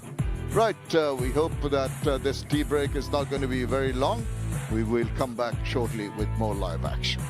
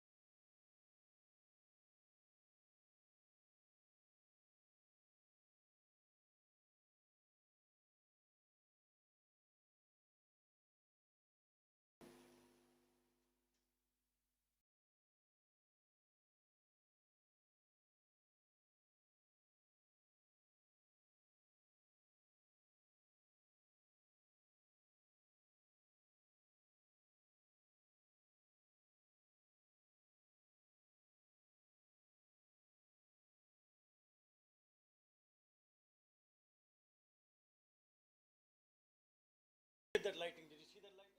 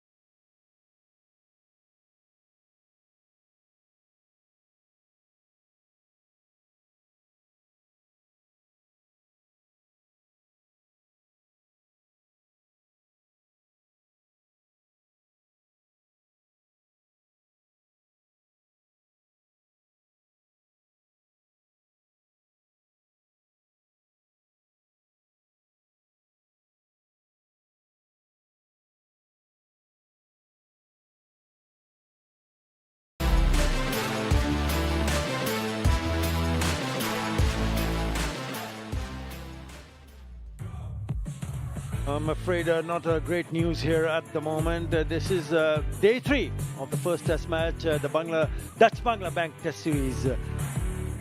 Session 3 live from Sher-e-Bangla National Cricket Stadium, Mirpur. And I'm afraid the rain has just started to get a little bit heavy. The ground staff were very quick to ensure that they had the covers up. And they will cover the square and the bowling area also. Just getting a little bit heavy right now. So not a great news because the play has been interrupted because of the rain. Well, that's the summary so far. Bangladesh in the first innings, 4-13. And in reply, Pakistan have made a very good effort here. 349 for 6. But they still trail by 64 runs. Well, that's the current situation. As soon as we get some good news, we'll be up again and we'll update you as soon as possible. And that's it for us at the moment.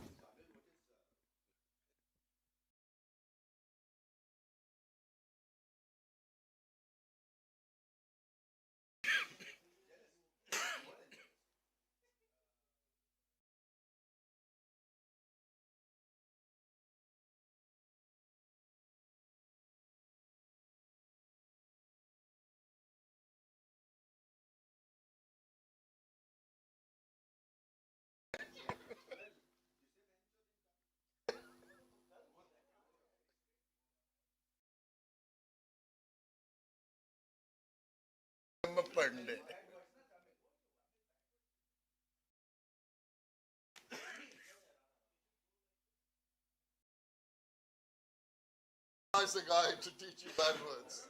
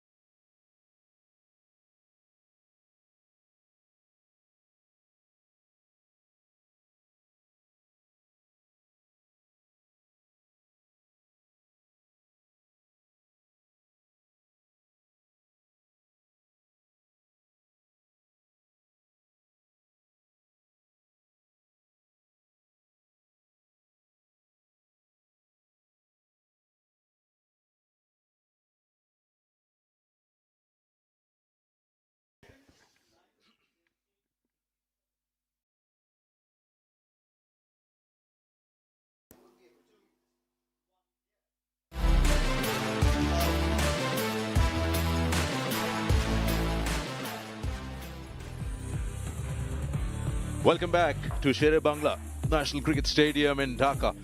Good news that we're looking good to restart from where we left off the first test and day 3 of Bangladesh versus Pakistan test match.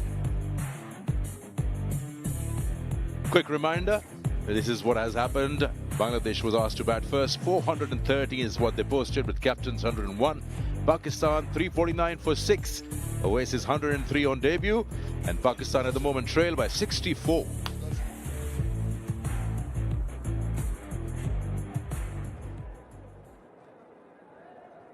Look at these pictures. I mean, hats off to the ground staff. They've really worked hard to make it possible that we are back here. Salman Agha is still around, 55 not out. And early tea was taken, but Rizwan was dismissed. So Noman Ali, the new batter, is of course here. He hasn't faced a ball yet. I'm being joined by my friend here. It's been a little bit of frustrating stoppage in play, but the ground staff and the drainage system here is just something to talk about. Brilliantly done, and we're all set and ready, and we have a look at the ground. We'll show it to you. Look at that. Seems like nothing's happened. Yeah, the drainage is top class. Drains very quickly, dries very quickly. You can get the ground ready after quite a tremendous downpour we have. It was completely drenched, but now it's all set to go. Lose a few overs in the day, but the play will be extended slightly.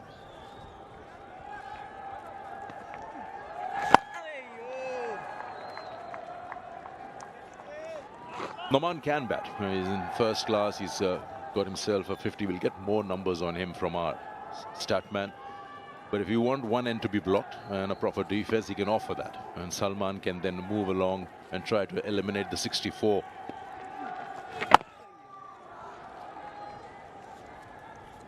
Well, these guys have been working very hard. They know the ground well. Come back to that. It's 349 for 6.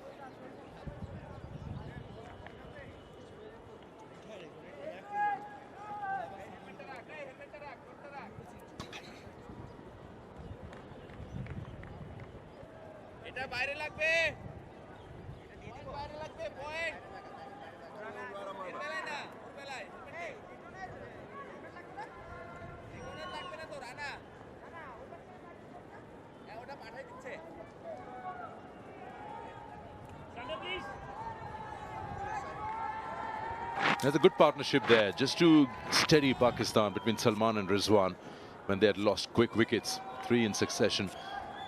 They brought Pakistan back in this battle here.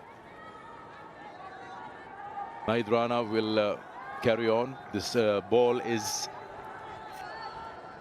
now 9.4 overs old, so still a lot in there.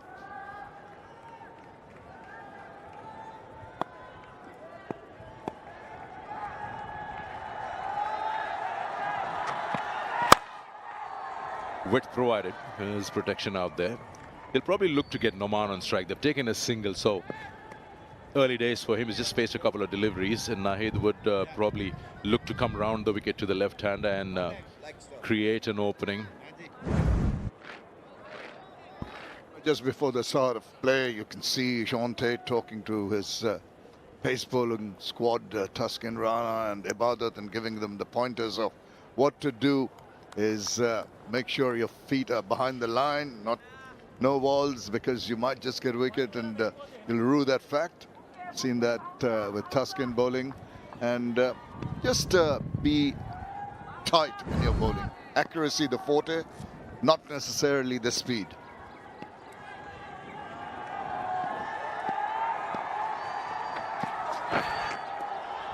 Sean Tate must be unhappy with that. Must be. That's tardy, that's wayward. I mean, even now, he's bowled enough overs. Can't give him that little word we use as a loosener. He's already loosened up quite a bit.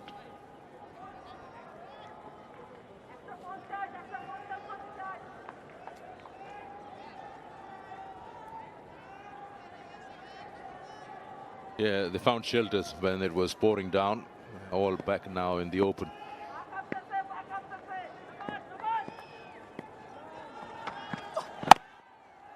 Yeah, Noman, we're talking about him. I mean, he can properly defend.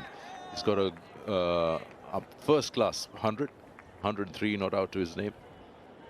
So he'd be your best choice out of the tail-enders, which would be Hassan Ali, Shaheen Shah, Afridi, and so on. So he has an important role here. He needs to make sure first 413 is eliminated.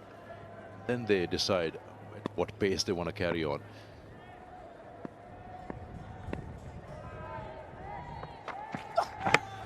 Oh, he didn't offer nothing. That's probably gone off the helmet.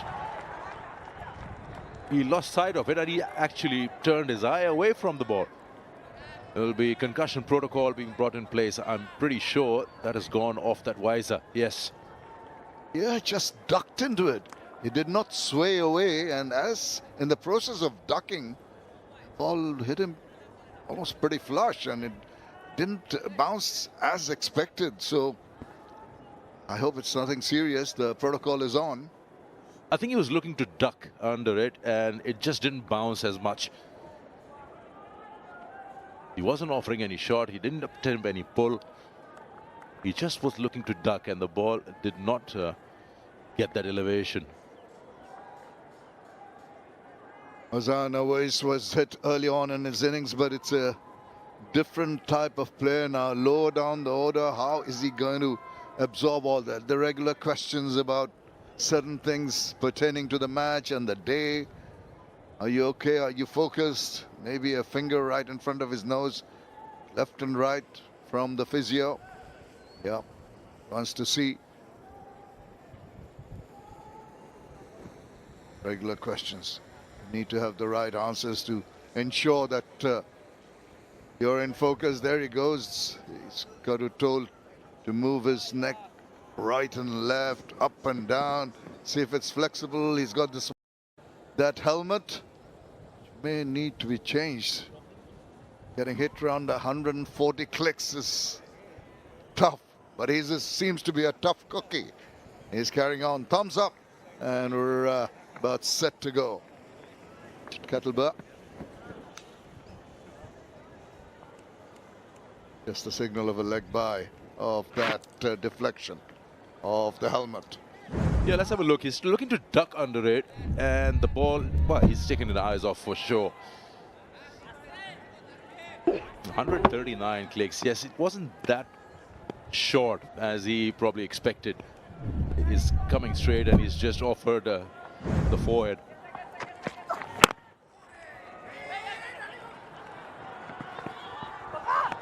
I am a little surprised that Salman Ali Agha, this over, has taken a couple of singles to expose Noman, particularly after the hit on the helmet.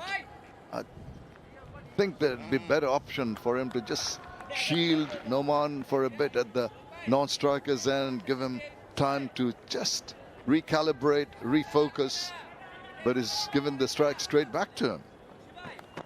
Well, maybe because the last ball of the over, now he'll expect him to at least face one.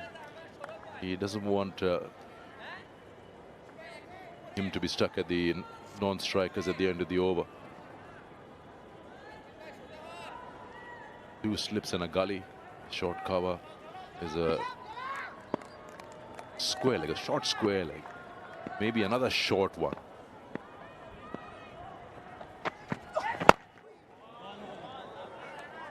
Well, end of the over, 3-5-2 for 6.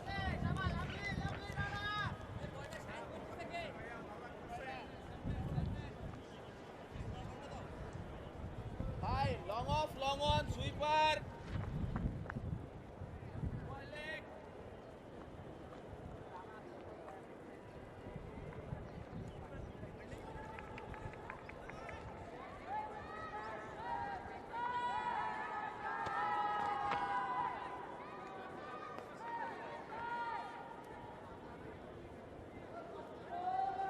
3 for Miraz, 2 for Taskin, and 1 for Taijul. Miraz got 2 wickets today. They had a very brilliant first session. On day 3, the bowlers kept Pakistan in check. And the second session with Rizwan and Salman brought the balance back. Taijul Islam will now continue. 1 for 39. Now the floodlights, not all of them. One of the poles to our left has been switched on. The playing conditions after the rain delay, we can go up to 6:15 in the evening, provided the umpires feel the light is good enough. Saw him in the nets today, batting to throwdowns. Babar Azam will probably be up and ready for Sylhet, the second test. That's the light on the pole on the right. That's the only one that we can see.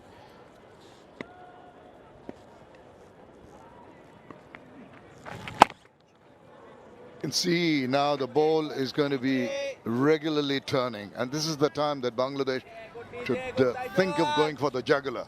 They just cannot wait for another partnership to happen. And the man to get it, of course, they'll be targeting Noman. Yet to open his account, blow on the head. Got to make sure that he's not given any opportunity to settle down, make it difficult.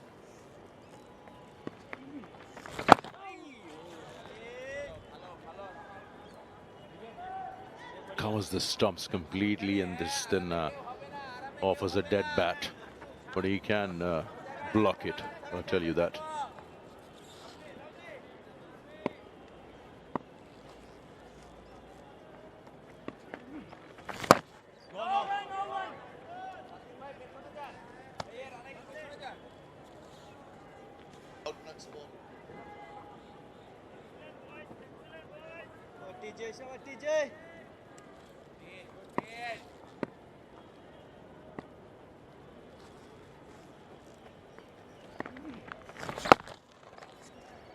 End of the over, 353 for 6.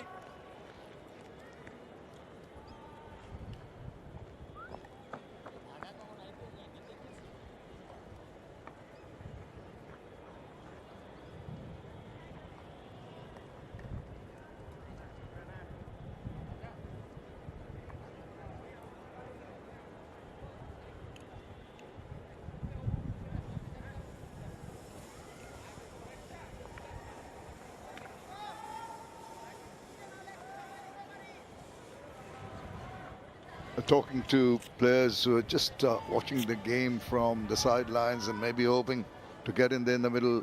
Very full. That's Mohammad Salahuddin, the assistant coach of Bangladesh. Wise words, directives, yeah. At the moment, that's what you got to do.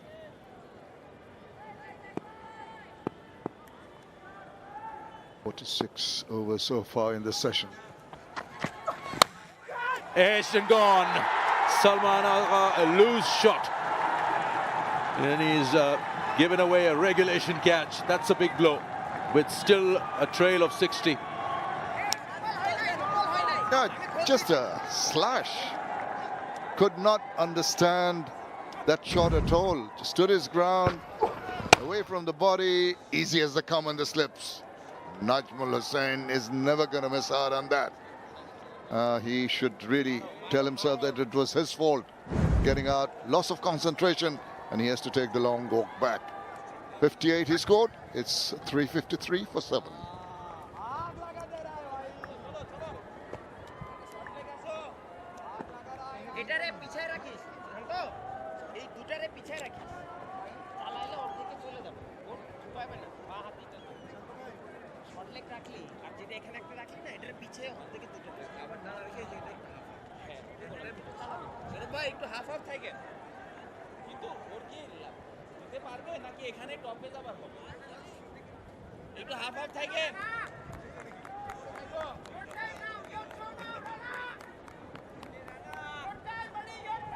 Well, Nahid Rana has sent Salman Agha back in the dugout.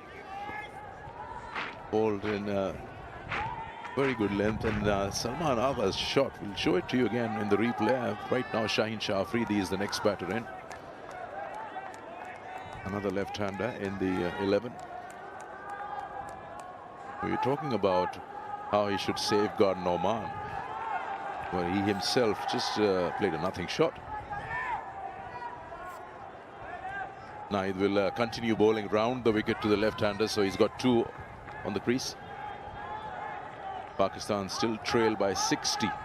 It's 7 down at the moment.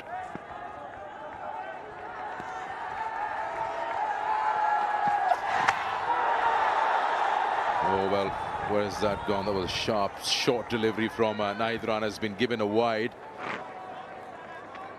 146 clicks.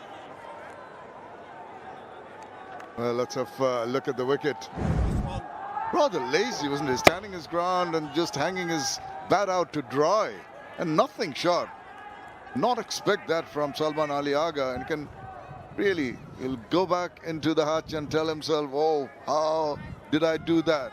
Rather silly. The manner he got out, he needed to batten down. Does just the opposite.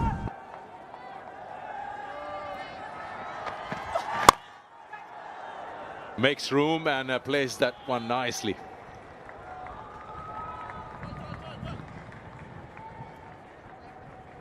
That short delivery from Nahid Rana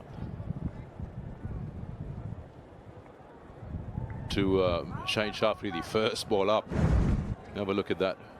What happened to the mutual respect between fast bowlers? They don't bowl it to each other. The fast bowlers union has been disbanded a long time back, Sikandar.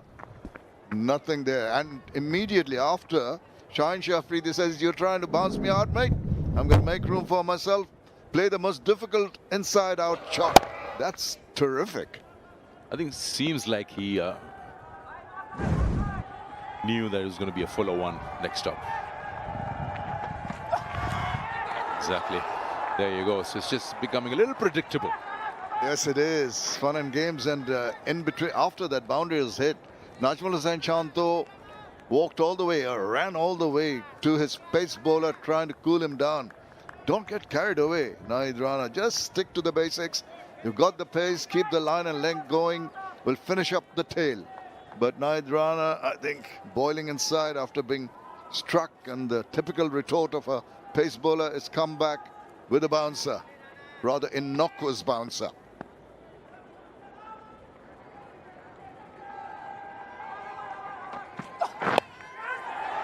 Yeah, it just goes flying over the slip cordon for another boundary. Third in the over. The trail is reduced by 13 runs in the over.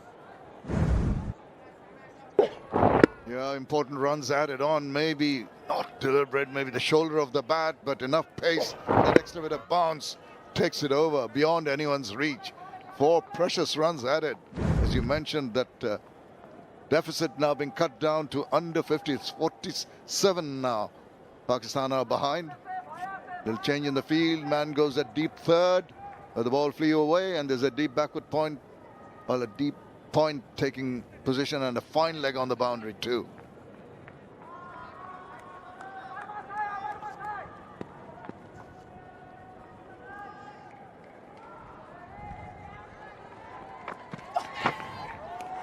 That's a good delivery. He saw him backing up. Shaheen is trying to figure out. He's for sure knows that something's coming for my wiser. Standing tall, that even that boundary they went flying over the slips. There's the wicket. Just sticking the back out. Nothing. The slip catching, just getting their hands warmed up. Shanto took a good catch there.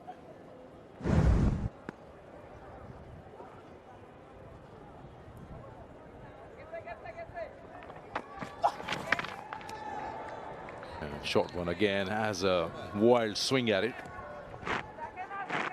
End of the over, 366 for 7.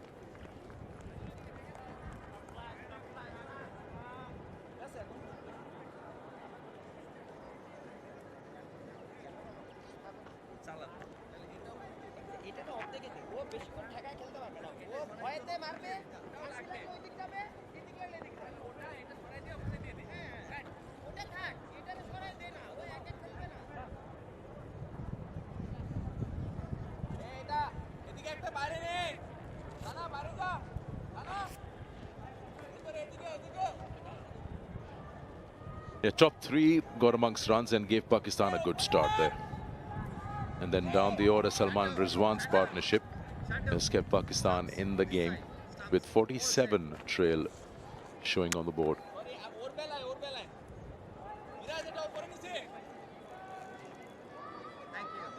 So we lost 10 overs because of that rain delay, and we couldn't go up to 6:15 in the evening. We'll also make up some time tomorrow. We'll start 15 minutes early, and we can stay 15 minutes extra in the evening. Whoa, how about that turn and that bounce on that? Exceptional delivery. First up, little drift, and whoa, look at this way he's looking at the wicket. How did he manage that? Turn and bounce. This one carries on with the angle. That just puts a lot of thoughts in the back of your mind as a batter.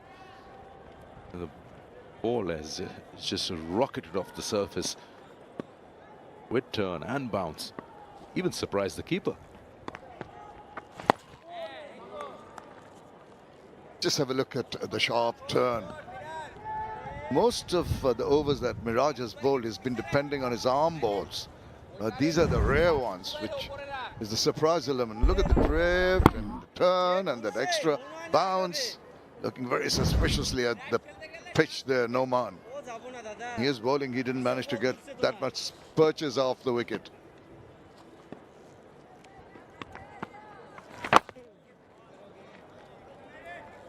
There's so much of an exaggerated turn on that. Have a look at this. Noman almost had the time to just pull away. He had nowhere near it. And the bounce on that.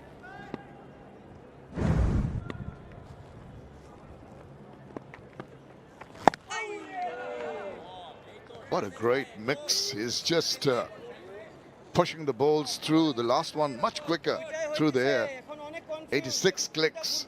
Lovely variations. The arm balls coming quicker. The ones that grip and turn are flighted in with the slower speeds.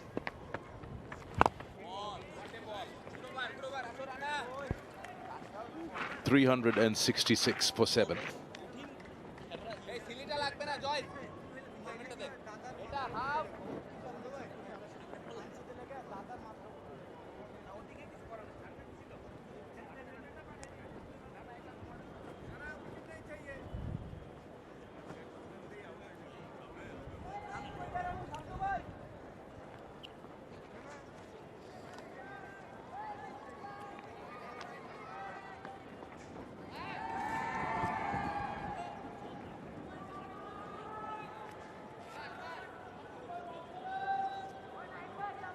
So Pakistan trail by 47.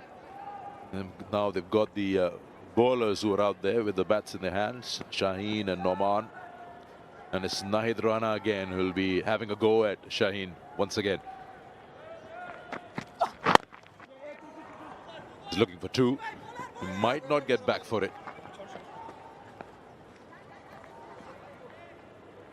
I think it will be a good option now that Shaheen Shafridi is at the non-strikers end. Nahid Rana might not be thinking of going short to Noman. Just get that in the right areas. There will be an opportunity with him now bowling with a little more rhythm to get it into line and length. You watch Mushfiqur Rahim just coming across specifically to put in a few words of advice to him before handing him the ball. And now he's coming over with that natural angle, taking the ball across the face of Noman's bat with two slips and a gully in position.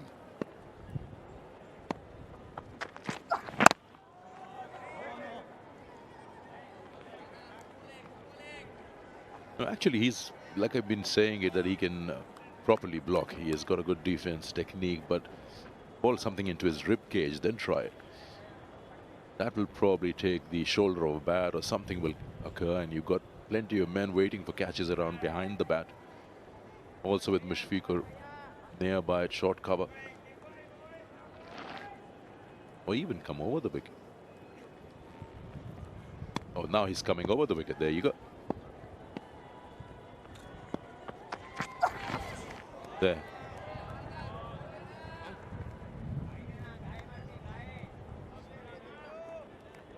The right angle, the right height. But I don't think Noman will be enticed. He's faced 19 deliveries without opening his account. And you can see that he's got a mindset that he's not going to give up easy. He knows how to block, as you mentioned. Need to entice him a little bit with an angle delivery, but that angle is being reduced now because it's coming around the wicket. Maybe trying for a straighter ball just to leave him at the last moment.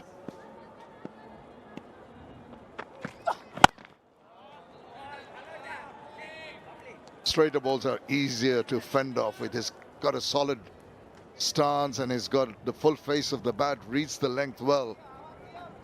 You mentioned, I think it needs to do something different to get him to play some big shots and take a few chances, but this is good. He's giving that support.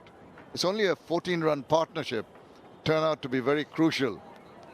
Value addition at the end of the innings is so very important in test matches.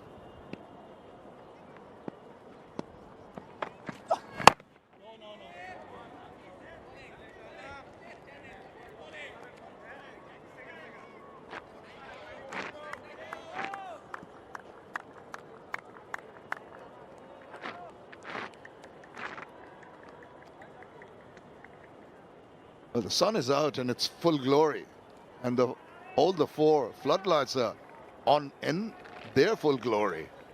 So no dearth of light here at the Sher-e-Bangla at the moment.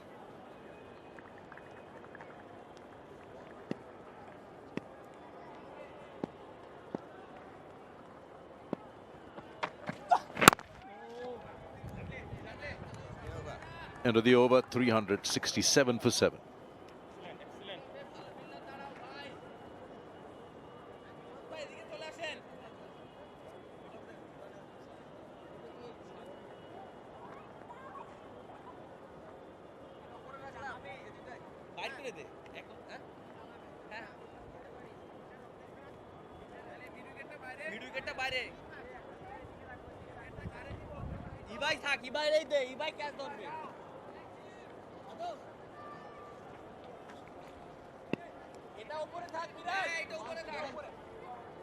Miraz will continue.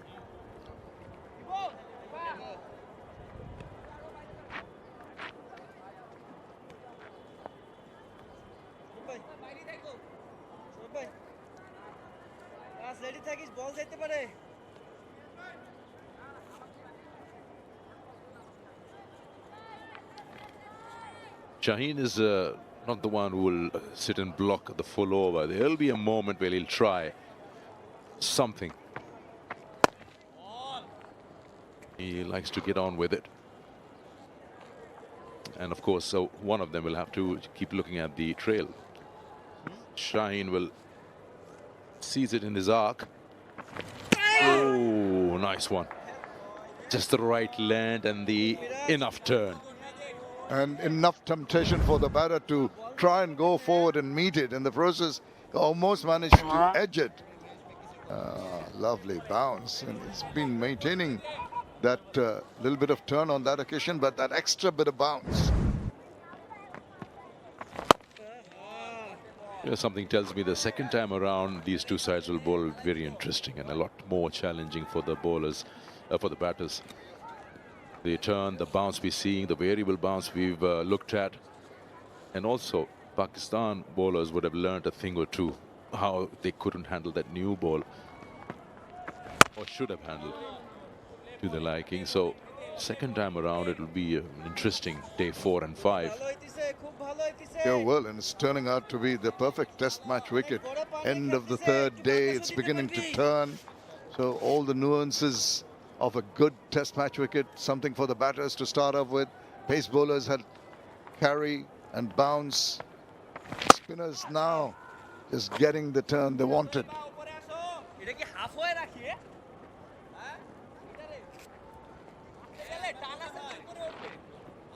Yeah, Shaheen and Abbas will have a very important role second time around when they come out.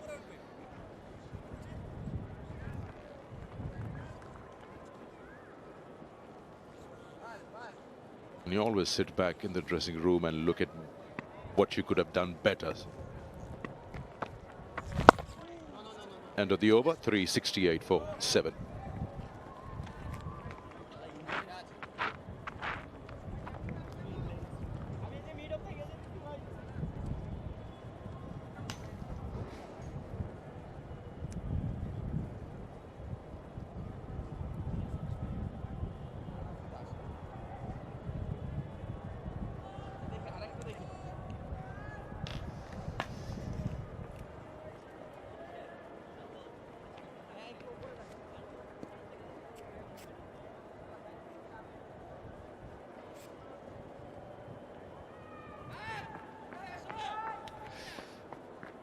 Pakistan trail by 45 runs. They've still got 3 more wickets in hand. Bangladesh will be looking to wrap things up quickly here.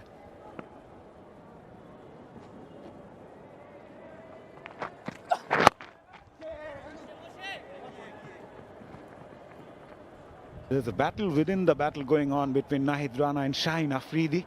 The previous time when Nahid Rana was batting, Shaheen Afridi bowled a bouncer to Nahid Rana.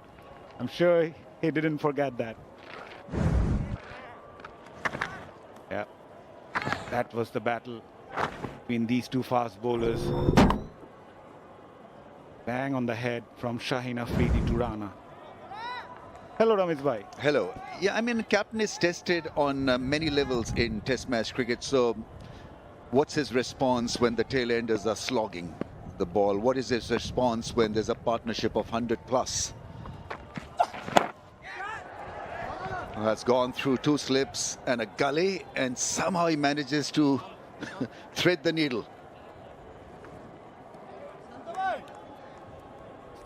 And I think, I think Bangladesh have got it absolutely wrong against Noman and also against Shaheen Afridi. You've got Nahid Rana who bowls at 150 clicks, is getting the ball to jump at times. You don't have anyone close to the bat on the leg side, on the off side. And they still think that they can get an edge and get him caught in the slips. It's going to be a miracle, absolute miracle. A rib roaster is the way to go from round the stumps. So get another man at leg slip, or maybe one at silly mid off also.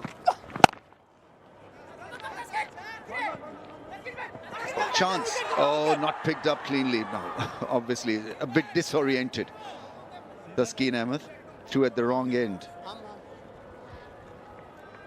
So, I mean, this has got to be a frustrating aspect now of this innings. 16-run partnership there. A late thought from Noman Ali is going nowhere because Shaheen Afridi is not going to play Nahid Rana a lot. I think his best way to survive this is going to be from the non-striker zone. Let's not talk about the gap at all. I mean, to me, that's three fielders wasted.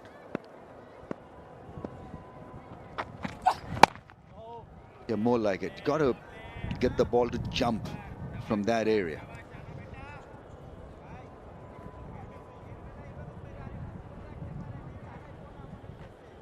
So whilst Shantu has been impressive overall, I think when that Rizwan and Salman Ali Agha partnership grew, I thought he got a couple of things wrong. And then now, it's an easy target, the tail-enders. Naid Rana, it's a no-brainer. Get it shot. That's sliced into the vacant area for at least two, if not more. Noman Ali gets off the mark, finally, after facing 26 balls. Yeah, this is proving to be a crucial partnership and a frustrating one too. Yeah, so Pakistan need 80 runs to maybe make this test match a very difficult one for Bangladesh, because this pitch, as we've seen in the last 15-20 minutes, is playing few tricks. This could be because of the moisture after the rain. Pitch was under wraps. Moving forward, I think batting will become increasingly difficult. So a lead of 40-45 may just turn the tide in favor of Pakistan. 371 for 7.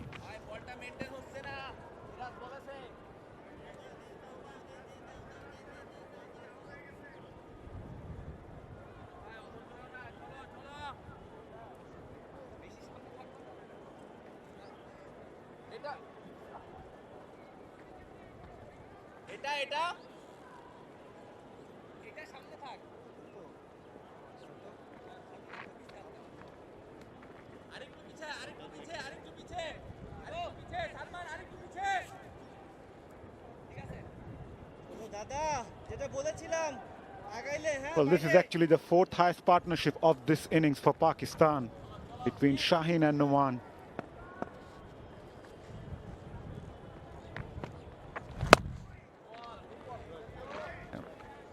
Just ask Shaheen Afridi to drive against him. See, the other thing that's gone wrong for Shantu in this little period in this partnership is that he should be employing another fast bowler from the other end. You know, Miraj, yes, I mean, his role is to defend, and they'd be quite happy just playing him out. Get another fast bowler, use the variations that we have seen in the surface now after the rain.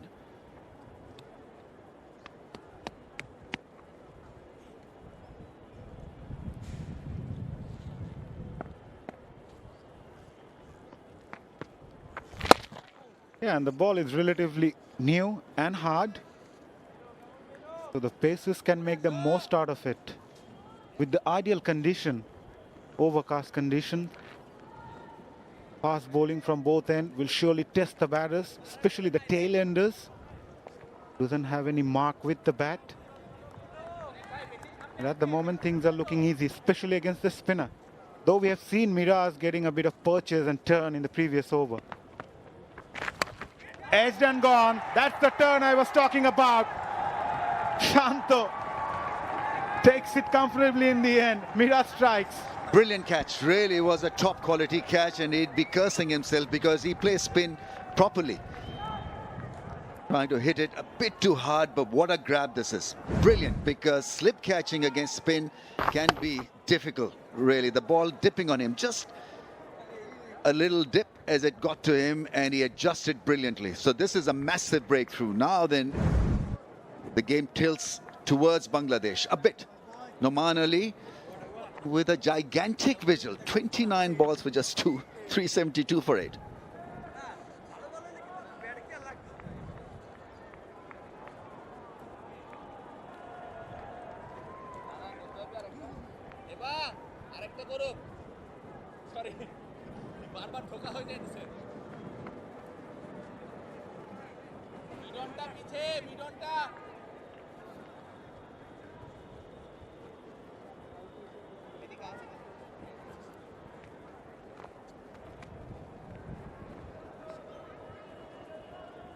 Hassan Ali, the new man in for Pakistan. He replaces Norman Ali. Maiden Miraj picked up his fourth.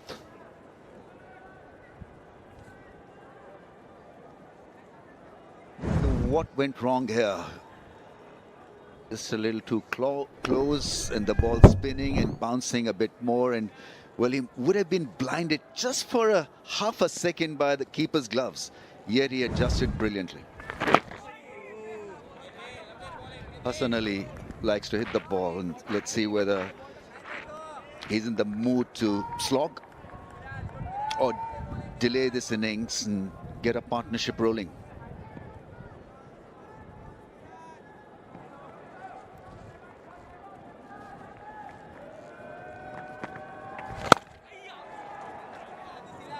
End of a successful over from Mehdi Miraj.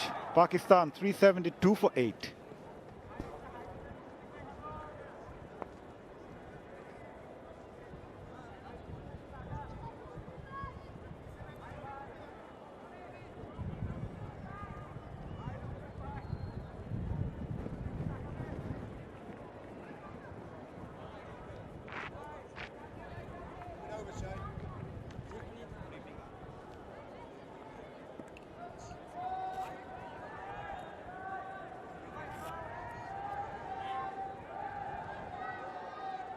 Pakistan trail by 41 runs. They are 372 for 8. And Bangladesh just picked up the wicket of Norman Ali in the previous over, courtesy of Maiden Miraj. Here comes Rana.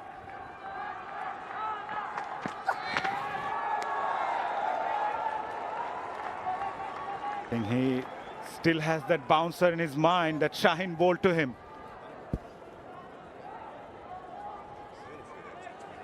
A proper bouncer is not sealing the deal. I think it's that hard length, somewhere between that 6 to 8 meter mark that is more difficult than a bouncer. Really dig it short, and Shaheen Shah Afridi is what, 6'3", 6'4". Got under that one quite cleverly.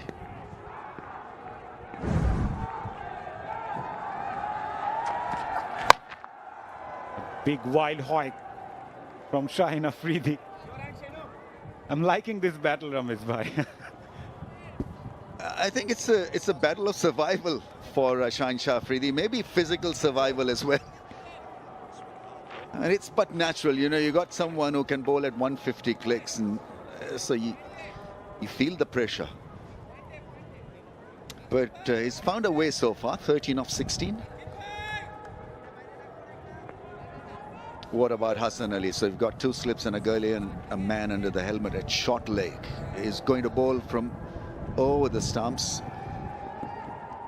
Can he be the brave heart? Hassan Ali, let's see. Will he expose the stumps and go wild through mid-wicket? Is the slog on?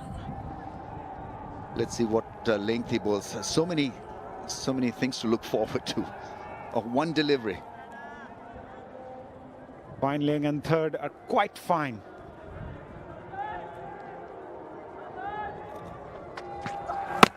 Goes for that Yorker. Not a bad option against Hassan Ali, as you mentioned, exposing the stumps.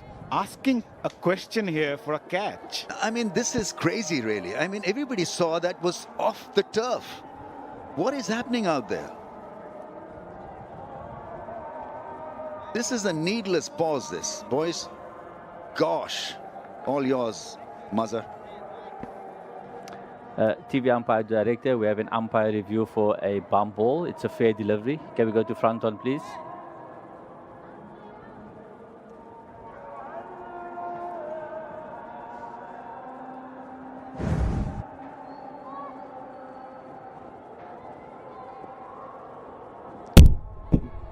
Yeah, straight off the bat onto the ground.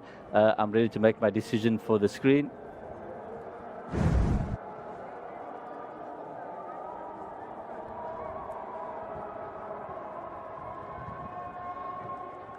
Nexus Pay not out. One of the most toughest decisions I reckon the third umpire has made in this test match so far.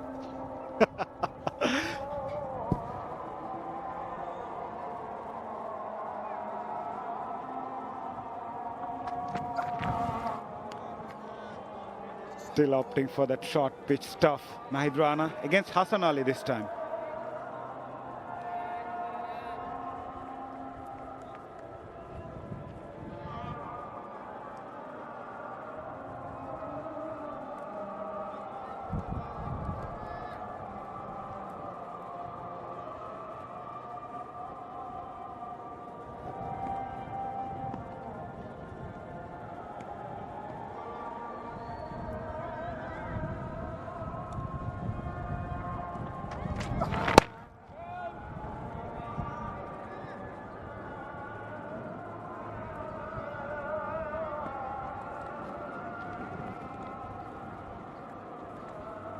All part of learning curve for Rana as well. Let's not forget that he's only 23, right? There's a lot of pressure on him.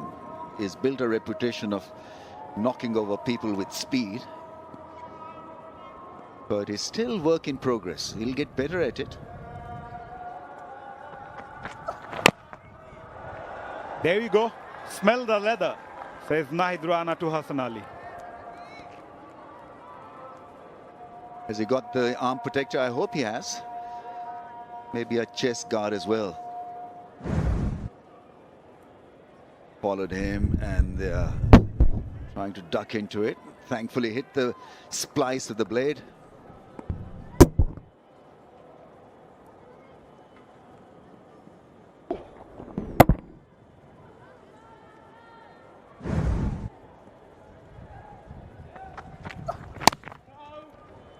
Hassan Ali survives the over. Pakistan 374 for 8.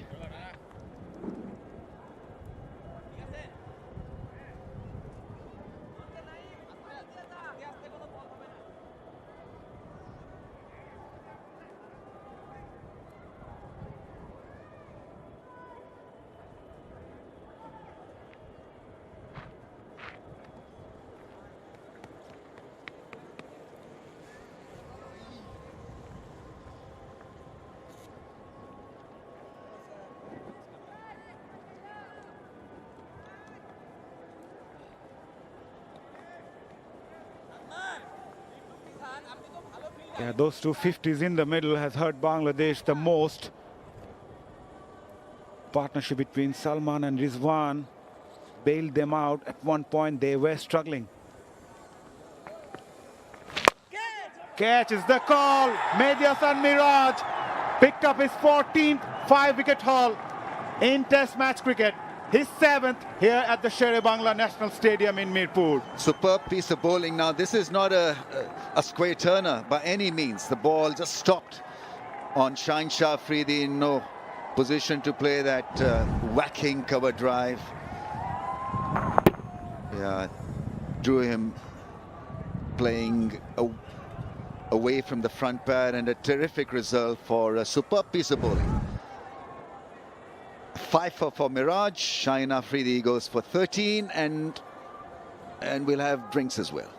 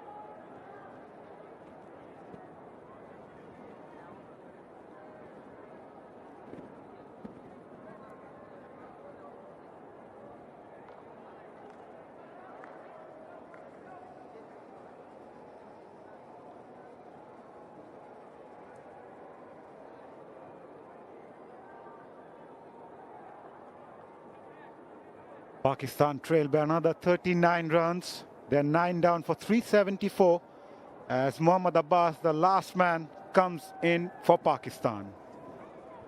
That's been a good fight back from Pakistan. They were down and out before Rizwan and Salman Ali Agha got together, and that was a tremendous act. You rightly pointed out, bailed Pakistan out. But making the news, the headline news, is Miraj, 5 for 96. Shaheen Afridi not being able to keep that ball down, and well-appointed shot cover fielder had an easy one. A bit more bounce and a little bit of spin as well. I think this pitch has turned in favor of bowlers after that rain splash.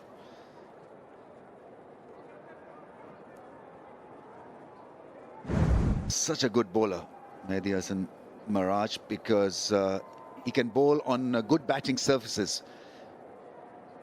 That's tremendous going on a pitch which is supposed to favor pace bowling. Here's a spinner who's outsmarted all.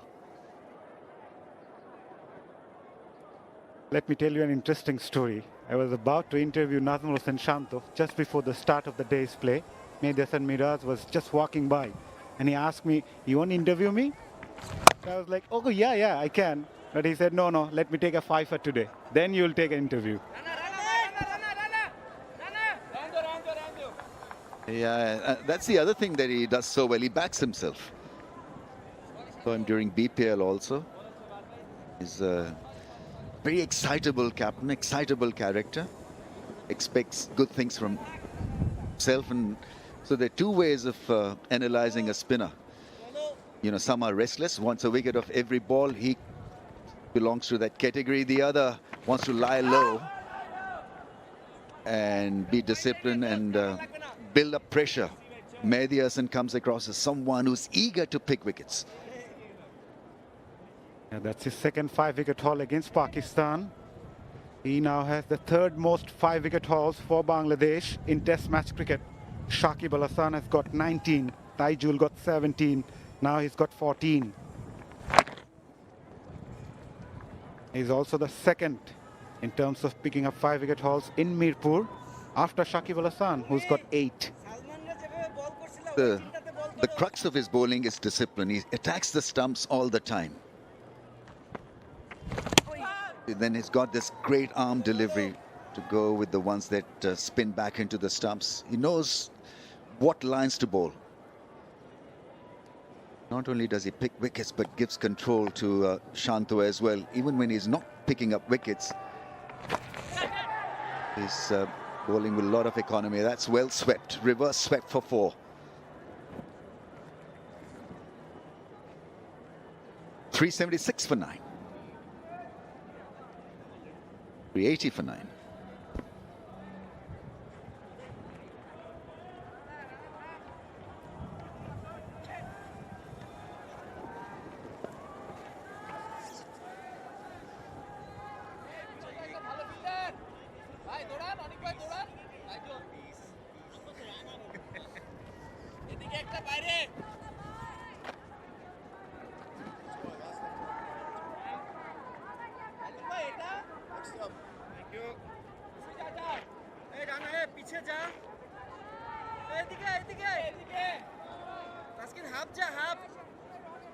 Well, picking up a 5-wicket haul in a test match is a special fiat. Mehdi Hasan Miraj has done that quite a few times. 7 times to be specific here in Mirpur. So he loves bowling in Mirpur. Taijul Islam comes in. Nicely swept again. Wow, Hassan Ali gets off the mark. His Christmas has finally come. He would think that way because Pacer has been rested. Nahid Rana, and now he's got to deal with spin. Taijul is not going to spin a mile, so that's his way of responding. One-handed sweep shot, slogged over mid-wicket for 4. He'll go again. That's gone fine for at least 2 more, if not 3.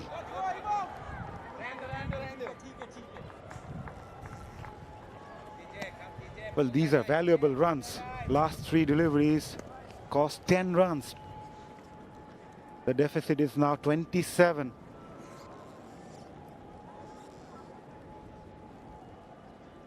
Bangladesh need to make sure they take the lead.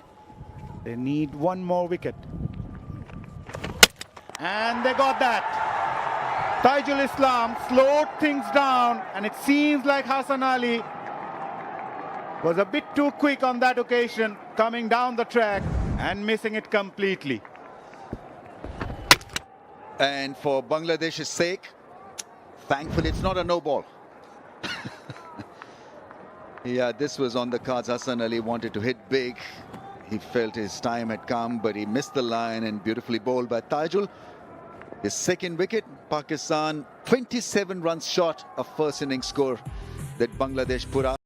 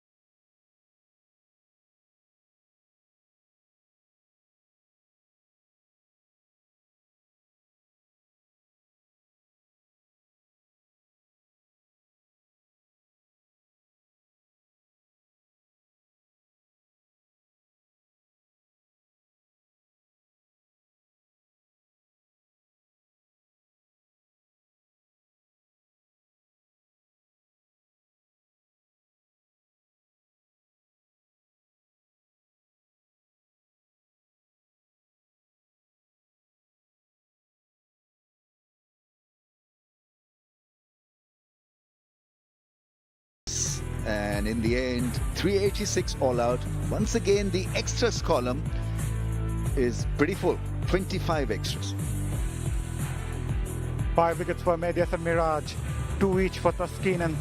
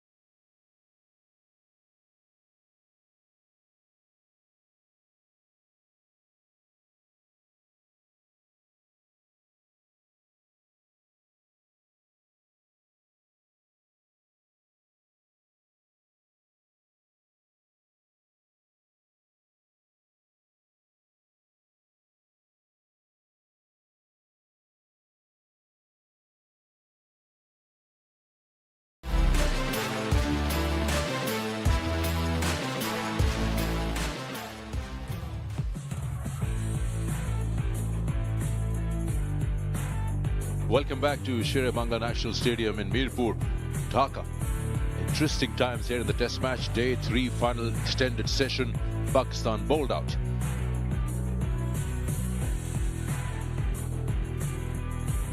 This is what Pakistan managed, 386 in 100.3 overs.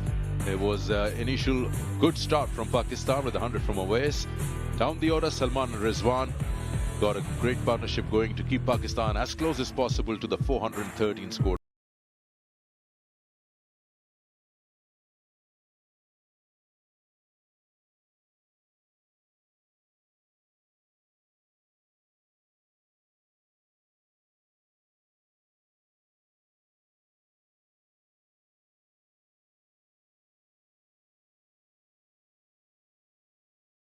Five wickets again for Iran. Exceptional bowling. Got to take into account that he got many of his deliveries with the arm balls, and that was the surprise element. He varied his pace, he's varied his lines, and on occasions he foxed the batter with a little bit of turn to manage to get the wickets. This was super. It was referred, but once saw that ball tracking, he knew exactly that he was going to get to his target. And when the batters tried to take him on, he was just correcting that length very quickly, just pulling it short enough for him not to get underneath that ball, and knew that it was going to go straight to the fielder, who made no mistake. Intelligent bowling, that was the most important thing, and the use of the crease was so very good. He got the ball to turn on occasion. On that one, he did get a bit of turn and good sharp catch. But the skipper who took a stunner earlier, it's not the easiest thing to do when the ball's coming at you so quickly. The reaction, demeanor of Shanta tells it all, and the smile tells the story of this. And this was worked out very nicely. That short extra cover in position for exactly that shot. It was almost out of reach. He had to reach for that, extend his arms, could not keep it under control. And he got his 5 up. Brilliant stuff. Worth watching.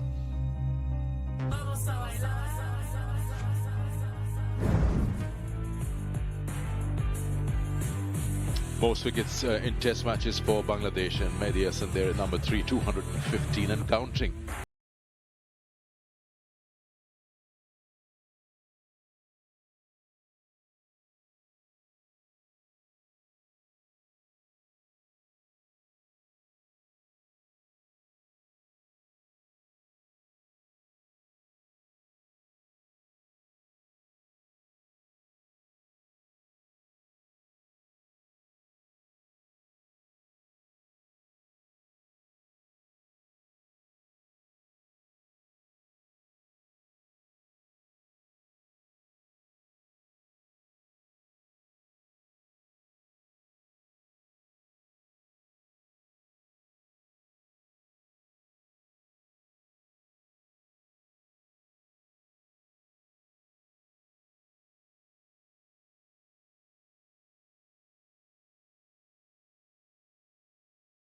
Point in time, they're looking to take a substantial lead till Salman and Rizwan clicked in and took that score deep.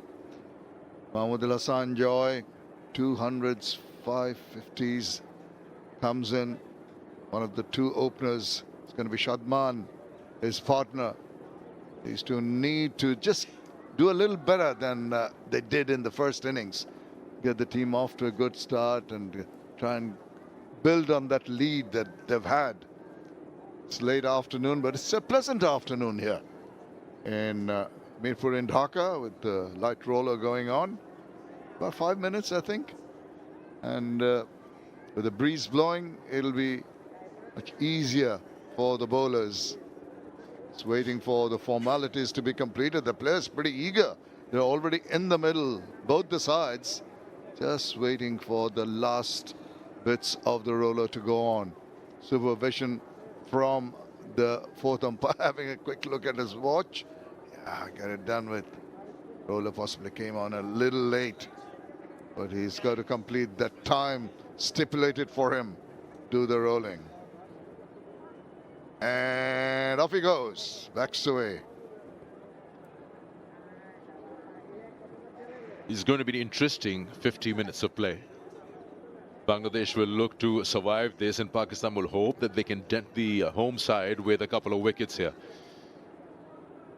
Keep them in check and not allow them a strong lead. Still 2 days after this. But this time we've seen some behavior from the surface after that rain delay. So let's see what Shaheen Shah Afridi, Hassan Ali and Abbas can extract from it. And then later on we'll see the spinners. But this last 50 minutes is going to be something very interesting and probably will decide the course where the second innings for Bangladesh is heading.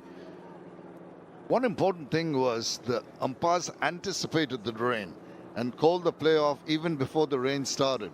So the groundspersons had ample time to cover the ground, the square in particular. So no direct rainfall has fallen on that square. Anything maybe from the outfield underneath moisture will have a sort of spicy effect on the track, because we've seen evidence of that. It's a manner in which Shaheen Shah Afridi bowls now. Is a very intelligent, experienced bowler, knows the change in conditions in the wicket, and he'd like to strike early. There we go, Shaheen Shah Afridi to Joy.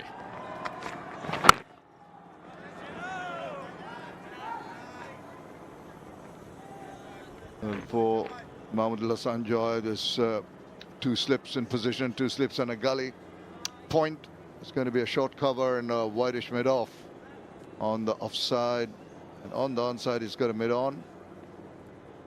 Orthodox mid-wicket and a deep fine leg on the boundary. Onus on the offside, understandably, for that angled delivery across the face of the right-hander's bat.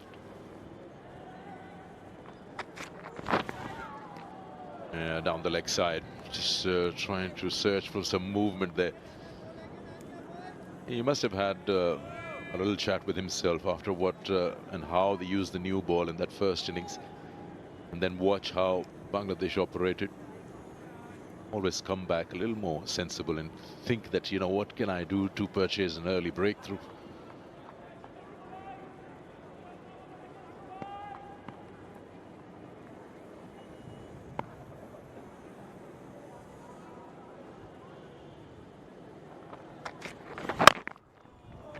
That's where you want to be at.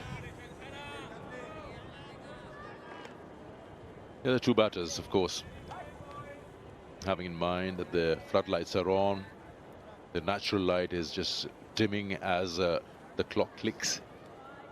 The permission allowed to play is up to 6:15, provided that umpires feel it's still playable light. You just keep that in the back of your mind that you don't want to be dismissed.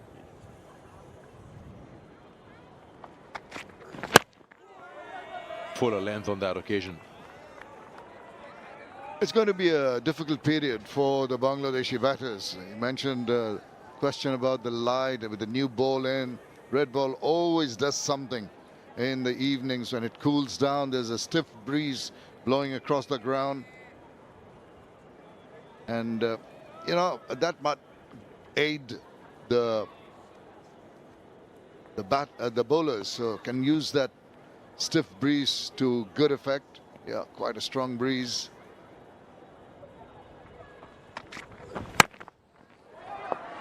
No, his bat is lost. And now the overthrows come in. He's running without a bat in hand. We'll complete 2 here. That's made the crowd wake up. The bat almost went further than the ball itself. Look at this. Lost grip. Off it goes flying. There it goes. And he's watching the ball. He's not watching the bat. Because he's watching the ball, he realizes that there's an opportunity there for a run. And he comes back. Whoops. Awkward bounce. There's the run. Running without a bat in hand. Couple of them.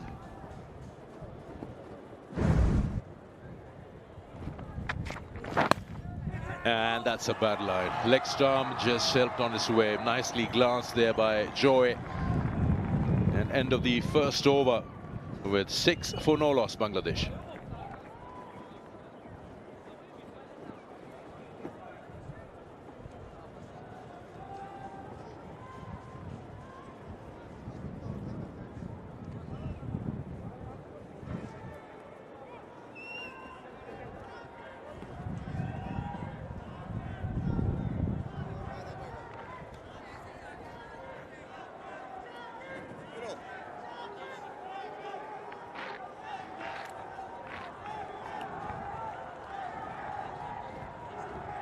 Well, it's looking rather gloomy, and the artificial lights will be playing a bigger role in lighting up the stadium to be fit for play. This is the man got the FIFA in the first innings, Muhammad Abbas.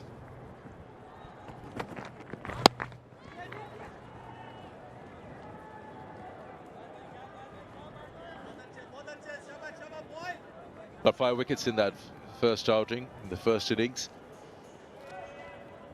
He surely knows what needs to be done here. Used the conditions to his advantage. He was smart with his bowling in that first innings. Decided that the shorter one will work on day 2 and wrapped it up nicely. A 5 for himself. Tell you what, Sikandar, I think these are ideal conditions. At the moment, stiff breeze, overcast conditions, should exploit that. And pitch it further up. Let's make an effort to give the ball some air and try to get some swing in the air. Only the second over with this new ball. Look at his 5 wickets. Done that very, very well. Meticulous, just the accurate line and length that he maintained. Some false shots induced. Batters helped his cause to on certain occasions, but don't take anything away, because he also got some wickets, a wicket with a short pitch delivery. So there was a good mix right through his innings in the first innings. Yeah, he surely knows. 216 first-class games. There, the shorter one. That worked on day 2. 3 wickets with the shorter deliveries, getting a 5. 28 test match and 216 first class. So he doesn't need anyone to tell him what he needs to do, or he should be doing. There. I just love the way he bowls. He's bowling within himself. Just a steady run up to the wicket. Even at point of release, you'd feel if you're watching the ball at point of release as a batter, you're not quite sure. It just depends on his discipline. And so much within himself. I've never seen aggression from him. No exaggerated follow through, no eyeball, nothing. And even the celebs, after he gets a wicket, is rather muted. But that should be part of a fast bowler's armory. No way. No, you don't think the fast bowlers act in that manner? No. They've got a hot heads. Yeah, and it automatically shows. When you got a hot head, you don't like being hit away or put away. Smooth. Nothing fussy about it. Clean action, nice follow through, keeps his eye on the ball, knows exactly what the batter is doing, keeps watching their movement, any trigger movement there. I think the umpires have decided that light is not adequate. The stumps have been pulled out. They're having a little bit of a chat, the Bangladeshis and the Pakistan players, saying that maybe there's enough light. The light meters will be out, and if they go off, it will set a standard today. Umpires do not offer lights these days. They just take the decision whether the play continues or not, despite some, well, Pakistani players wanted to carry on. The umpires, now, I can't understand this. They've got the light meter out now. Should have had a look at it before the decision was made. But maybe that is to set the standard, the template for the remaining days if this kind of situation arises. And I have a feeling, Sikandar, that the light's not going to improve much. It's clouding over. Evening setting in, and the two umpires have decided enough is enough for the day. Yeah, earlier they would ask the bowling side to put on spinners if they want to continue, but no faster bowlers. But here, the decision made. They're going to make a check and a record of the light meter where the digits are at this time. Usually on the end of the first day, they usually do that. That becomes your landmark standard. But 7 for no loss is Bangladesh in their second outing until bad light has stopped play on day 3 of this first test match. It's been an exciting day. 413 was scored by Bangladesh in their first innings, and Pakistan finishing off 27 behind. So at the moment, Bangladesh lead by 34 runs and all the wickets in hand. Little chat from Shan Masood, just trying to understand. Probably being told that you come 15 minutes early tomorrow. He'll be having a chat with his bowlers, how they want to make use of this new ball. The Pakistan captain was really hoping it continues and try and get a wicket or two and put Bangladesh on the back foot. Bangladesh will be happy to call it a day and come back fresh tomorrow morning with sunshine.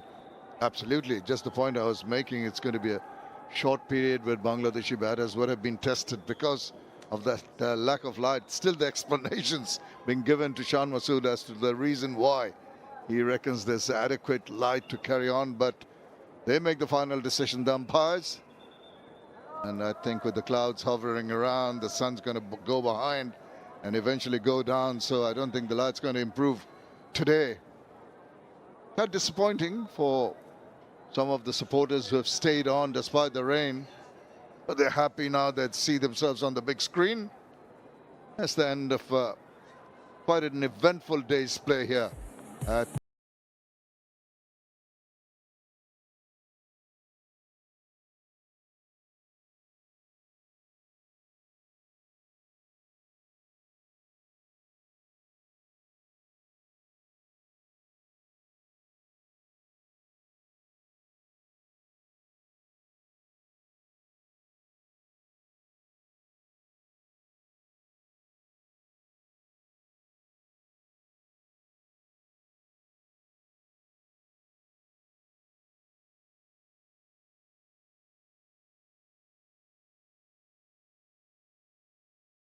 The highlights of that, the partnership was just broken, and Noman and Salman started off with Salman playing as a loose shot of Nahid Rana, and he was sent back, and then a couple of shorter deliveries and one fuller one against Shaheen Shah Afridi earned them a few boundaries, and then this good catch was taken. Noman trying to cut one too close to the body, it was taken nicely. Another good catch by Shanto.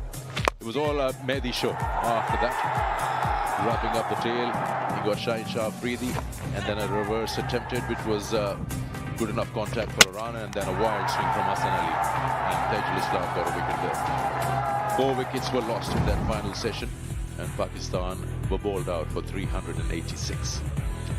Here Bangladesh in their second outing, 7 for no loss. They faced 1.5 overs until bad light stopped play.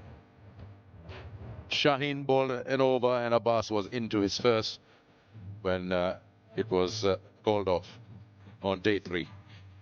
So this is what has happened after 3 days. Bangladesh are leading by 34 runs.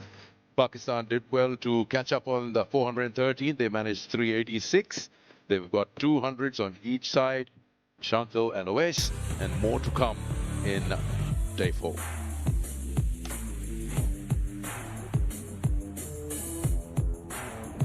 Touch Bangla Bank Test Series 2026. We'll have day 4 starting 15 minutes early, and we'll have lots of action coming live to you from Sher-e-Bangla National Stadium in Mirpur, Dhaka.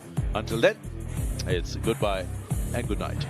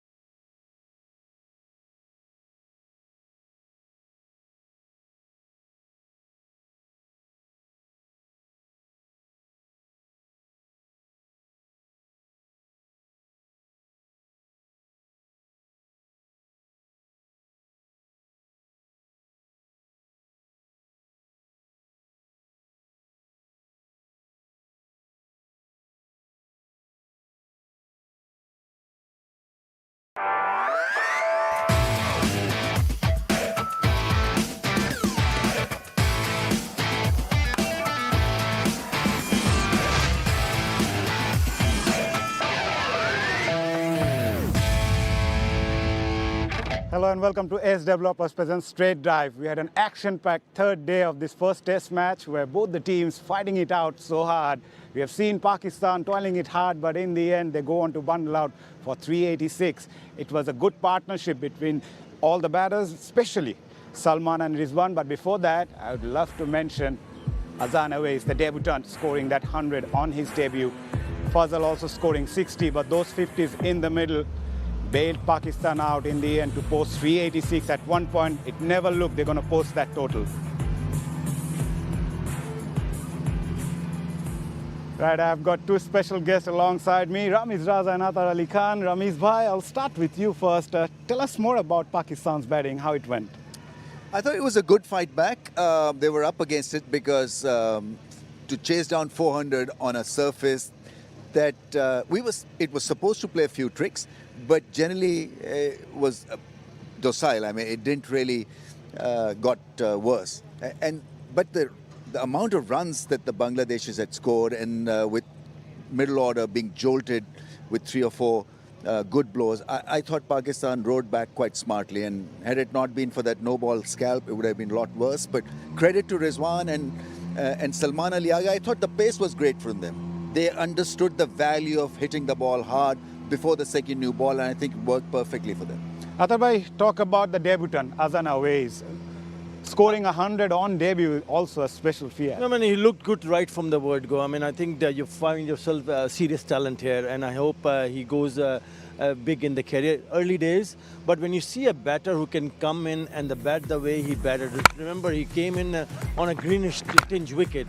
Never easy, because you're from the part of subcontinental pitches, you come across on dry surface, you don't see but he was very positive in his approach. Very still, very organized and compact, and lovely drives through the offside, and a special moment. You know, it's a dream debut for anybody to pick up a Test match 100, and also he's only 21 years of age. It just shows the kind of talent he possesses. If you look at the way he scores runs all around. So he had the opportunity not to just to pick up boundaries, but also rotation of strike was very impressive. Very good square of the wicket. I think he can be a future star for Pakistan if he handles himself nicely. Because when you get a really good start, then the expectations are so high. I think you just need to find yourself in a way, yes, I've done it. Let me just be a little bit more consistent in future. So, and stamp his authority. The only technical thing that he's got to look at is his square driving. Now, for an opener, that's a risky shot. He's got to be looking to play more with a straighter angle through mid-on and mid-off, because he plays mostly from the crease. That's why, you know, he has to angle the bat and play those shots square through the offside or through point. I mean, you know, it worked perfectly for him. But moving forward in Australia, for example, in South Africa, on a bouncy surface, if you're trying to angle the bat from the crease, likelihood is that you'll fall prey in the slip cotton. So what he has to do is to make sure when he's on top of the ball, looking to drive, that front foot has got to reach out to the pitch more. Yeah, I just want to ask you one thing, Ramiz bhai. When you're not out on 85 overnight, what do you think overnight and come back to the ground again? You say, I wouldn't have gone to sleep. And he came across as someone who had so much of calmness. You know, he never went down the pitch to do the gardening or tap the areas or look hard at the surface. It was business as usual. So he understood the value of dealing with the situation, dealing with the bowling, not worrying about getting out. And the best thing that I've liked about him, obviously, is his temperament and the calmness and a massively good game plan. He didn't overstretch himself, overreacted to situations. You know, most of his runs came the way he wanted them to come. Right. I think just to add here, remember he took a blow on the forehead, and he never looked flustered. That's right. You spoke about his calmness, his temperament, and he never looked nervous at any stage of his batting. I think that is the quality that you want to see from a youngster who's playing his very first Test match. Well done, young man. and all the best for the future. Right, yes, Bangladesh did manage to came back well in the first session, picking up few wickets up front. But then again, the partnership between Rizwan and Salman, the 119-run partnership, that actually bailed them out. At one point, they were struggling. Yes, they were struggling, but you can't stop. These are quality players. I mean, look at the amount of experience they have, and they read the pitch as well. And I think what was important to see that they stayed very positive to look to score runs, not taking any chances. At times, you see him going down the wicket. There were sweep shots around, but they played to the merit of the delivery and looked to score runs because they didn't want to get themselves into a shell. If you're losing early wickets and then you go into a shell, then it gets even more difficult. So I think this is really good from both the batters, Salman and Rizwan. Never easy in batting in that position. They had to face the new ball as well, so it's going to be always a difficult task for the batters. Yeah, I mean, the pace was great, as Atta was alluding to, you know, the positive intent, and it worked perfectly. I mean, they read the situation, let's get maximum runs when the spinners are on before the second new ball is taken. So there was this meaningful engagement before the storm was to hit them in the shape of Nahid Rana. But that was the survival mode and the aggressive mode put in together. You know, had they not got those 50s, it could have been a lot worse for Pakistan. Right, the partnership was very crucial from Bangladesh point of view. We'll talk more about Bangladesh's bowling, but before that, we'll have to take a break. We'll come back after the break.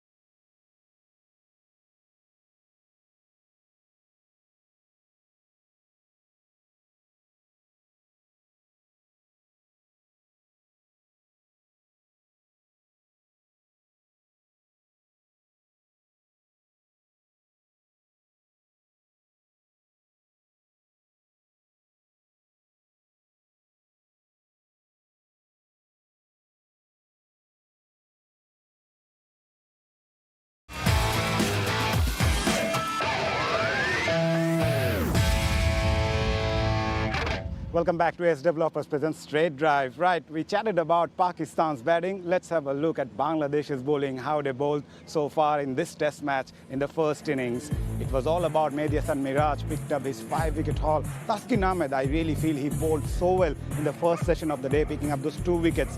2 wickets for Taijul and a wicket each for Rana.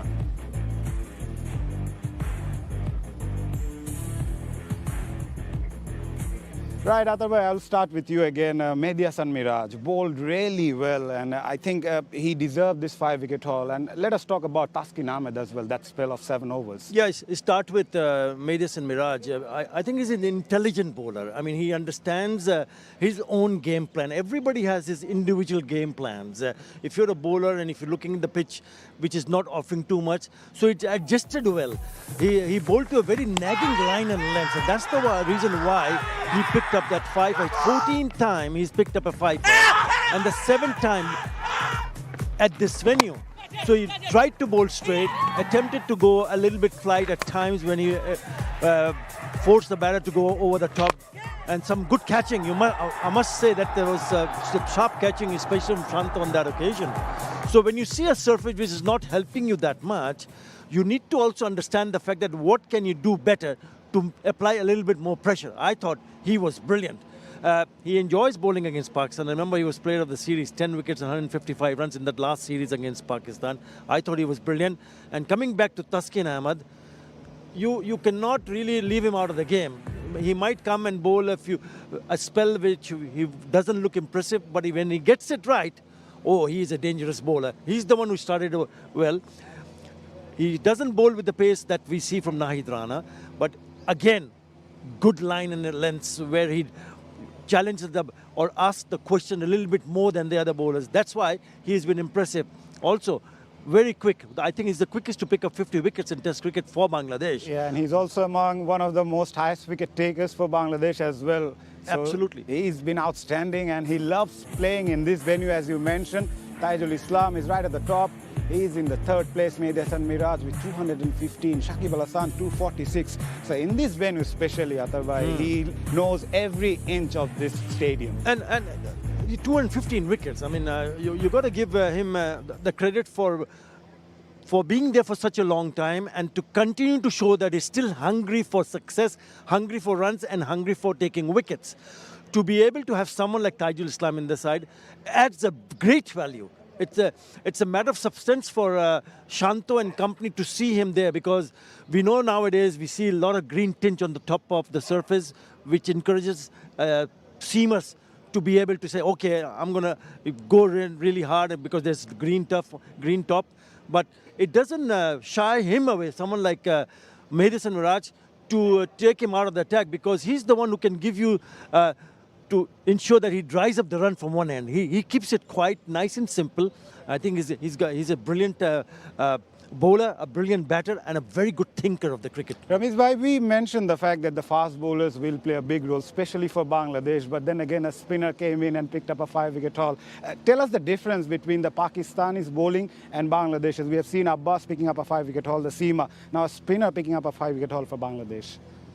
Yeah, I mean, he deserves it because he bowled the length. The channel, he was attacking the stumps, and Pakistan felt that he could be attacked also. I think that allowed him a look in. But overall, I mean, his analysis and the way he bowls is superb. And sort of Bangladesh fast bowlers, I mean, Rana is still work in progress. I can understand him learning on the job, but he's got pace, so you can't neglect pace. But other than Miraj, I think they were less consistent. So he bowled tight lines, and in the end, Pakistan felt that they could charge him, and he was outstanding that way.